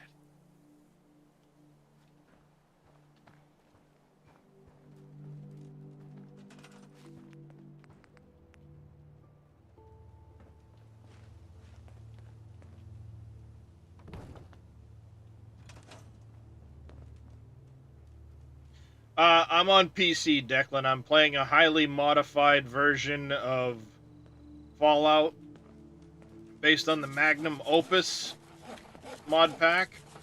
Okay, time for some industrial. Running roughly 1,000 mods right now.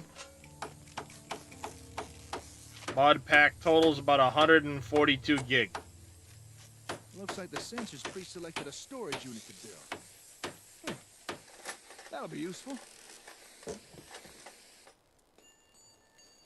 It's only 1,000 mods. I don't know what you're complaining about.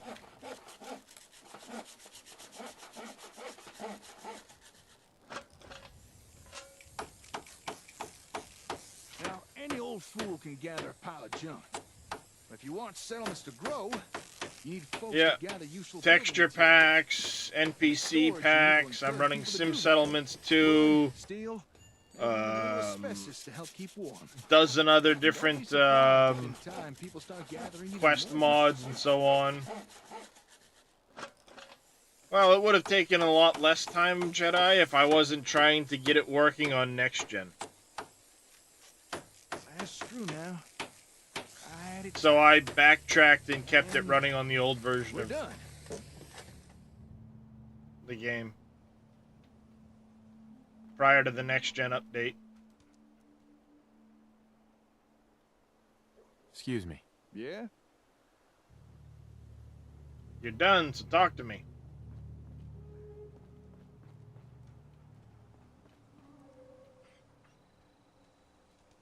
Oh, it's probably waiting for old Paul to come running up.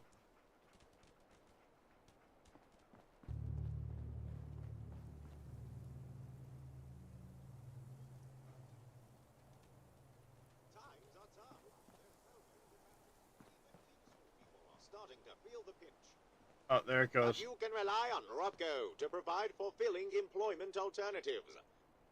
With just one handy-dandy Robco brand ASAM sensor, couple of hours. citizens need never fear unemployment again.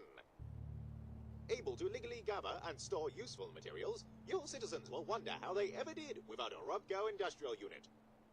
Just one more in the long line of technological marvels brought to you by Robco brand ASAM sensors. Well, there we are. All basic necessities covered. Although folks won't be happy with the bare essentials forever. Eventually they will want more. Now it's up to you what type of ASAMs you put down, but do try and keep in mind what folks in your settlements will be needing. Excuse me, hello. There Don't he shoot is. now, I don't mean no harm. I hope you don't mind the intrusion. I couldn't help but notice all the commotion. What are you two young'uns up to here? That is, if you don't mind me asking. Fixing up these buildings, are you? Something like that. Yeah, something like that.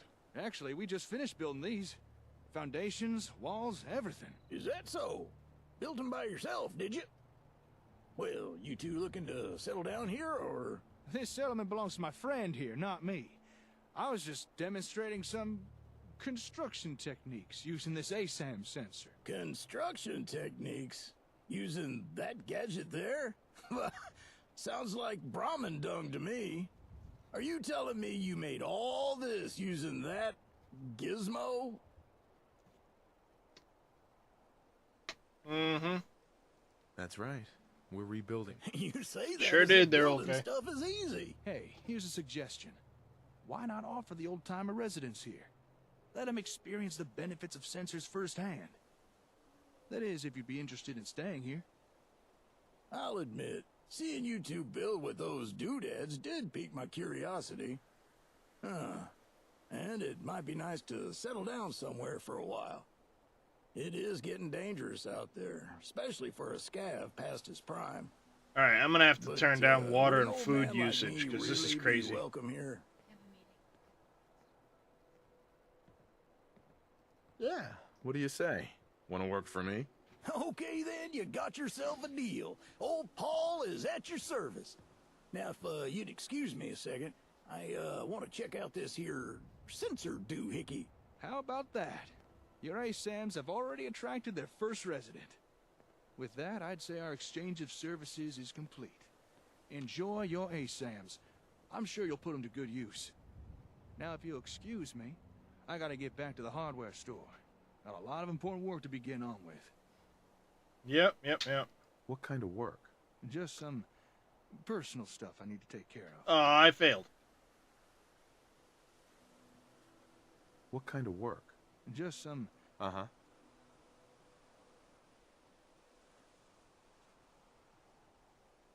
What kind of work? Just some... It's It just was gonna good keep working failing. with you. Yeah, you too. Hey, where's that ASAM fella going? I wanted to ask him a few questions. What's on your mind? Maybe you're the person to ask instead. You're the head honcho around this place, right? Yeah, something like that, old Well, Paul. I've got a request to make. You see, I noticed that there's a whole bunch of new people around here, so I'm thinking it might be best to put down a few more of these here sensor thingamabobs. Okay, yeah, the lights, Make sure everybody's freaking got a out. home, a place to work, and not to mention enough food. It's a good idea. That's a good idea. Well, I've been known to have a decent idea now and again. These ASAM things seem very impressive, but we can only make use of them if you place them down for us.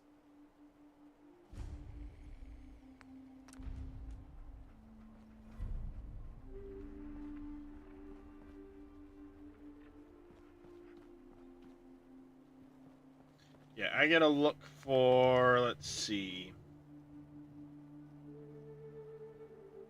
Be unlimited survival mode. No, maybe not this. One of these should have.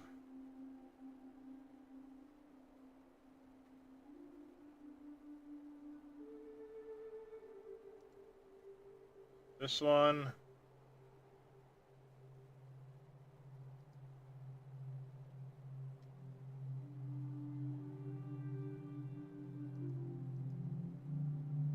There's sleep.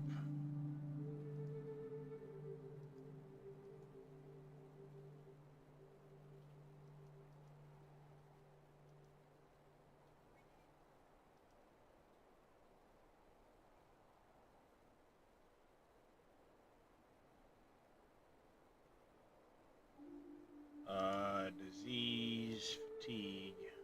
Oh, there it is.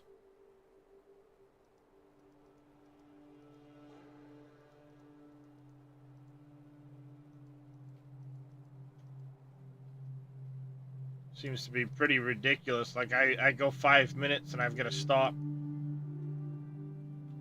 I'll leave all this stuff alone, but the rest of that, yeah.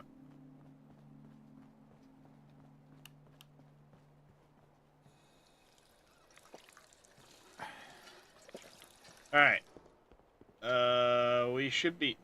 I'm still carrying a lot of weight. What the hell?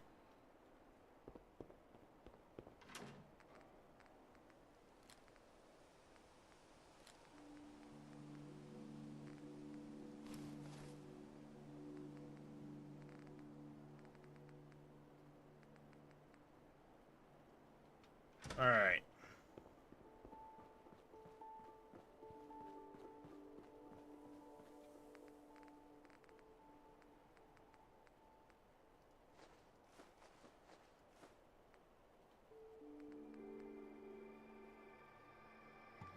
Still at 58 pounds, but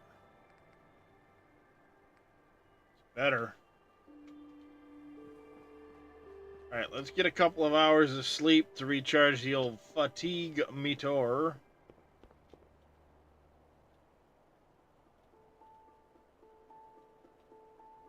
I usually go 6. Get the old fatigue meter recharged.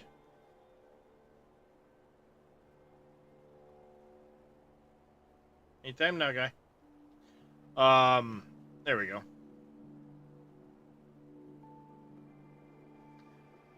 And I think we're going to start heading down towards Starlight Drive-In and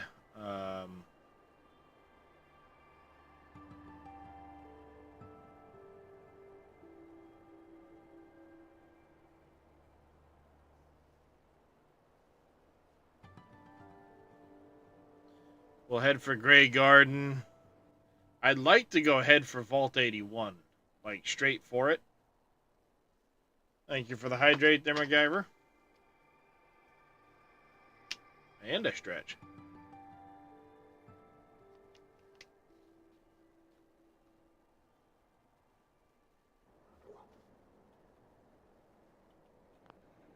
There we go.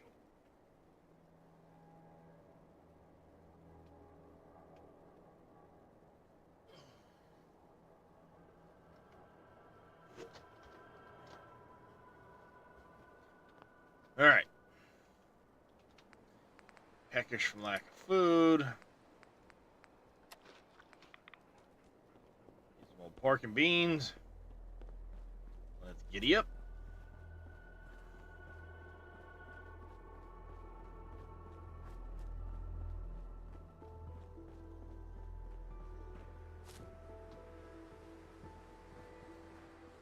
I'm gonna have to figure out which mod causes the really long saves. And do something about that one.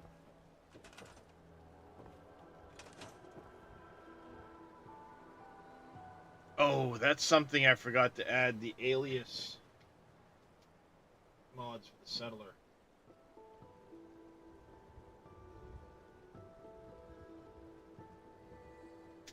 Or did I add some of that? I don't remember.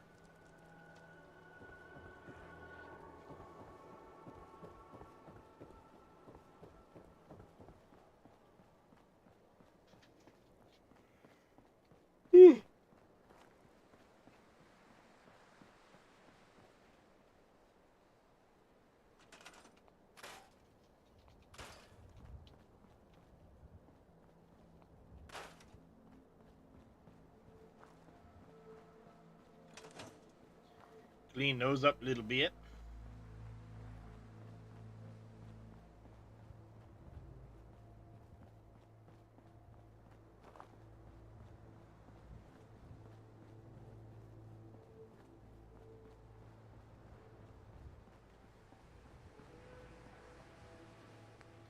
Alright, map.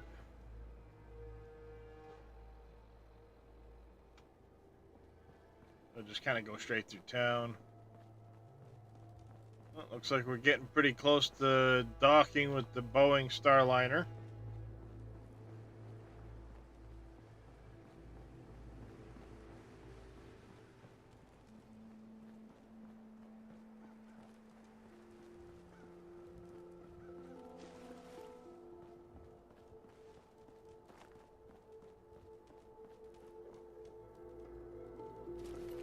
Oh, I forgot I had a bunch of shit still on Gristle here. Doggy, where'd you go? Hey.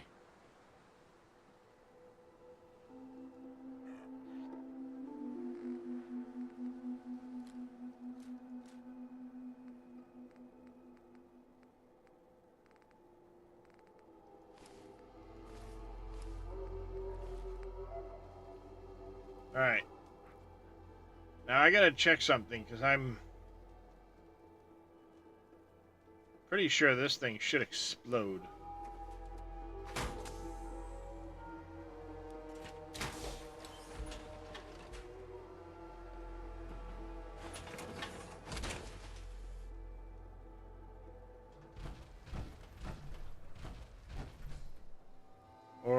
is it not going to?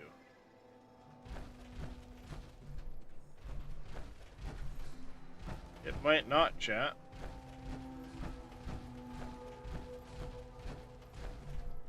And if this is the case...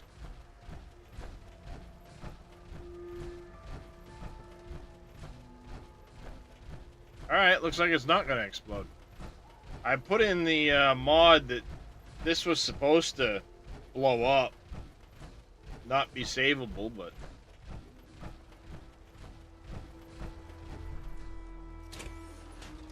Actually, that reminds me. Did I have that Baka mod put in?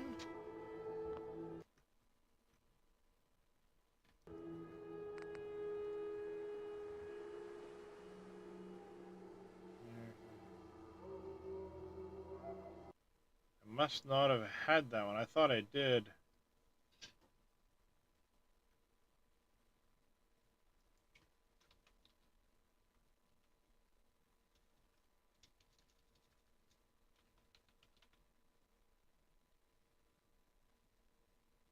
Oh, that's right. We need to lose the power armor HUD. I was very unhappy with that.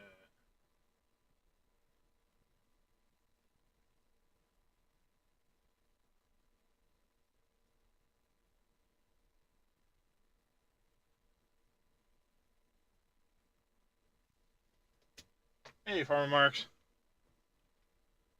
Yeah, it's supposed to destroy the one from Concord. Which, apparently, it didn't.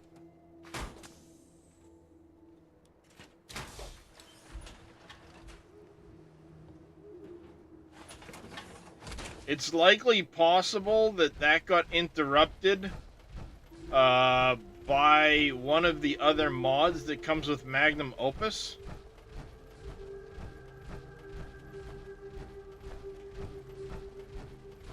Or one of the other mods I'm running, I should say.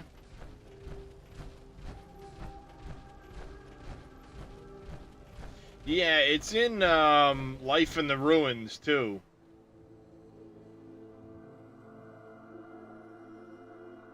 Oh, that was weird. That mod's in Life in the Ruins, too, and I put it in this mod. But I also have lore-based power armor changes that I added. And I'm willing to bet that one took over.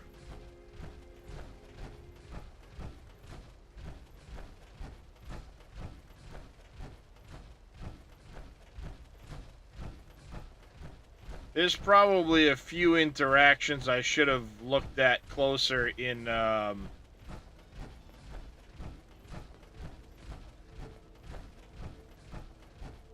the damn word?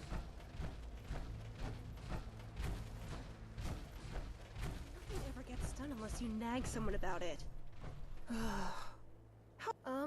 Hey. Are you the one who put out the radio message? Is this your settlement? It's very nice. We had to leave our home. Everyone was getting sick.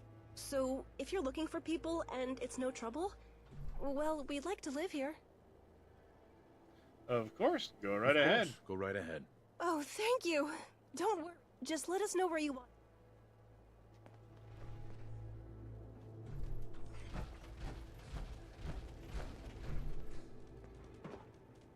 Yeah, I was gonna say they should auto-assign themselves to plots.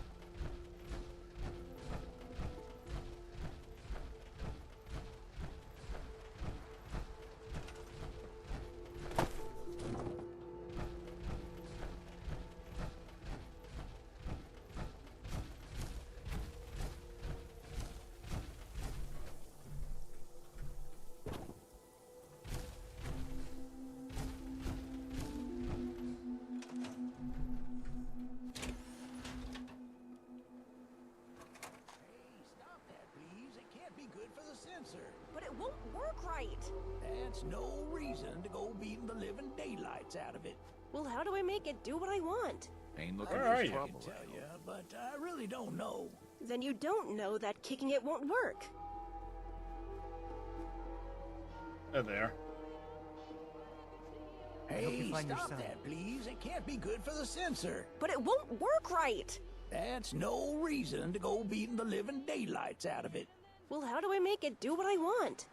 I wish I could tell you, but I really don't know. Then you don't know that... Excuse me, miss? Oh, hello again. Oh, thank goodness you're here. Maybe you can talk some sense into the young lady. What's the problem? It's this sensor thing. I want to build a store. Welcome in, Bonaparte. You know, somewhere I could sell stuff. But it won't work. A store? I don't think the sensors can build those.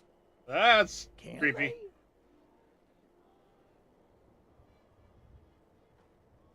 I don't see why not.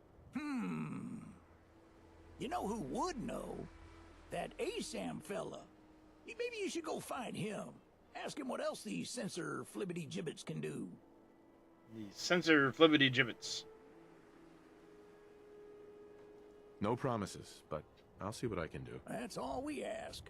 In the meantime, I'll get the new arrivals settled. And hopefully prevent more property damage. Good luck.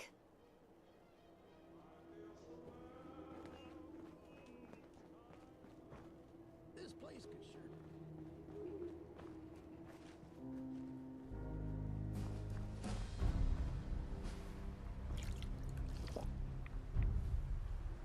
Well, the XP's coming in fast and furious, which I won't complain at.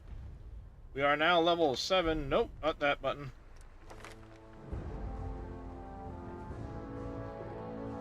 We want to get the blacksmith.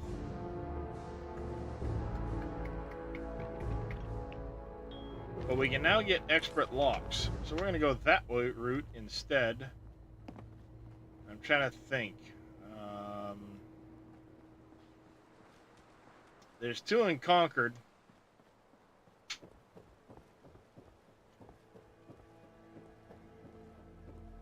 I love it when I see those and then they disappear later.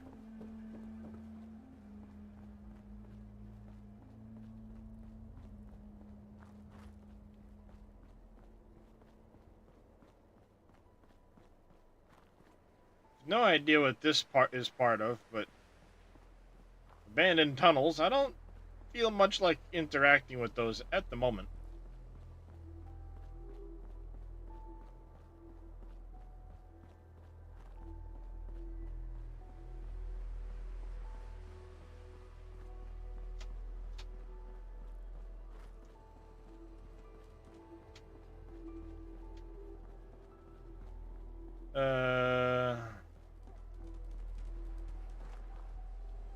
Oh, welcome in all the same, Bonaparte.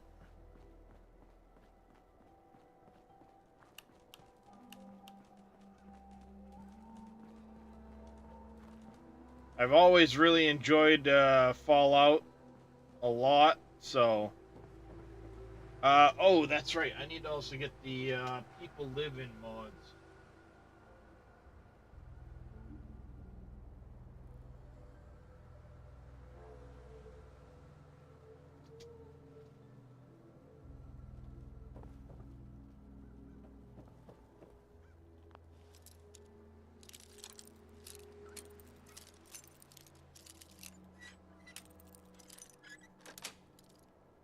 Yes. Nice. These flibbity gibbets.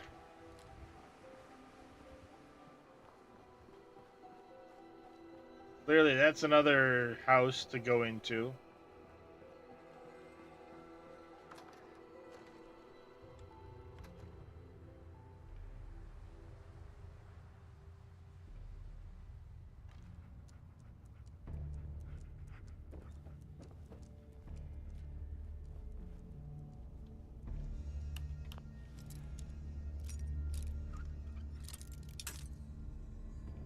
Oh.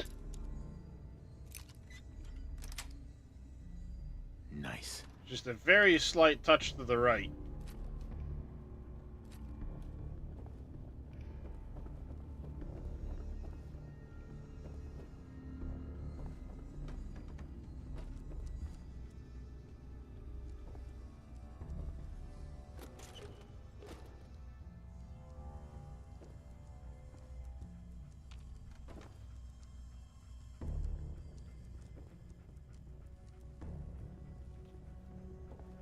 All freaking props. Bullshit. It's all props. I can't actually interact with any of it. You bastards.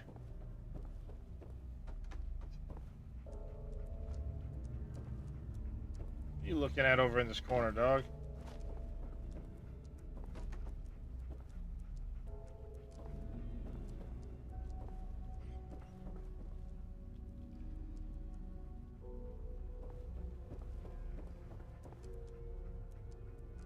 Huh.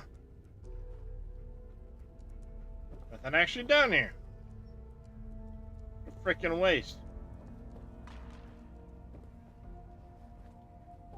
What a waste.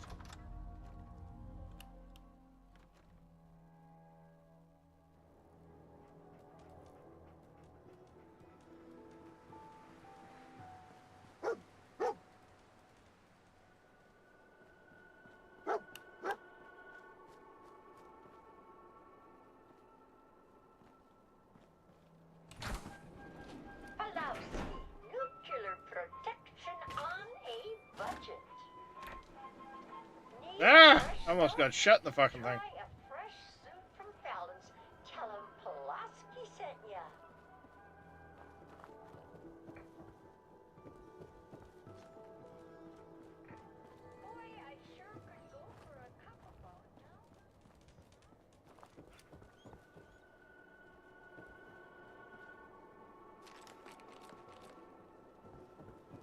Herbal antimicrobials. Ooh, bobby pins. I'll take those. Frickin' lootly. Dead Raider.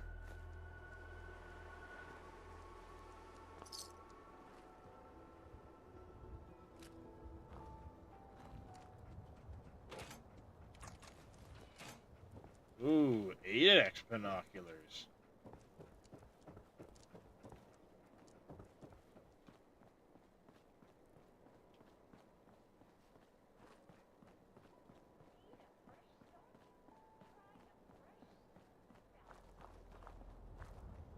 Oh, shut up. I get it. Workhouse, huh?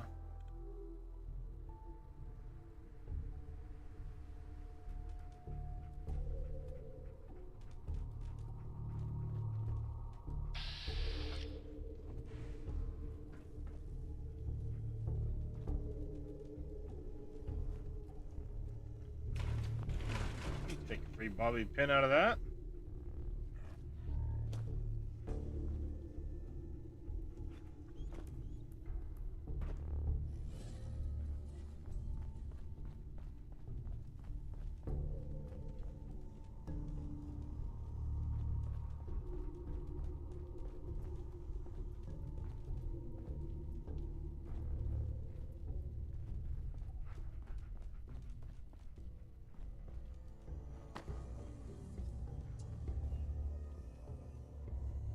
Hello.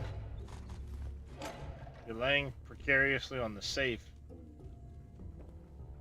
Seems interesting.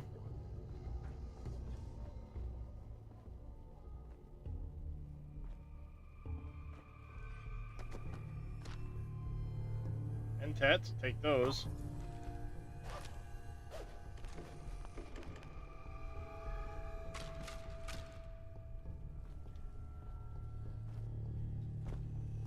Whoa, almost fell. I almost fell, chat. Roof access, I guess?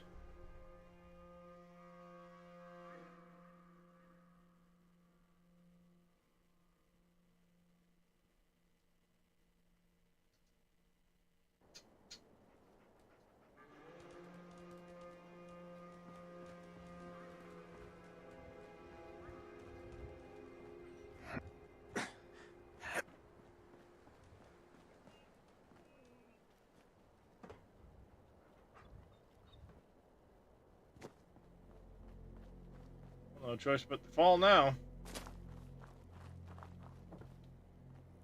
I fell through the window. Okay.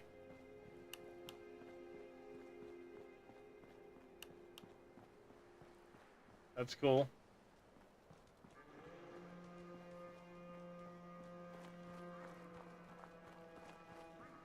Alright, so we've gone through that building.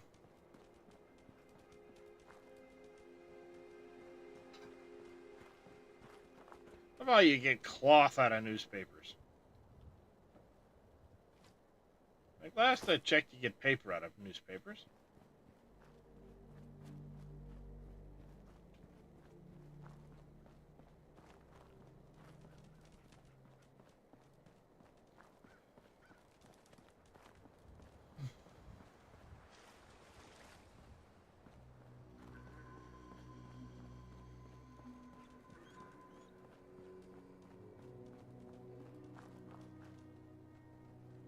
That's the speakeasy.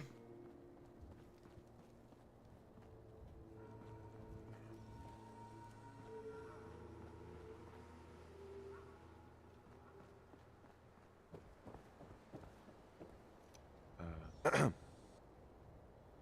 we'll talk with this idiot.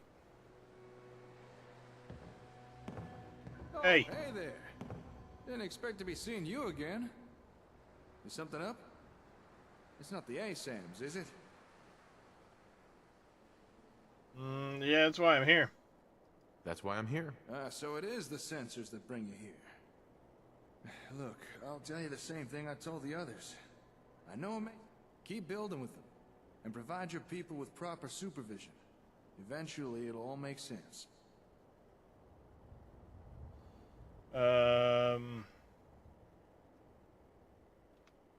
What do you mean by proper supervision? ASAMs Trying to say are easy something? enough to use. But sometimes you literally need to tell someone to use them. It's as if people need verbal permission to improve their lives or something. What else do you have? What else? Are you saying the sensors aren't enough for you? That's what I'm saying. Well, that's a first. Most people complain ASAMs are too complicated. No one's ever asked for more. I'm starting to get the feeling you're not exactly like most people, are you? No. All right, Slick. Consider me curious. What's your story? Like for starters, that Pip-Boy on your wrist. I bet there's a tale behind that. Yeah. Wouldn't you like to know? It's not every day someone trips over a Pip-Boy. Heck, took me years to find mine. So where'd you get yours? I got it in Vault 111. 111? That's the vault just down the road from here, right? How'd you even get in there? That place is sealed up tighter than a Brotherhood bunker. Wait a second. Are you telling me you're not actually from that vault, are you?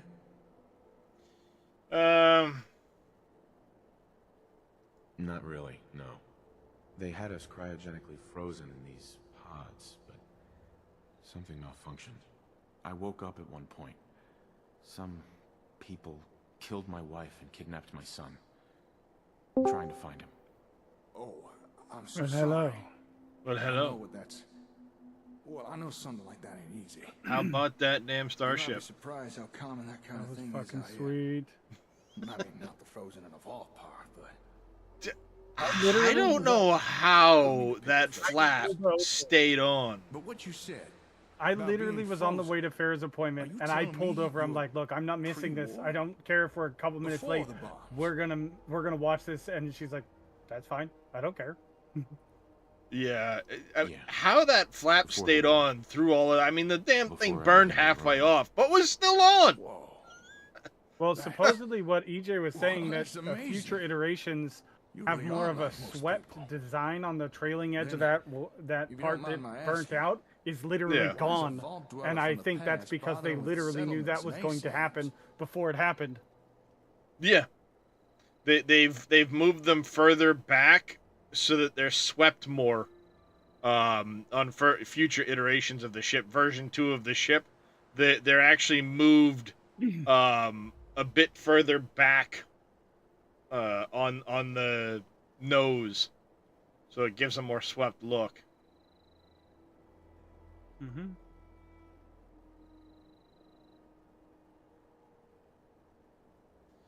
Blood, bullets, and money. And money, all the way. Oh, well, that's certainly one way to go. I mean, the fact the thing stayed on. Successful settlement could give you that.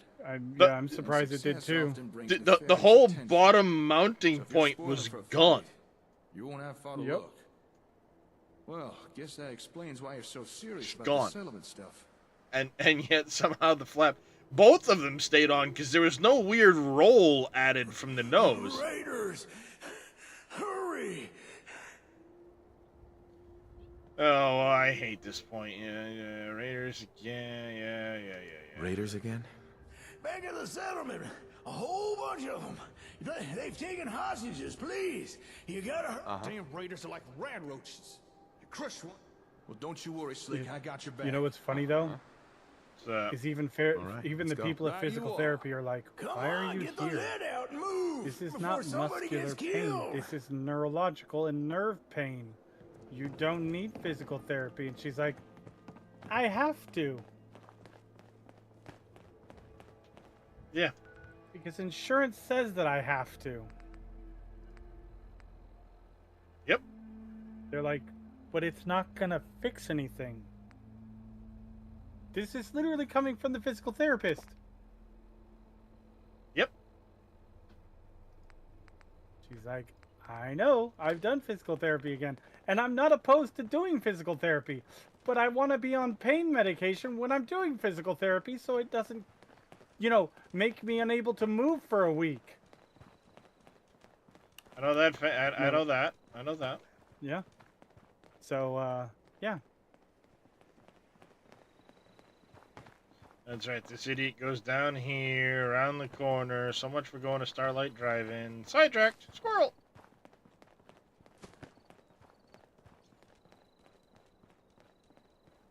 But yeah, I was watching the booster when it was coming in, and I'm like, well, this is a bust. Like this thing's coming in way too hot. Where the hell are the engines?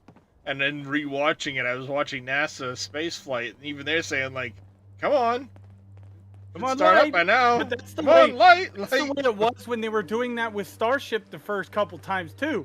Everybody's like, "Come on, light, come on!" And then at the last second, light and done. And you know the ship landed because you saw it standing for a second on the graphic. And then the accelerometer went up as it pitched over, and you saw the camera shake when it hit the ground. Or hit the water. So the booster, or even the ship managed to land. Mm-hmm. Which is just wild.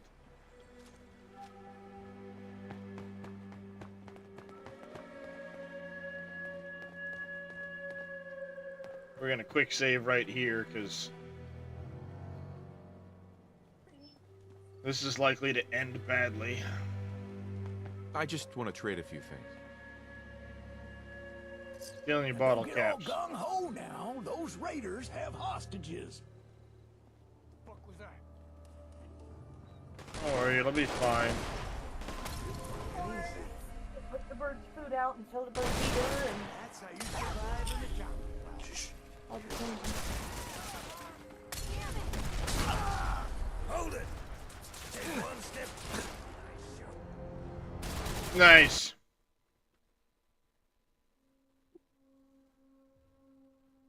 That was awesome.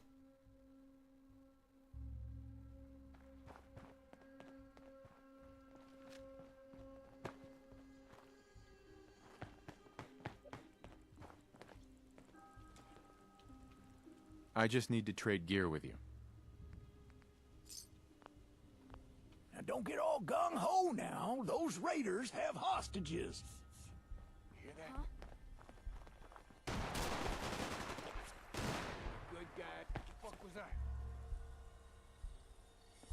Because the frickin' Another one bites. Get some, motherfucker!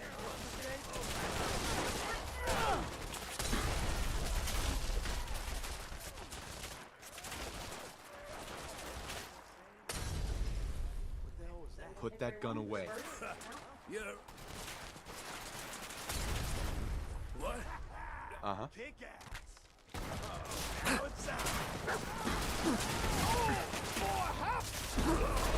Yep. It's them fucking... I'm gonna have to see if I can't quickly try to skirt around, because what happens is they're dropping so many goddamn Molotovs.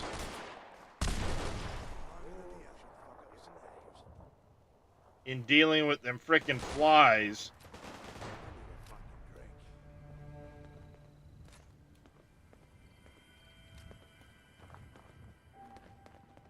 Alright, this might be our opportunity to actually do this without it getting all fucked up. The problem is that in doing that, they had hit some of the settlers. Take one step closer and I shoot. What's going on here? You stupid? What do you think's going on?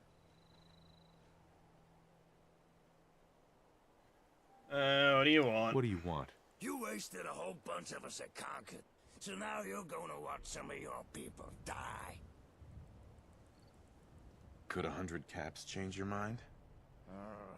It's not much, but it'll do. All right, boys. I think they learned their lessons.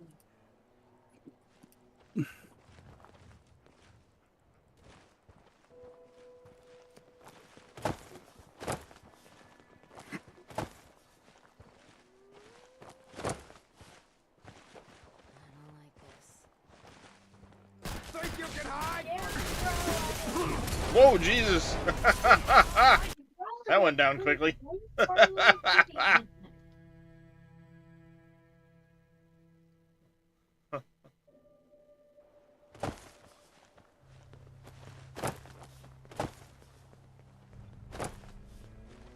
Excuse me. Not the way I would have done Winston! it. But at least it's over now. Say, before we came here, this maybe isn't the most appropriate time. What's up? Of course. What's up? Well, this may seem the Commonwealth. By now, I'm sure you've experienced enough to form an opinion about it, so...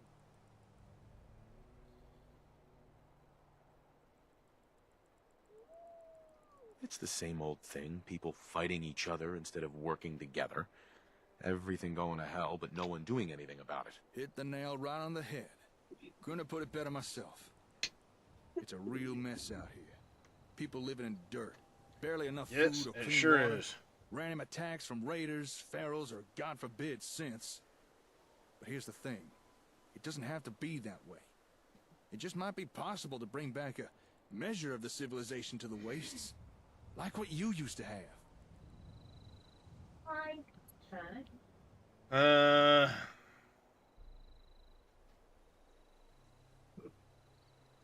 don't know about that. You've already seen firsthand what ASAMs can do. Yeah. What if I were to tell you, and maybe, if you're willing, we could... I've got plans, but I feel they go a whole... So, what I propose... Yeah, man. Zip it, guy. I suppose a proper introduction is in order.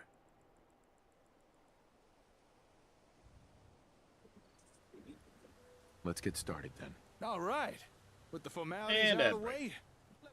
Earlier, you showed an interest in getting...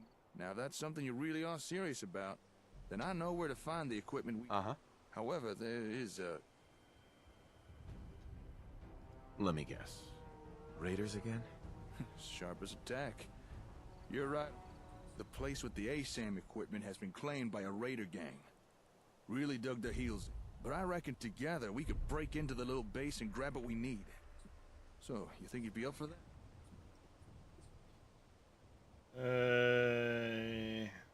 Yeah, Don't worry. I'll help you deal with these raiders. Well, all right. So that's where we'll be heading. But before we go there, I understand a nearby farm has had recent dealings with this. It might be worthwhile asking him. Also, I've got a small cache of gear hidden nearby, Olivia. I'll mark your pip-board. Thanks. Now that I'm done yapping with you.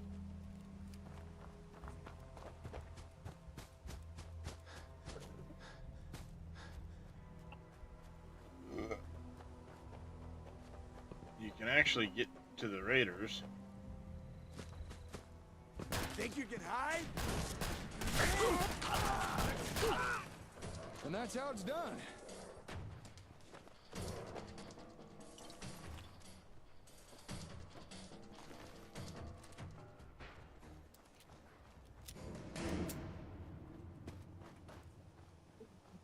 You can actually catch up with the raiders while they're walking and ambush them.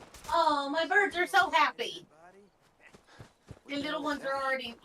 They already found that you put food out there? Oh, Jesus. I just got Molotov'd instantly.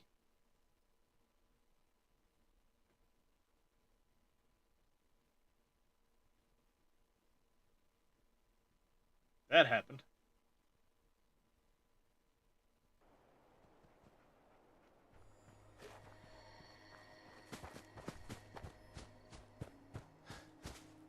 Hey, Jackson, would you open the blinds all the way, please?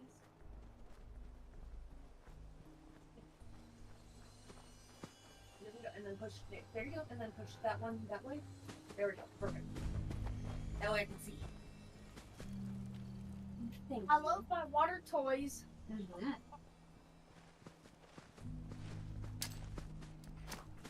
Open fire!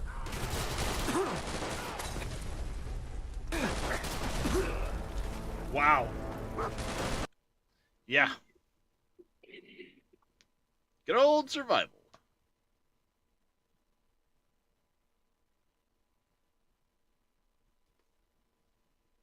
That went quick.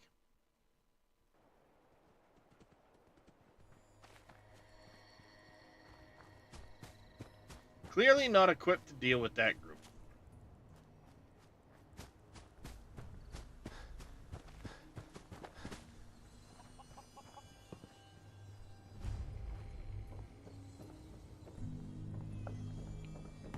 That's close enough, stranger.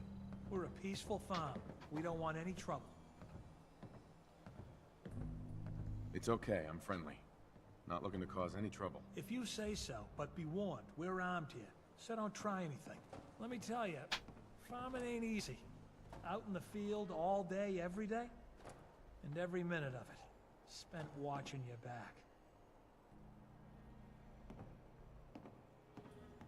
Yeah. You gotta be careful. Never know who you can trust these days. Won't argue with that. Blake Abernathy, you new to the Commonwealth? You could say that. I've been around. Good to see a new face. How about you? Ever think about working the land?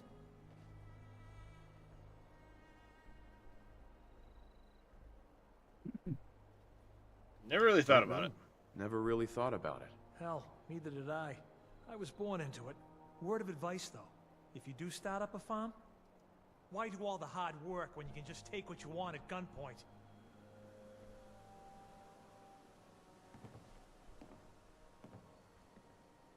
You need to do what you can to protect you and your family. It ain't that simple.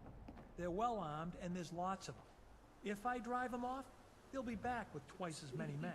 Last time those raiders hit us, my daughter Mary tried to stand up to them. Now she's buried out back of the house. Only 21 years old, and they shot her down without a thought. That's why we need the Minutemen back. And the sooner, the better. You mean Preston Garvey's crew? You mean Preston Garvey's crew? So you know them then. Any idea why they haven't been around so much lately? When they asked me that, I wish there was the option to say, no, it's my crew. Preston Harvey is part of my crew. Sounds like most of them were dead. That's a damn shame. Those were brave men and women. If they'd been here when those raiders hit us, my daughter Mary might still be alive. I don't have much to offer, but those raiders that killed Mary, they took her. If you could get it back. Mm-hmm. Will do. I'll see what I can... Good. Connie feels like it's a part of Mary. I don't think she'll rest easy again as long as it's... Poor guy. Losing his daughter like that. Hey there. New here? Well, if you've got anything worth trading, you can talk to me. Yeah. What have you got? It ain't a lot, but I've got a few basic supplies. Ammo, meds, that sort of thing. Sounds good. She does have a few rounds. Do we actually have anything to sell her? Well,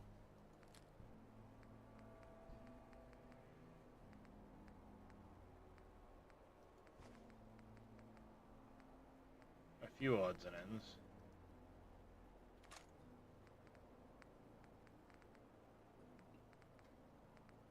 We'll take what I can get, though.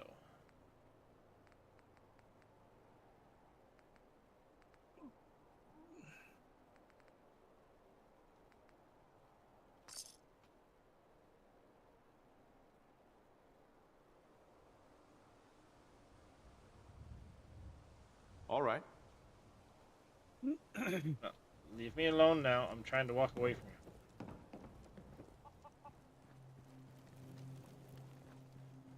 Alright, done with Blake. Work my way back to Sanctuary. Dog's full of stuff. I forgot to empty his inventory last time we were back here. Somewhere along here.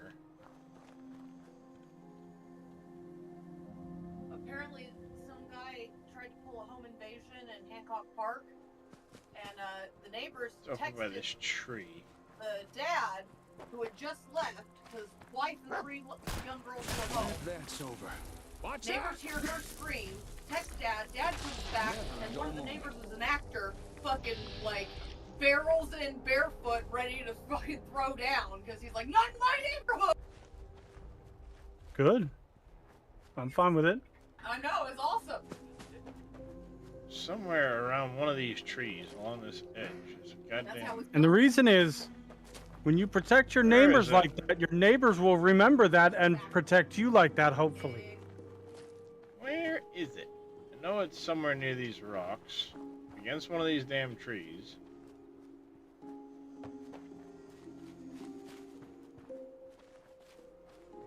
Closer over here. Yeah. But yeah, no, exactly. I could have sworn... The Vogels, there were only 4 houses right there where they were, and someone was breaking in, like, trying to, like, break into the house next door, because they had big yards with fences. And, you know, at 2 a.m., someone sneaking past over the fence to get into a yard, something's fucky. And, they knew that, it was an elderly couple in the other house. And so Katie's And dad that's how and it's her done. brother, You're useless, guy. Chris, literally ran out in their tidy whities, sprinted over, and it was funny because Katie saw it happening because she was awake doing. Me and her were working on a project or something. That was over here. Mm-hmm. And she goes, "I will never forget the look on that idiot's face when my dad yells to my brother, who's, I mean, they're not. I could have big sworn, guys, chat. but they're muscly. Get the gun." I mean, a lot of times that's all it takes One is of you yelling these. something like that, and they're like, "Nope, not today." I could have sworn around one of these trees was a Chris Vogel held the record safe. for the fastest cowboy action shooting. Or he was number 2 in the country for like 4 years for his age group. And they have about 400 guns on that property. You're gonna have a real bad day. Huh. I could have. I'll end up finding it at some point. I know along one of those damn Katie's 16th spots birthday is present was a a bear safe, open safe, I think. just because she liked the name, and her dad goes, "That's my girl." They also reloaded Abomination. They had the whole shop set up. Hey, look at me! Because they Okay. weren't shooting so often. It was cheaper to just reload. Oh yeah, it's way cheaper to reload. It's just a lot of time. But if you do it right, it's time that you can be doing other things as well.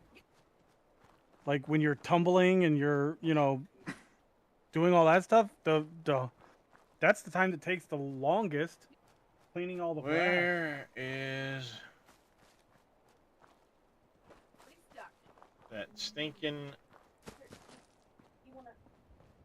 I know it's near one of these trees along this ridge. Your yo-yo? Yep. Yes, please.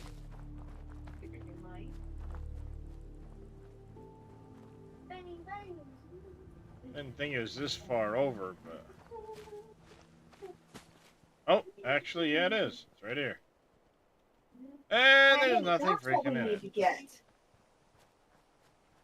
You know what might be a good idea? What I'm gonna look on Amazon. Oh look, this world too. Much for that, I guess. To work on hand-eye coordination. Do you remember what were those things called? That they were, it was like Velcro. It was like a plate with Velcro on it that you put on your hand and you throw a ball back and forth. I don't remember what they were called, but they were a Velcro. The Yeah, it was I a don't.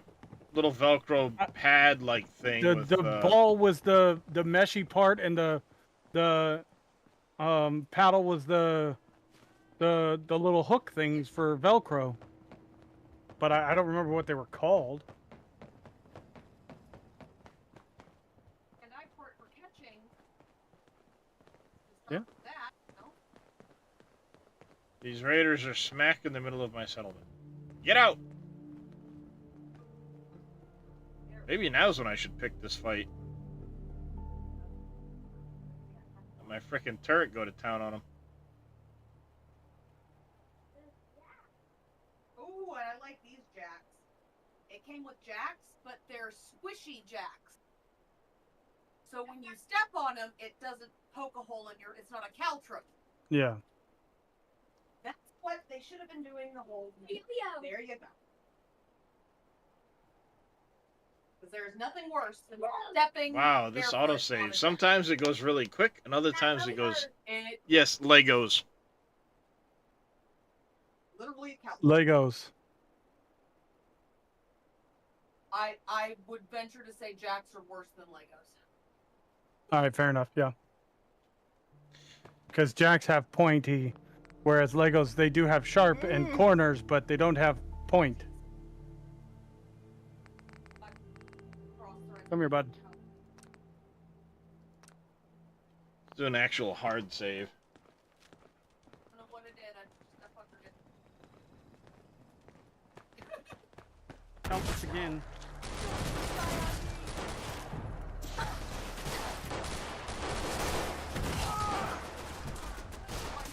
What is this? Oh, okay. Here, come here, bud. Give that back to Mama.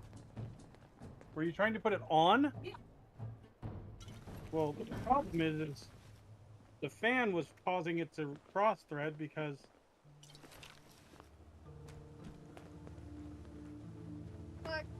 That worked out just how I wanted it to. I killed the raiders. My settlement helped.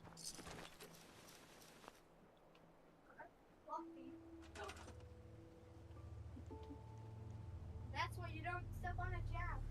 Yep, you don't want to step on a jack. They hurt. But those ones won't because they're like a hard silicone. Okay. I'll make a small pile of the bodies for later.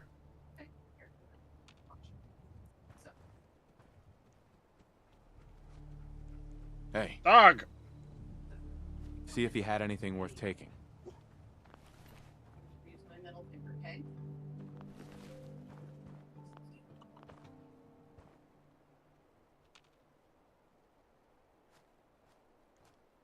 Dog, he's getting in the way.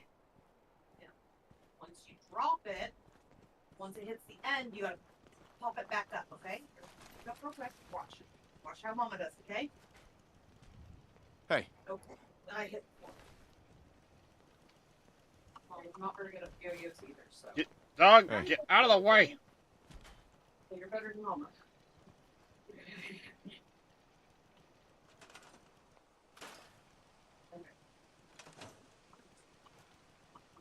No. Dog is completely in the way. Oh. Here you go. Thank you. Figure it out.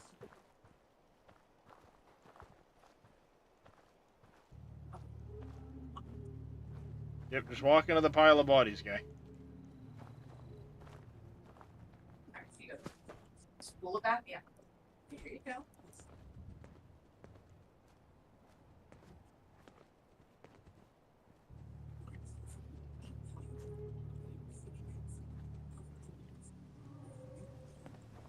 Nothing to see here, Codsworth. God, this fucking path is a nightmare.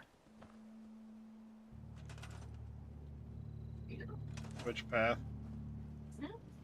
The one in front of the National Guard training yard, going from County. You're right. It is spelled incorrectly. County Crossing to Finch Farm. Like, it's just a constant bombardment of shit. Yeah. Yep.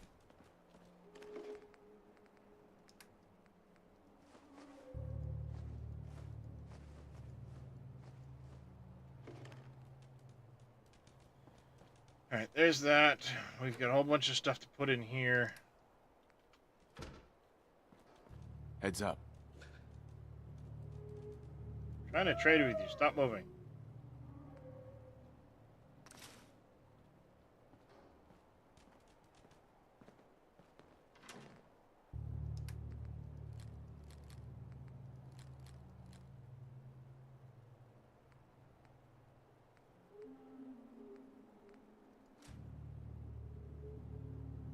Oh, a scrap submachine gun already. Ooh.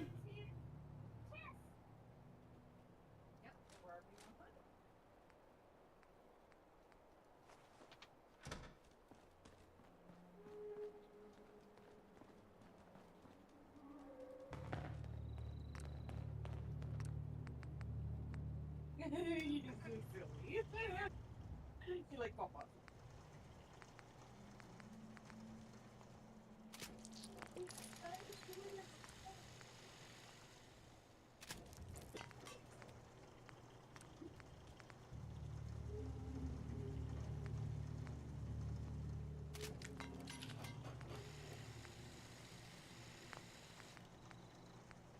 Take that, I guess.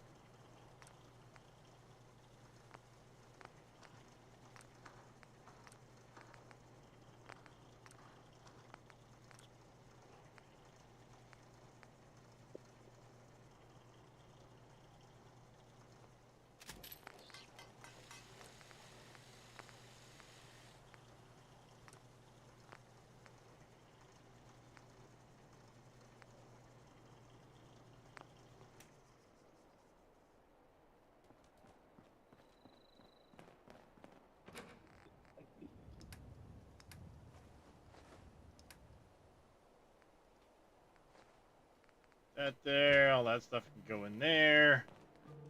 Deal with the clothing. I'm a collector, hoarder. Ooh, leather chest piece, nice. I don't know why this image is different than this image.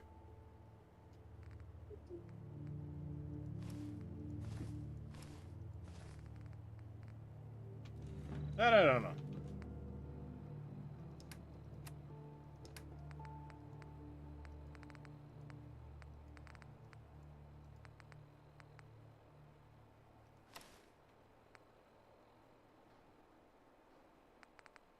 Oh, I already had a leather chest piece. Yeah. Never mind then.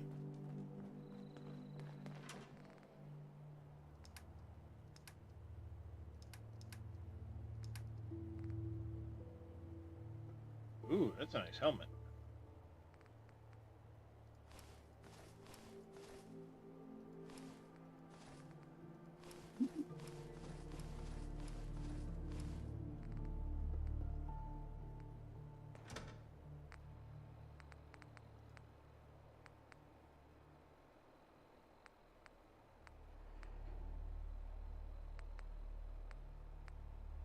Of course, I'd lose 1 perception, 1 charisma, 1 intelligence, and 20 rad resist to get a little bit of extra rad resistance, damage, and electrical.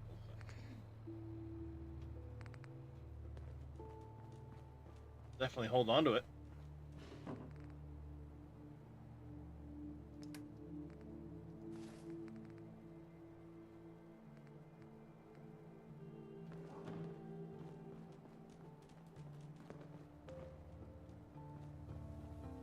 All right.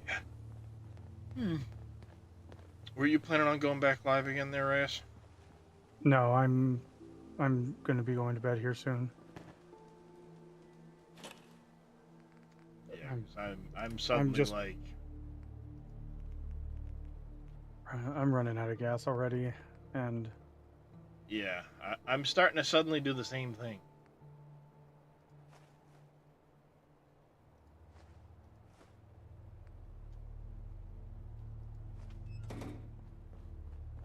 So if you were going to be going live, I would pass things off to you. You're not going live! No,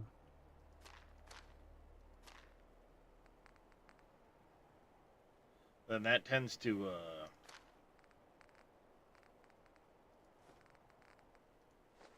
change things. The hell's Abomination?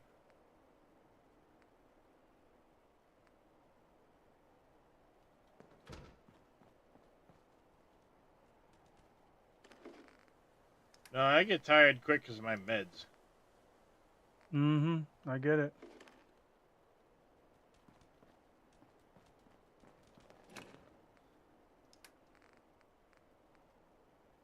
And I've actually been up since like 3 a.m. on a little sleep.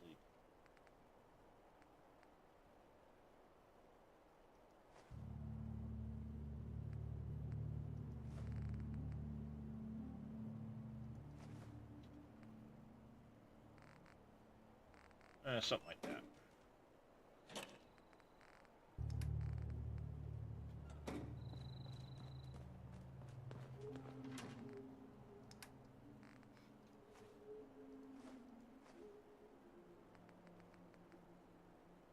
There you go, that gets rid of some weight there.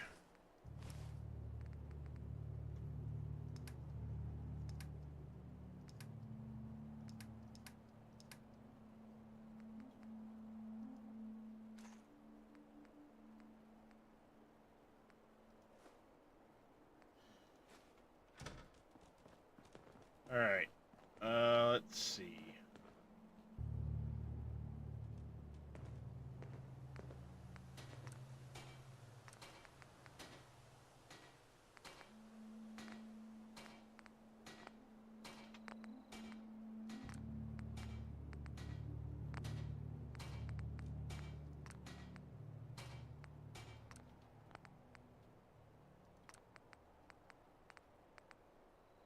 Yeah, I'm out adhesive at the moment.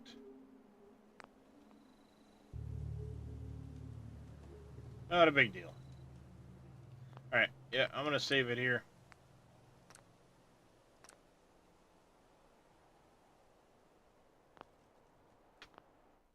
We're gonna go find somebody to raid.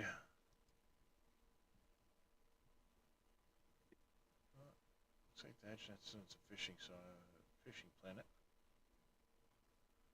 Go raid Mr. Dadgenet.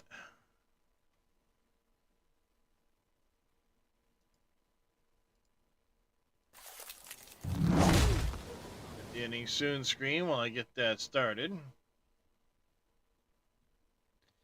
Do want to say a big thanks to everybody for coming and hanging out. I do greatly appreciate it. Mr. Reyes, thank you for the raid this morning.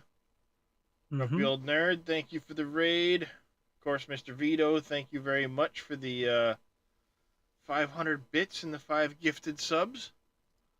Support's very appreciated.